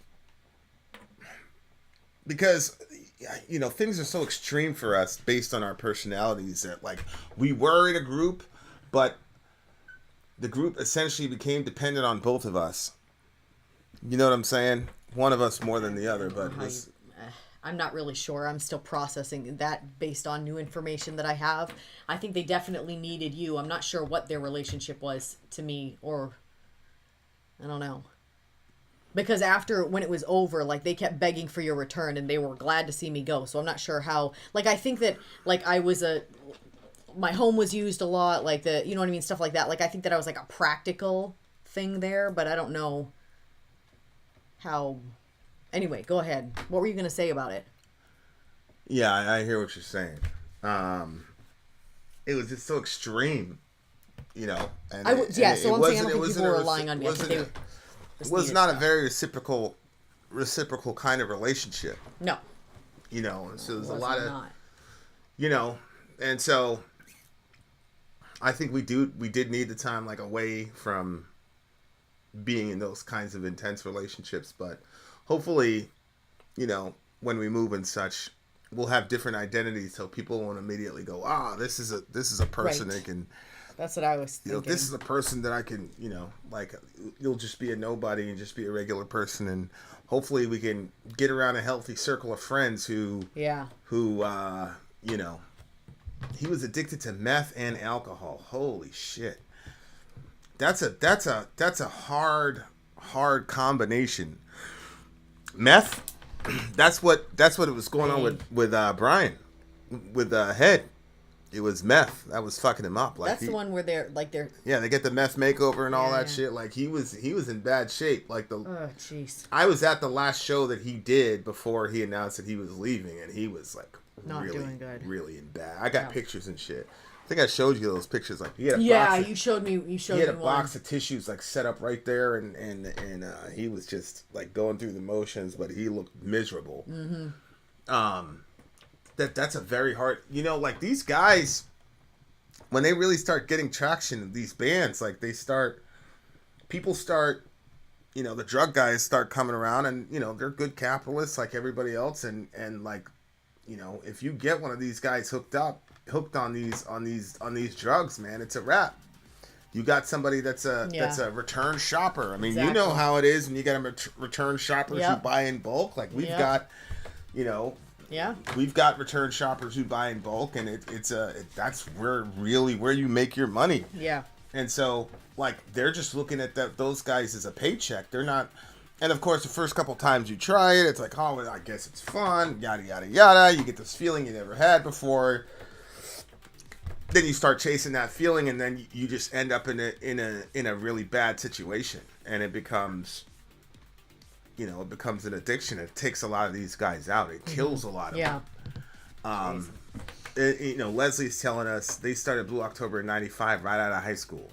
Wow. So that they had a band, they had a vision. I guess he had his brother in there. He had to convince his brother to take up the drums, like.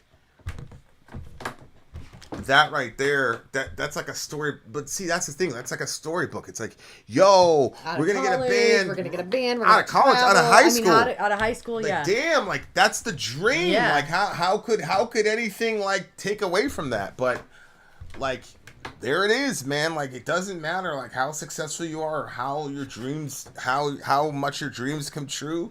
Like if you don't have that shit inside of you, like you're susceptible to it. Yep. You're really, really susceptible to it. During lockdown, Justin figured out the online stuff and had AA meetings for everyone on Tuesday nights. They have an app called Get Back Up. See? There it is. Like they were really good. We need Story in all her glory. We need Vin. Let the party begin. We know it's a cult. Just join if you're an adult. Yep, and that is the slogan for our new cult. Join on Patreon. They followed Justin for 6 years after rehab. I think that's really important. The 6 years after rehab. That's crazy. That's wow. Pretty much everybody that we've lost from that downtown area, they died after rehab. Mm-hmm. After a successful stint in rehab. Because they this fentanyl shit, they're at a certain level of potency for whatever drug they're using, and then they stop, and then they pick up where they left off, and that'll RIP. That's what happened to Sean's daughter from Slipknot. I mean, it happened so much. It happened to people in our crew. So 6 years afterward is really, really important, because that time period is probably the first 5 years after sobriety is a very, very dangerous time, especially for, I'm not like putting this on a scale, but especially for the heroin fentanyl stuff. That shit'll kill you. Like, you relapse on alcoholism, like it's horrible, and you put your family through a slow hell, death by 1,000 razors. But man, that fentanyl, dude, like that shit, when people relapse on that, like they that's it. Mm-hmm. Like a lot of times that just completely takes him out. So him doing that post 6 years thing is so important, because so his friends helped like keep an eye on him for the next 6 years. Is that what you said? Well, I mean, the song is about the band talking to him and saying, "Stay with us, and we know where you're going. And keep an eye on you." But that's important, like that's such a hard thing to balance when you're dealing with somebody in the throes of addiction. It's like letting them know, like, yo, we know what you're doing, without it coming off as like completely judgmental. And a lot of that is also, there's a ton of fear to lose the person. There's a ton of fear and anxiety that you're going to lose the person. Mm-hmm. A lot of times when it comes out as anger and judgmentalism, when it's really not. They're just terrified that they're going to get a bad phone call, or they're going to run into you in a bad situation, where somebody's trying to, jam Narcan into your leg or whatever it is. Like, it's, wow, Matt S. Let them know that, they're one of Sori's favorite bands, and he's going to see them pretty soon. They're doing good work. Yeah, I think that, like the concept of, look, for 6 years, like that's some real dedication to people to be able to do that, like to watch somebody and to be a support system for them 6 years after the events is seemingly done. Yeah. And I think that, you know, like if somebody loses somebody, this happens for, like, I guess in my opinion, like a lot of major events.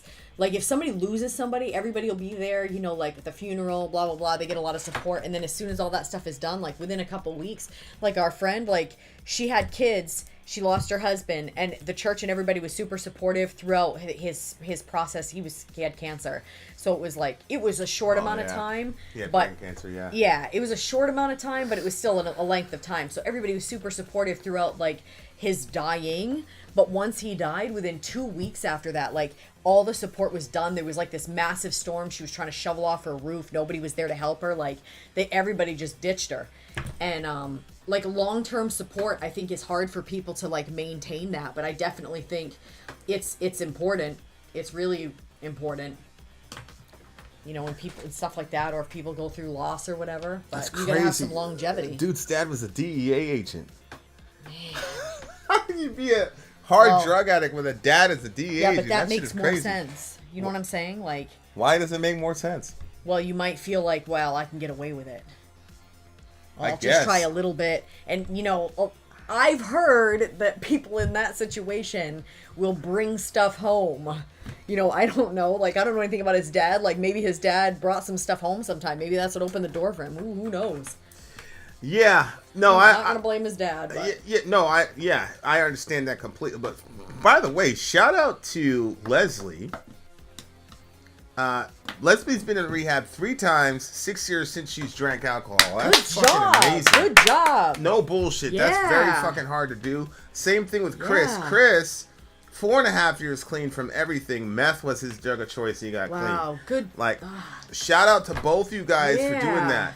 Shout out to both you guys. That's a big fucking accomplishment. How we get caught up in those situations, who knows? How you get out of it, that tells a lot about your character and a lot of the people around you. Mm-hmm.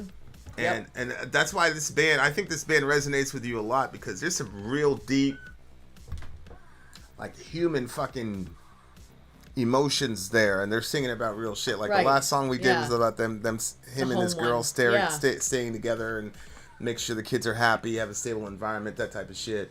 But, like, these guys are singing about real shit. And look, in metal, there is definitely place for ventilation, definitely place for my life sucks, this is hard, nihilism. Like, that's all valid. But I think sometimes in our community, like, we're again, it's like the bog, and it never goes anywhere. Like, your pain is useful. And when I say pain, I mean all pain, including self-inflicted pain. People think that they're not allowed to complain about self-inflicted pain.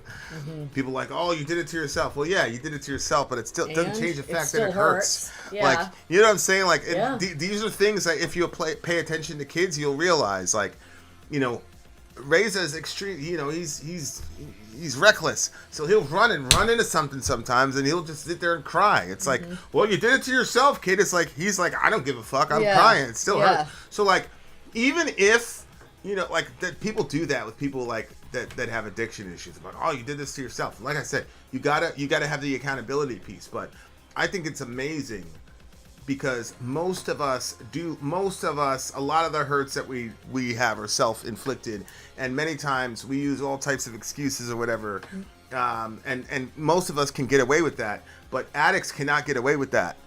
You know, they have to fight themselves. They got to overcome. They don't really have to overcome the chemical. They have to overcome themselves and all the various off-ramps that their voices are telling them to take off to go back to that addiction. Yeah. Like, that's another level of power and discipline. And that's why, like, to me, I'm like, yo, that is something that should be celebrated and commended. And it's not something that your average person can do. Like, you're a special kind of person. But see, that's the thing. It's like, there is a sort of personality trait where those kinds of people are prone to addiction. It's always kind of people with some sort of greatness or hidden, you know, that's why it happens so much in the music industry. You got these guys that are at the top of their field and talent. It makes you susceptible to that. Mm-hmm. And so a lot of times, like, a person with a drug addiction may feel like a loser and, oh, I'm in the gutter, blah, blah, blah. But it's like, actually, it may be that this is sort of a comorbidity of genius to a degree, and a comorbidity of greatness is Yeah, that because you hear people say it all the time, like, man, you could be so much. You become susceptible to those things because of your greatness. And then a really great person is a person's able to overcome that shit. And we got a couple of them here. You know, Chris, we got Leslie here. We got other people that are not necessarily sharing, but yeah, that's interesting. I've been in, you know, it was weird because like I was in both of those worlds at one slice of time in my life, and like we had some dudes that were like dude like the top of the 1% of, you know, this given category, like unbelievable selection process or whatever. And we had a dude that had that in his background, and he completely overcame it to this day. And believe me, he had, you know, a lot of us had a lot of excuses for going back to that, and he never did. You know, we had another guy, same thing, but, you know, unfortunately, RIP to him, we weren't able to bring him home. But that's not, you know, he didn't choose to leave his family. You know what I'm saying? Like he didn't choose that. That was, you know. But I still, like, there's so much respect because, like, his kids and his family knew that was, he didn't choose to leave them, you know, which is something that people have to deal with, you know, and it's kind of irrational because, like, you know, I'm thinking about Big Sean, like, he didn't choose to leave, you know, the thing just kind of took him out, but it's just different. But anyway, like, that takes a really special person to be able to, like, overcome that and stay on top of that shit. It's very, very difficult. And the other thing too is, like, you gotta have that support system. That's why it was a brilliant way of doing the song, because instead of, like, him writing a thank you to the band or whatever, he wrote it in the persona of the band talking to him. And I think that's so important, that the people that are supporting people in addiction need support as well. Yeah. You know, it's that whole story of, like, there's this battle and Moses is holding up his hands, his staff, and as long as he's holding up the staff, then the good guys were winning the battle. But then when his arms got tired, then the bad guys started winning the battle. So then Joshua shows up and holds up Moses' arms for him as he's holding his arms up. And that's just such a powerful picture of, like, you need people. You don't need a lot of people, but you do need some people to hold your arms up or hold the staff up so that you have an advantage in the war. And then the you know, those are the direct people that are in your life to supporting you with your addiction, is they're holding up the staff. But then there's people that come behind those people and hold up the arms of the people holding up the staff. And, like, that's the role that his band played, you know. And it's just like, you'd be very grateful that a guy like that can show everybody the prototype. This is how you do it. And this is how you remain sober 6 years later. And like, I'm always fascinated by the people in our community that are willing to share that fucking really, really, really hard, difficult, intimate moments of their life. Because, you know, there's a lot of carnage, you know, there's a lot of hurt, but they're willing to share that with everybody in the community. And I think, you know, I think that's important, because anytime you lose one of these people, or I get a message that one of these people died, like, I always think to myself, like, yo, you know, what could we have done differently? How did you let this happen? Blah, blah, blah. And God's always like, yeah, I mean, you can look at it like, you know, you failed this person or whatever, or you can look at it like they wouldn't have been around as long as they would have been if it wasn't for you guys. And so, you know, I got to take that and believe that that's the way to look at it. The way to look at it. So,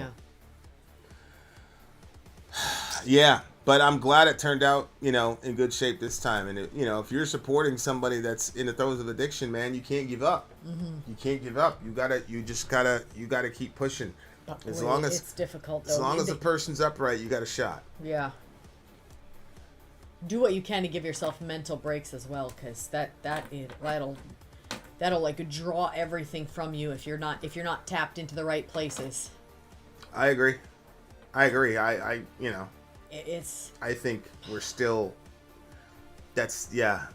There's ways that I don't think we'll ever recover from some of the things that we saw and experienced there, you know, with the people and moments. Like some of them are just moments, like seeing a prostitute strung out, laying on the counter, like knowing how horrible that situation was, and then the drugs. It was just see some of those things. Man, you just want to stop all that bad, and you want to save all those people, but they have to take steps in the right direction, and until they do, you cannot drag people there, and it hurts to see people in that state. Those chemicals are ruthless, man. They don't care about your kids. They don't care about the people that love you. It's fucking ruthless, man. Yeah. Stay away from it if you can. These are really good songs. A 9.5 for me. 9.9. Almost wanted to give it a silent count, but yeah. It's a positive song because he made it out. You know, just because, you know, some of our folks didn't make it out, it doesn't mean that, you know. Yeah. It happens. But praise God for Leslie and Chris. Thank you guys so much for sharing that. Yeah, shout out to you guys, and, for sure. Stay on the path, y'all. Stay on the path for sure. But I loved what, you know, one of them, I think it was Leslie, said, like, she had to go back 3 times. Like, I think that some people, like, ego has killed so many people. Like, so you fell off the wagon, you went back into it, okay, you went back to rehab. It happened again. And, like, probably, I'm sure people were like, she's never gonna, and people are gonna let them talk. Let them talk. Whatever they say, just let them say. You just get yourself into a safe place. Get yourself into a place where you can find the healing that you need. Don't stay there. Don't let yourself get dragged down by people's negative comments. Like, maybe it takes you 6 or 7 times, but just keep coming back. Like, don't give up. If you lose hope, then you have, you know, hope is a motivator for people. Don't lose your hope because, you know, some people are negative about what may or may not happen, you know. 100%. You believe it, you want it, 100%. Go for it. Go for it. Find your way out. Yep. Hard but necessary, as she said. No way to improve upon that. We have another song for you, dear listener. Coming up. Yeah, Matt S. This was such a good pick, my bro. Such a good pick. We shall see you, beautiful people, on the other side. We have another song for you. Commercial break. We'll be right back.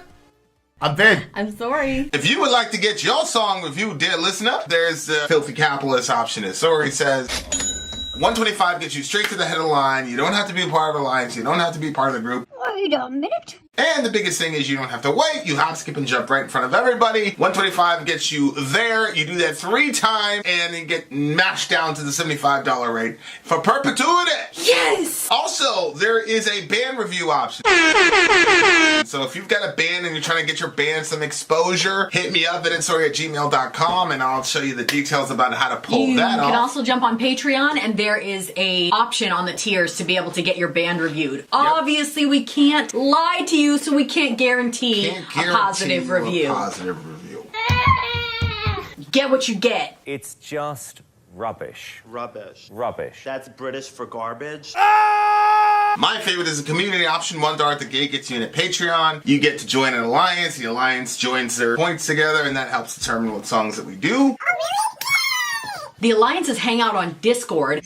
Message me on Patreon to get the link. And they do all kinds of other cool things. They do Minecraft, Dungeons and Dragons. Yeah. It's really a community within the community. Anybody can go in the village, facebook.com/VinandSorry. There's 160,000+ people on the channel. What's cool about the Discord is that it offers a real opportunity for community connection, friendship, that type of thing. And it's on Discord, so if you're not a Facebook person, it's for you. You start off at $1. Right. Plus you get exclusives. Sorry and I are working on a song. So the first 15 seconds of that was on Patreon. Also, at $15 tier and above, when we actually debut the video, they're going to be there live with us. There you are, dear listener. Buy our merch. Buy our merch indeed. A child shall lead them. To buy our merch. All right. The last song. Well, we got a bonus, so don't worry. But the last song on this list is from Revo, and he says this song is, how do you say this? Can you just Song 8, Sinawe? I don't know. Farewell to Love. This is one of Korea's first heavy metal bands. Their guitarist, Whoa, it's a metal band. And the only consistent member in the Shin Dae-chul, whose father would... Oh, can you just read these? I always feel like Shin Dae-chul, whose father was Shin Jeong-hun, the pioneer of Korean rock who wrote Beautiful Rivers and Mountains and Lies. This band was part of a wave of metal bands that released their debut albums in 1986 to 87. In 1986 to 87, This the must government... be Revo. Is this Revo? Yeah. The government was dealing with pro-democracy protesters on a daily basis. They were too busy shooting tear gas at protesters to worry about a bunch of young people recording loud music. Uh-oh. The government caved and became a democracy in 1987. The country was to be the host to the Olympic Games in 1988 and couldn't have the protest going during it. They quickly called an election to where their party was voted to keep power by 37%, as the opposition groups didn't have time to campaign and unify under around a single candidate. Although they kept power, they were being forced to adhere to democracy, and in 1990 they began signing human rights treaties to which they weren't subject to before, which made them subject to international law. This song is from this band's fourth album that was released in 1990. The bassist, can you read that one? Where? Right there. So Tajai? Leaves this band to form a boy band called His Name and Boys That Started K-Pop. Yeah, you know what? His name I thought was familiar, but I wasn't sure if that was like a popular name in their culture. So I'm thinking about having my birthday stream dedicated to them. Oh, cool. Good news for Sorry. This song seems to be a relationship song. The members are ages were from 25 to 18. And he's got it in English here, so I will send you the English version. Well, okay, whoa. It's a little bit longer than I expected. Here you go. Boop.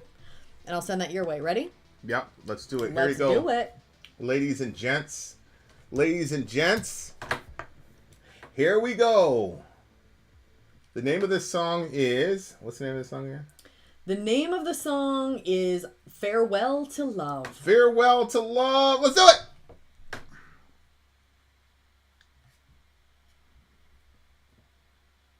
It'll come.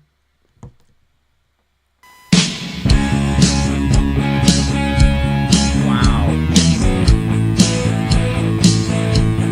That's crazy.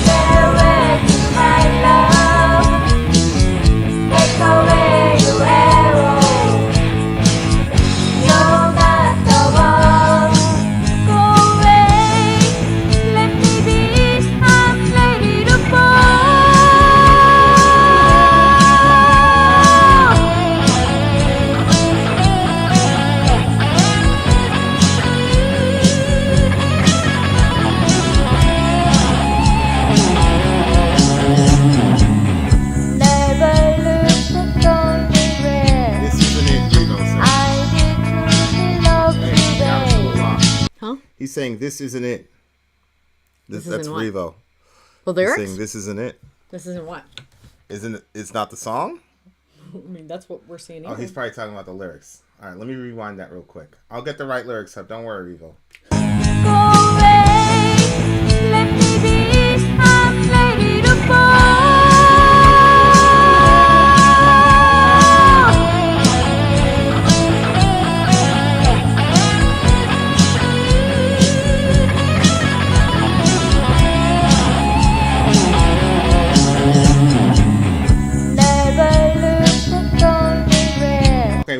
stop. We gotta stop. Hold on.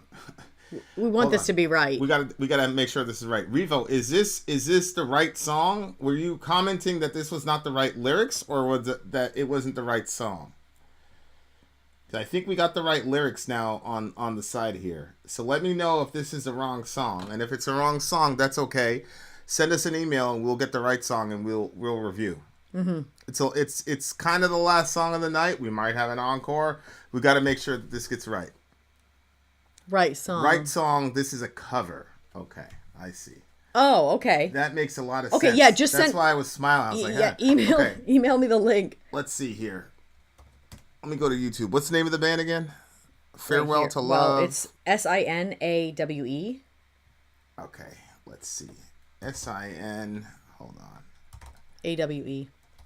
And then Farewell to Farewell Love. to Love. Yeah, it's their most popular song, it looks like.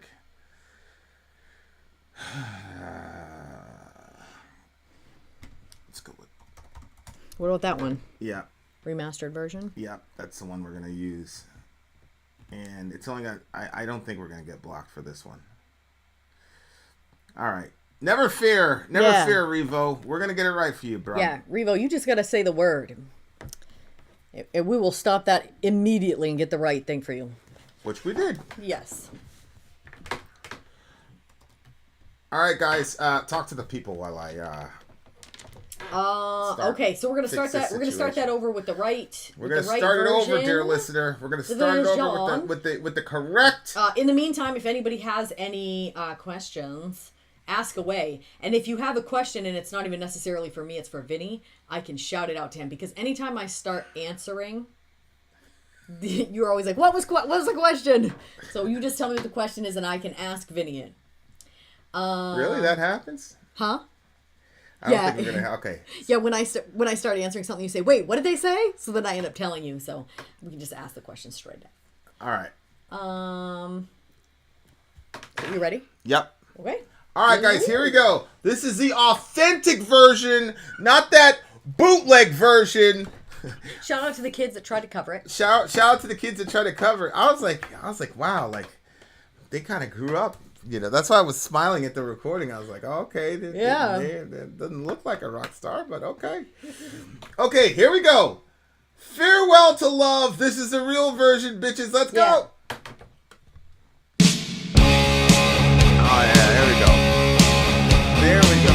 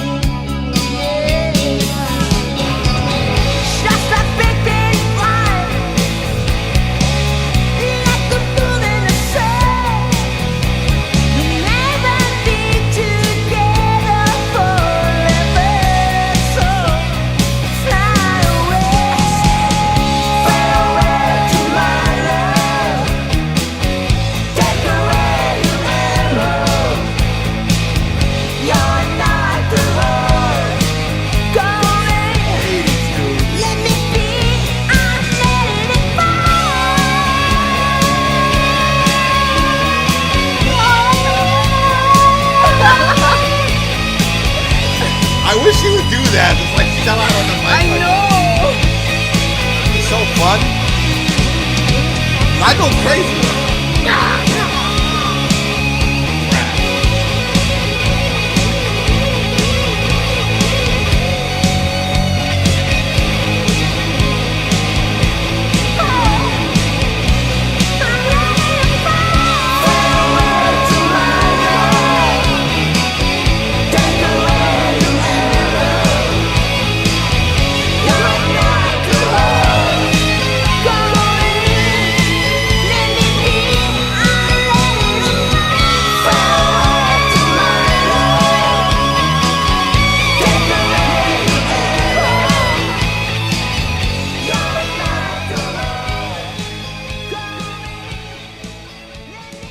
Oh man, gosh, we came up in the wrong era. Damn it, we would have had so much fun in the '80s, dude. Especially if we would have done music. Oh, Yeah, I feel like God's like, I can't put you guys there. You wouldn't get serious. You need us to get serious to do some things. Oh yeah, that's true. We would. I feel like I'm the neon. yeah. If that was us, we'd have had our neon sneakers and fucking. Yeah, we would have been terrible. We wouldn't have cared about anybody, dude. You know, that fast car, I would have been encouraging you. Oh yeah. We would have died in some heroic, horrible fashion, probably. 100%. We'd have been legends, though. We'd have died on flames. July. What was it? December 31st, 1989. We would have died. We would have made it to the 90s because we didn't want to see Kurt Cobain's depressive ass with his. We'd be like, what is this shit? Plaid. We're sticking with the Proto-Men. Yeah, we with the Proto-Men. Oh my gosh. I don't know, man. The 80s, dude, like that just goes to show you that formula, dude, is like is impenetrable. Like you cannot beat that formula. Yeah. I'd like to do a song like that because like the I'm starting to figure out the production methodology is like how they layer the vocals and all that jazz. Mm-hmm. Like that definitely creates that sound, like the quote, the sound. Yeah. Like I'm starting to realize that a lot of this shit is like, obviously, guitar is guitar, drum is drum. Like you're not gonna get, but you create sounds by what the decisions that you make in at the production level. Yeah. It's the same thing with black metal. It's like, there are specific production decisions that get made in a black metal song that do not get made in other songs. But I just would have loved that song. Was just saying this is a sad song. You can feel the true emotion behind it. Like lyrically, it's tough because Show Me No More Tears, My Love, Take Me Back to the Time Before, Came Into Life, Play No More Games. So this is a person that's just like playing games with this person, and they're finally cutting them loose. Take me back. Well, take me back. Yeah, it's a game that you won't win or lose. You know what I'm saying? Because it's these cycles. And a lot of times, like, people accuse the other person of playing. I know I've done it. People accuse the other person of playing games when in reality, it's like, well, it can be interpreted that way. But a lot of times, these people are just stuck in certain cycles. Mm-hmm. They're just stuck in a cyclical kind of situation. And the byproduct are bad and it can appear that way. But sometimes, and who could know this other than the person involved? But sometimes people are just stuck in a cycle. And obviously I'm big on accountability, so there's got to be some part where it's like, that's you for perpetuating that cycle. Yep. But and look, this person obviously like decided like her boundary was, yep, I understand that you're in that cycle, but I'm off the train, and that's valid too. Mm-hmm. That's valid too, because there's only so much. I mean, I remember a previous relationship I was in, and now I look at her and I'm like, there wasn't really much that she was going to be able to do otherwise. There's some people that like cannot. The engine cannot get fueled unless they lose something like significant, and unless they have like a thing to look back on and say, because I lost that, I have to change. Like, it's like Metallica when Jason left, and then around that time period they started going to therapy and having group therapy and personal therapy, and And it was like all that, and then when that was happening, they realized this is why we did this with Jason. Like, for example, Cliff Burton had died, who was a bassist. Yeah. Jason comes in, but he's not Cliff. And so there's this whole, like resentment that they had to him, where it's like, you just walked into a really good situation. Because... You know what I'm saying? And, like, he was a living memorial that Cliff was dead. Exactly. So... they just ventilated all their pain, their undealt with pain onto this guy, onto Jason. And finally, he kind of respected his own boundaries and said, I'm out of here. And when they lost him, they're like, holy shit, somebody left the band, you left Metallica, how could you do that? And it forced him to go to therapy. And then, you know, I just remember saying, so they had to sacrifice this dude for you guys to get your shit together. And then 2 seconds later, Hetfield was like, it's almost like he was a sacrificial lamb. Like, but that principle is just true. Like, it's happened in my life. I've seen it. Like, there're just some people where it's like something really bad has to happen, some significant loss has to happen, and then they change.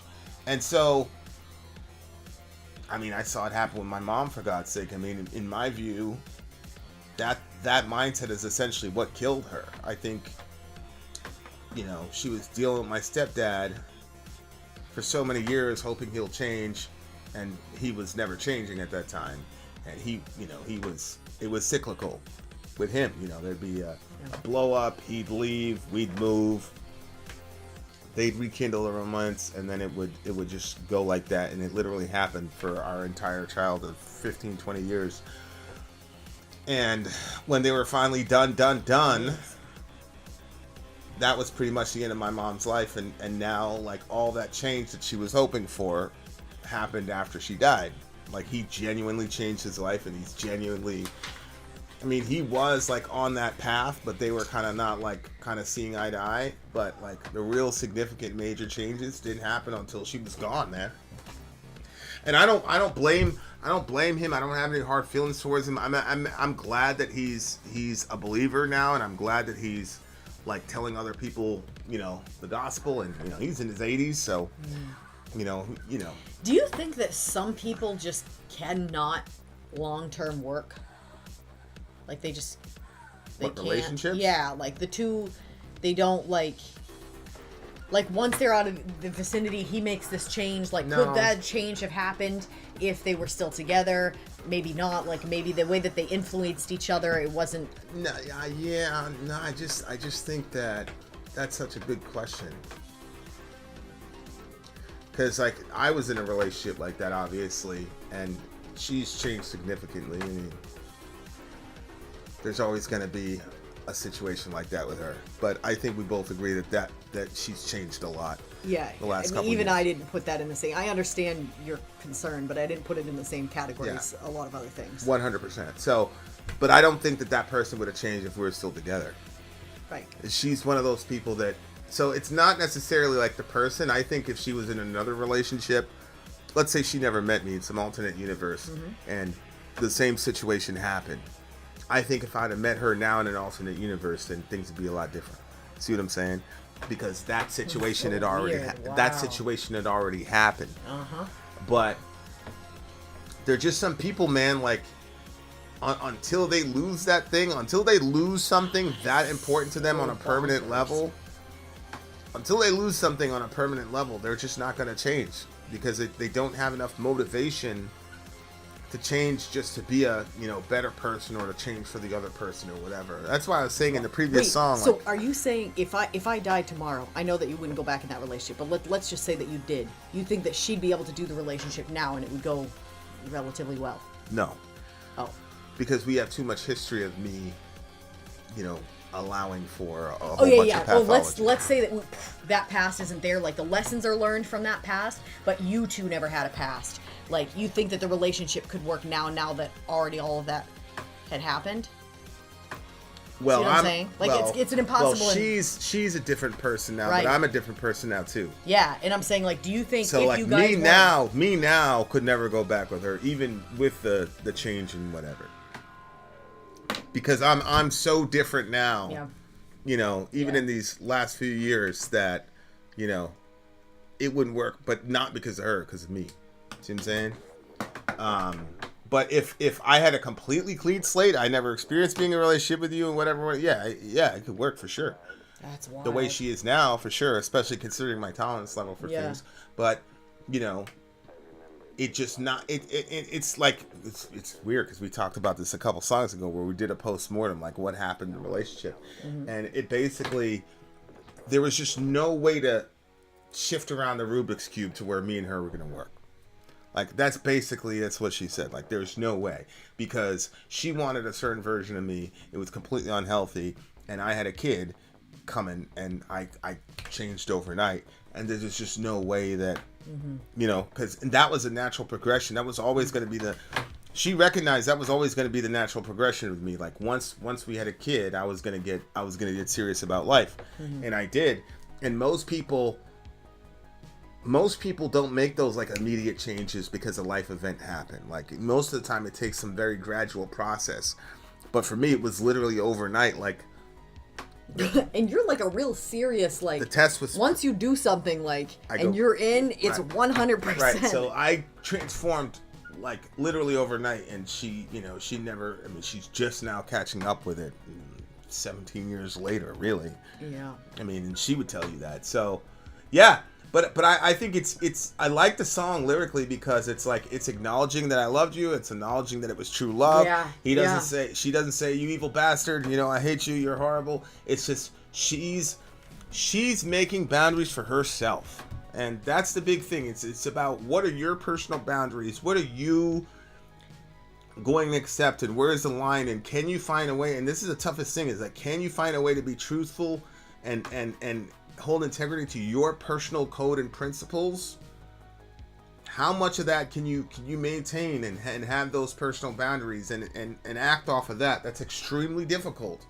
It's one of those things where it's like, you know, I think it's a red flag if you're constantly having to do that, like your own personal codes and boundaries. You're constantly having to do that. That's a sign of an unhealthy relationship. I don't think it's a sign that like you have to go, but it is a sign to where it's like, yo, if you're constantly, you know, violating your own codes, you've got to at some point pull back and have those conversations, and you know, have your friends involved in everything too. But yeah, like, it's difficult. Relationships are difficult, but this is very wise the way that she handled the situation, in my view anyway. It said, thought I was up in the sky, but I had too many scars and pain. Yeah.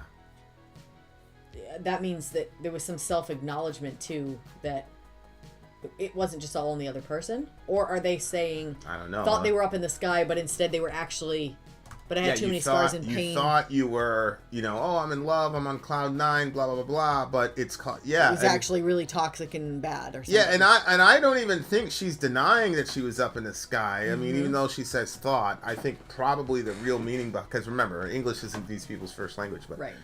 It looks to me like the real meaning of that is, I thought I was going to stay there with this person, but like, no, now you've got scars and pain. Like, you're not up in the sky, you're not always on cloud 9.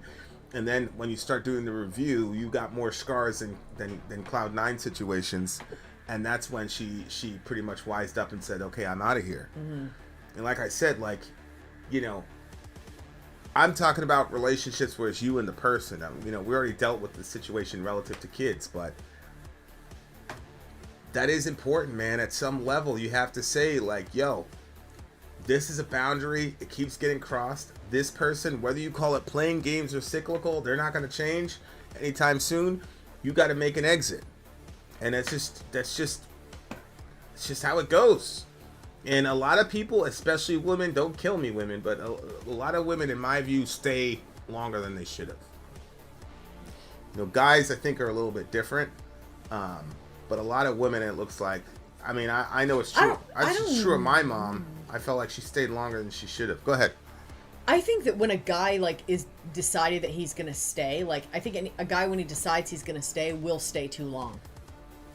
Like, I think if they're the type of person that's going to stay, then they're going to overstay it, I think. Yeah. Yeah. Well, yeah, that's true. I agree with that. But yeah, I like the song. I mean, it was a typical 80s song, but I was just I'm very fascinated. Somebody talked about this at the first song, like British people doing like drill rap.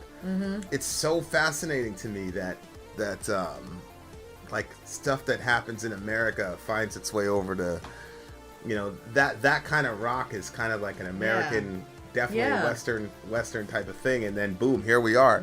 I just enjoyed the song. 9.7 for me. I love it when different cultures try out other cultures, not to take them over, but just to say, hey, what's the experience like? Yeah, it's like, you know, when we were in school and there was like show and tell and people were bringing their stuff, it's like, you know, you want to hear different, you know, different accents doing things and different, you know, I can't wait for the day when we can appreciate every culture and celebrate every culture. Yeah, now it's cultural appropriation. It's bad if you do that. Yeah. It's ridiculous. It would be nice so when we stupid. can just, you know, like have a love and a respect for each culture and just be able to, because I don't see it necessarily as, have you ever taken flowers and you stick them in colored water and then the flower changes color? Yeah. And then the next day you're like, wow, look at this flower. You saw the flower yesterday. It's just a different color today. So like when you take a song or a style of music and another culture tries to do it, it's like, ooh, another version. This is cool. Like, I think I love it that they did this. So 9.7 for me. Yeah, I gave this one a 9.8. I really, really like the song. And again, I enjoyed the solo thoroughly. It's gonna make me go back and push again. We've got one more song for you, beautiful people. Shout out to Revo for that pick, my boy. I appreciate it very greatly. We got a commercial break, and then right after that, we'll come right back with a surprise song that you were not thinking of. Commercial break. We'll be right back. I'm Ben. I'm sorry. If you would like to get your song reviewed, dear listener, there's the Filthy Capitalist option. As Sorry says, 125 gets you straight to the head of the line. You don't have to be a part of Alliance. You don't have to be part of the group. Wait a minute. And the biggest thing is you don't have to wait. You hop, skip, and jump right in front of everybody. 125 gets you there. You do that 3 times, and then get mashed down to the $75 rate for perpetuity. Yes! Also, there is a band review option.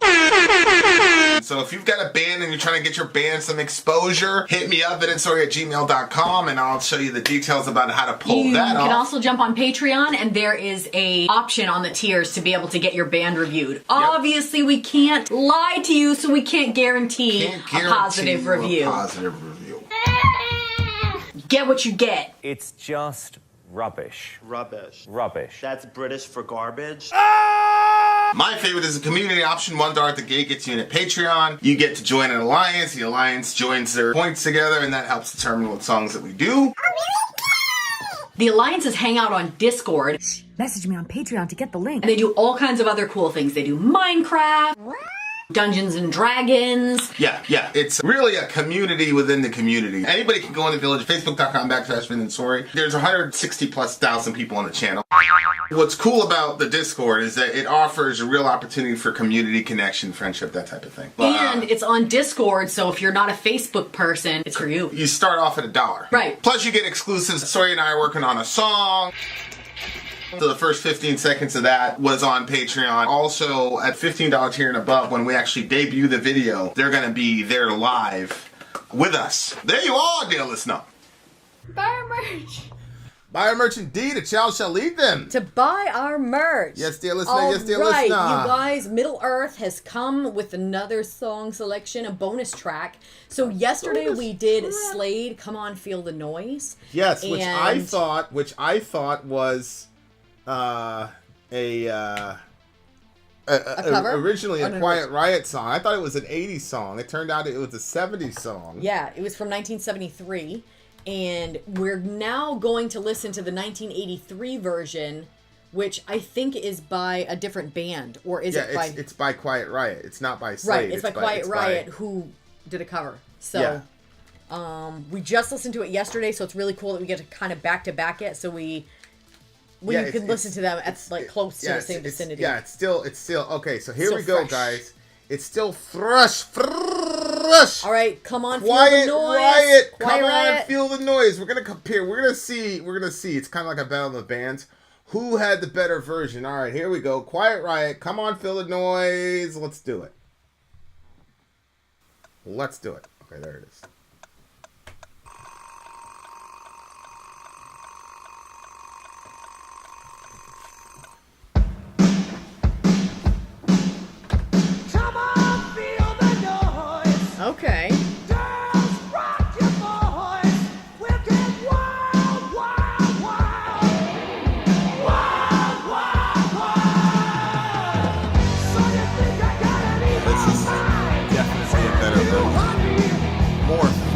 Yeah, it is.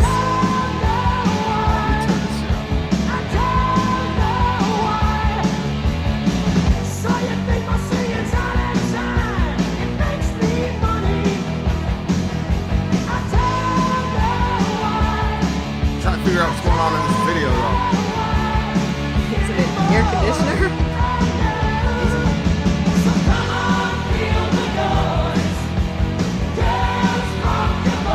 This is such an 80s song, dude.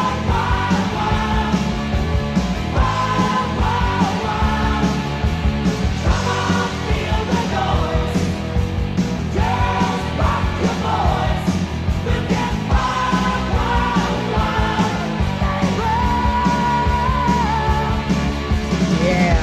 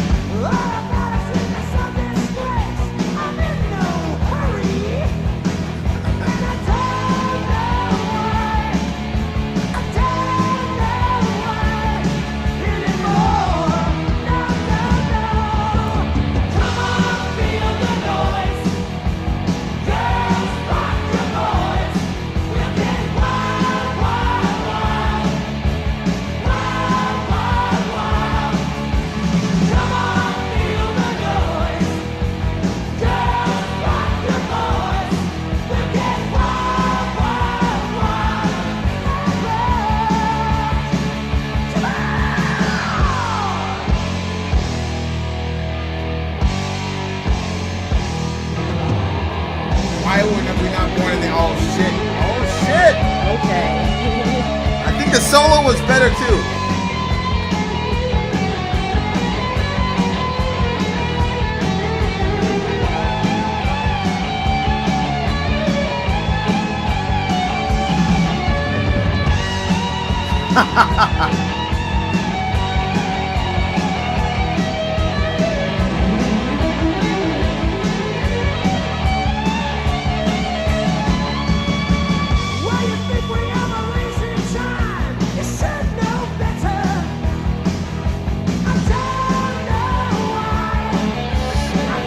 One take?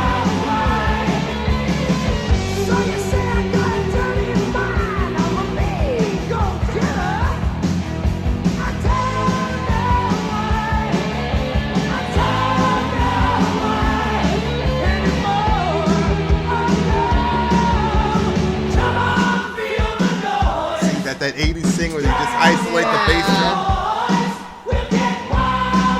And the big, you gotta bring that shit back, bro. You gotta bring it back!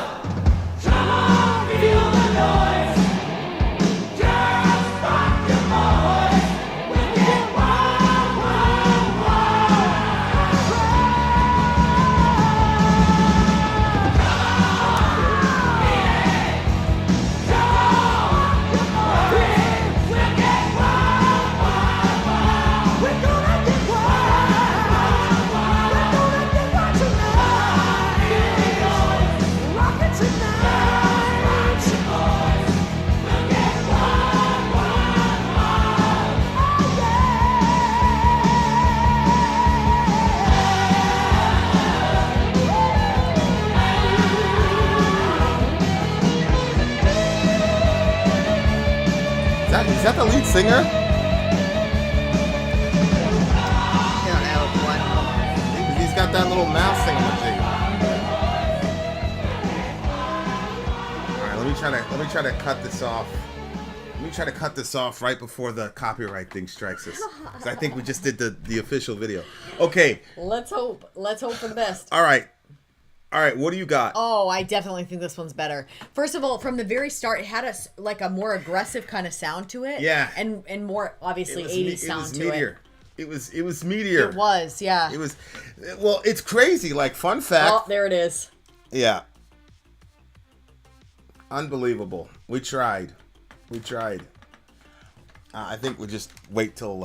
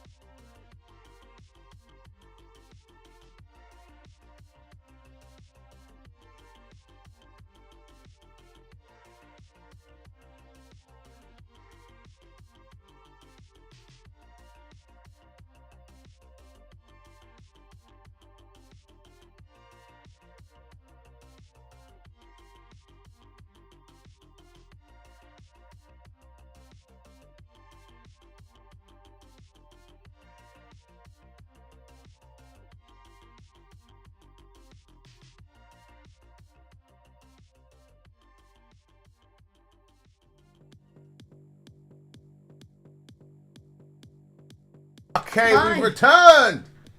Okay, so we were debating and discussing which Which one was version was better. I gotta give it to this one. It, hands down to me. Like this one was really good. It had a more aggressive sound to it. The sound itself, like the feeling in it, the vibe in it was like stronger. Well, it's crazy to me what Bronco Billy's saying, which is essentially they hated this song. So they're like, we're gonna purposely suck and do it in one take. And like that's the only thing that kills me about like our 80s fantasy is that I really don't believe I'd have been able to be part of a successful band as a guitarist in the 80s. Their talent level was just so different. Like that's real talent to like do a song like this that's like a classic song.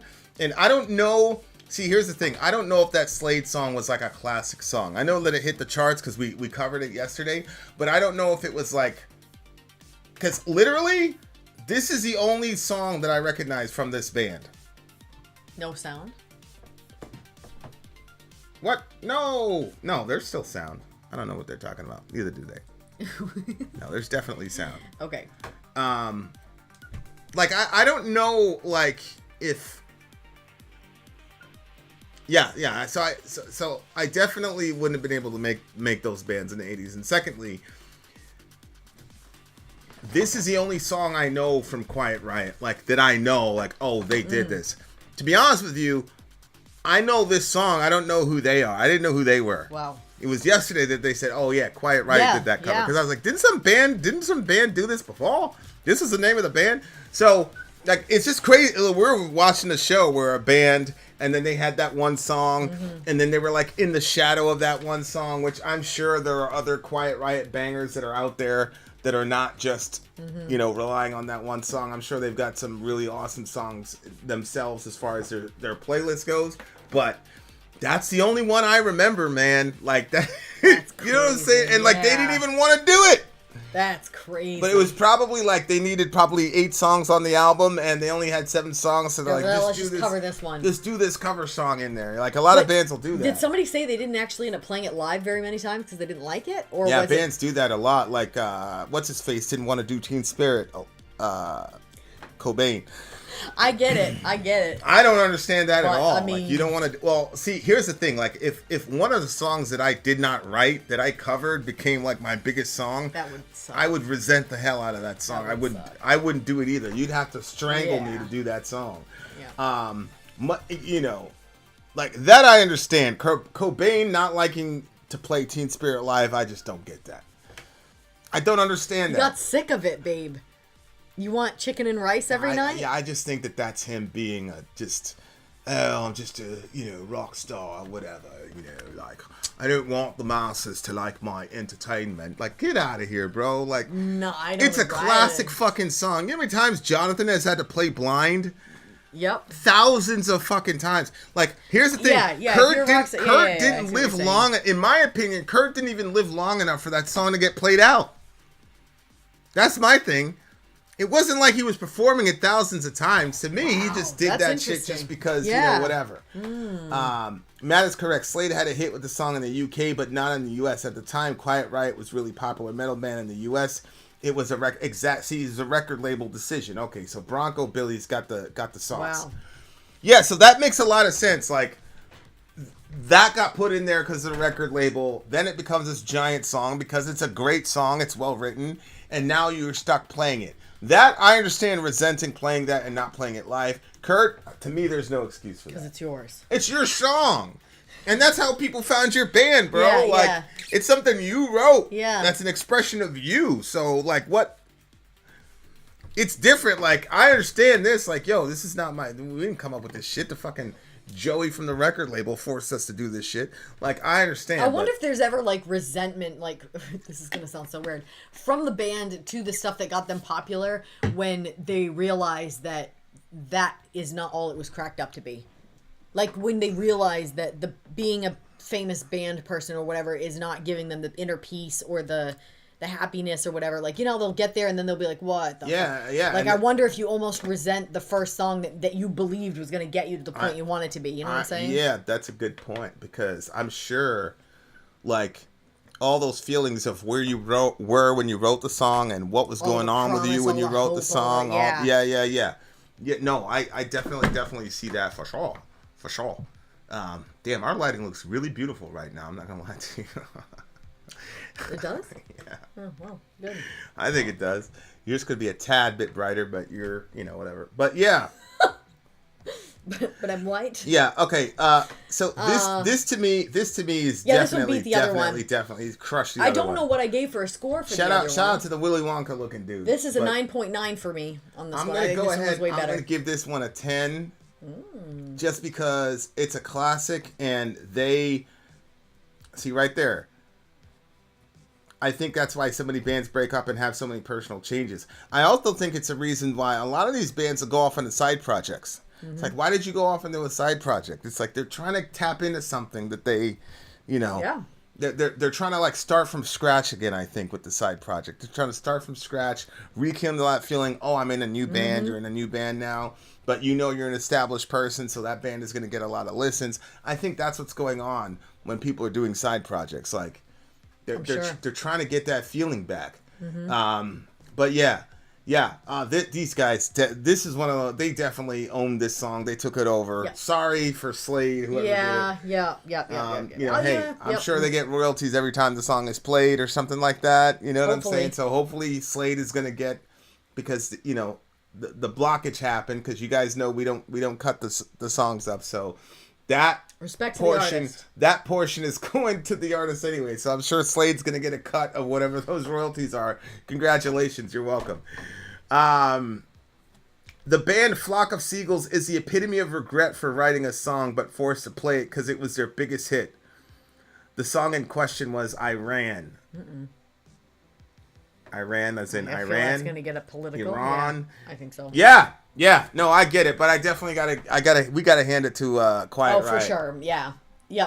Yep. And thank you, Shout Middle, out to for Slade. bringing this one so close in vicinity to the other one. I very much appreciate that. Yeah, it was like literally the day it was before. like literally, it was so much easier to be like, oh, I definitely like this version. There's no question.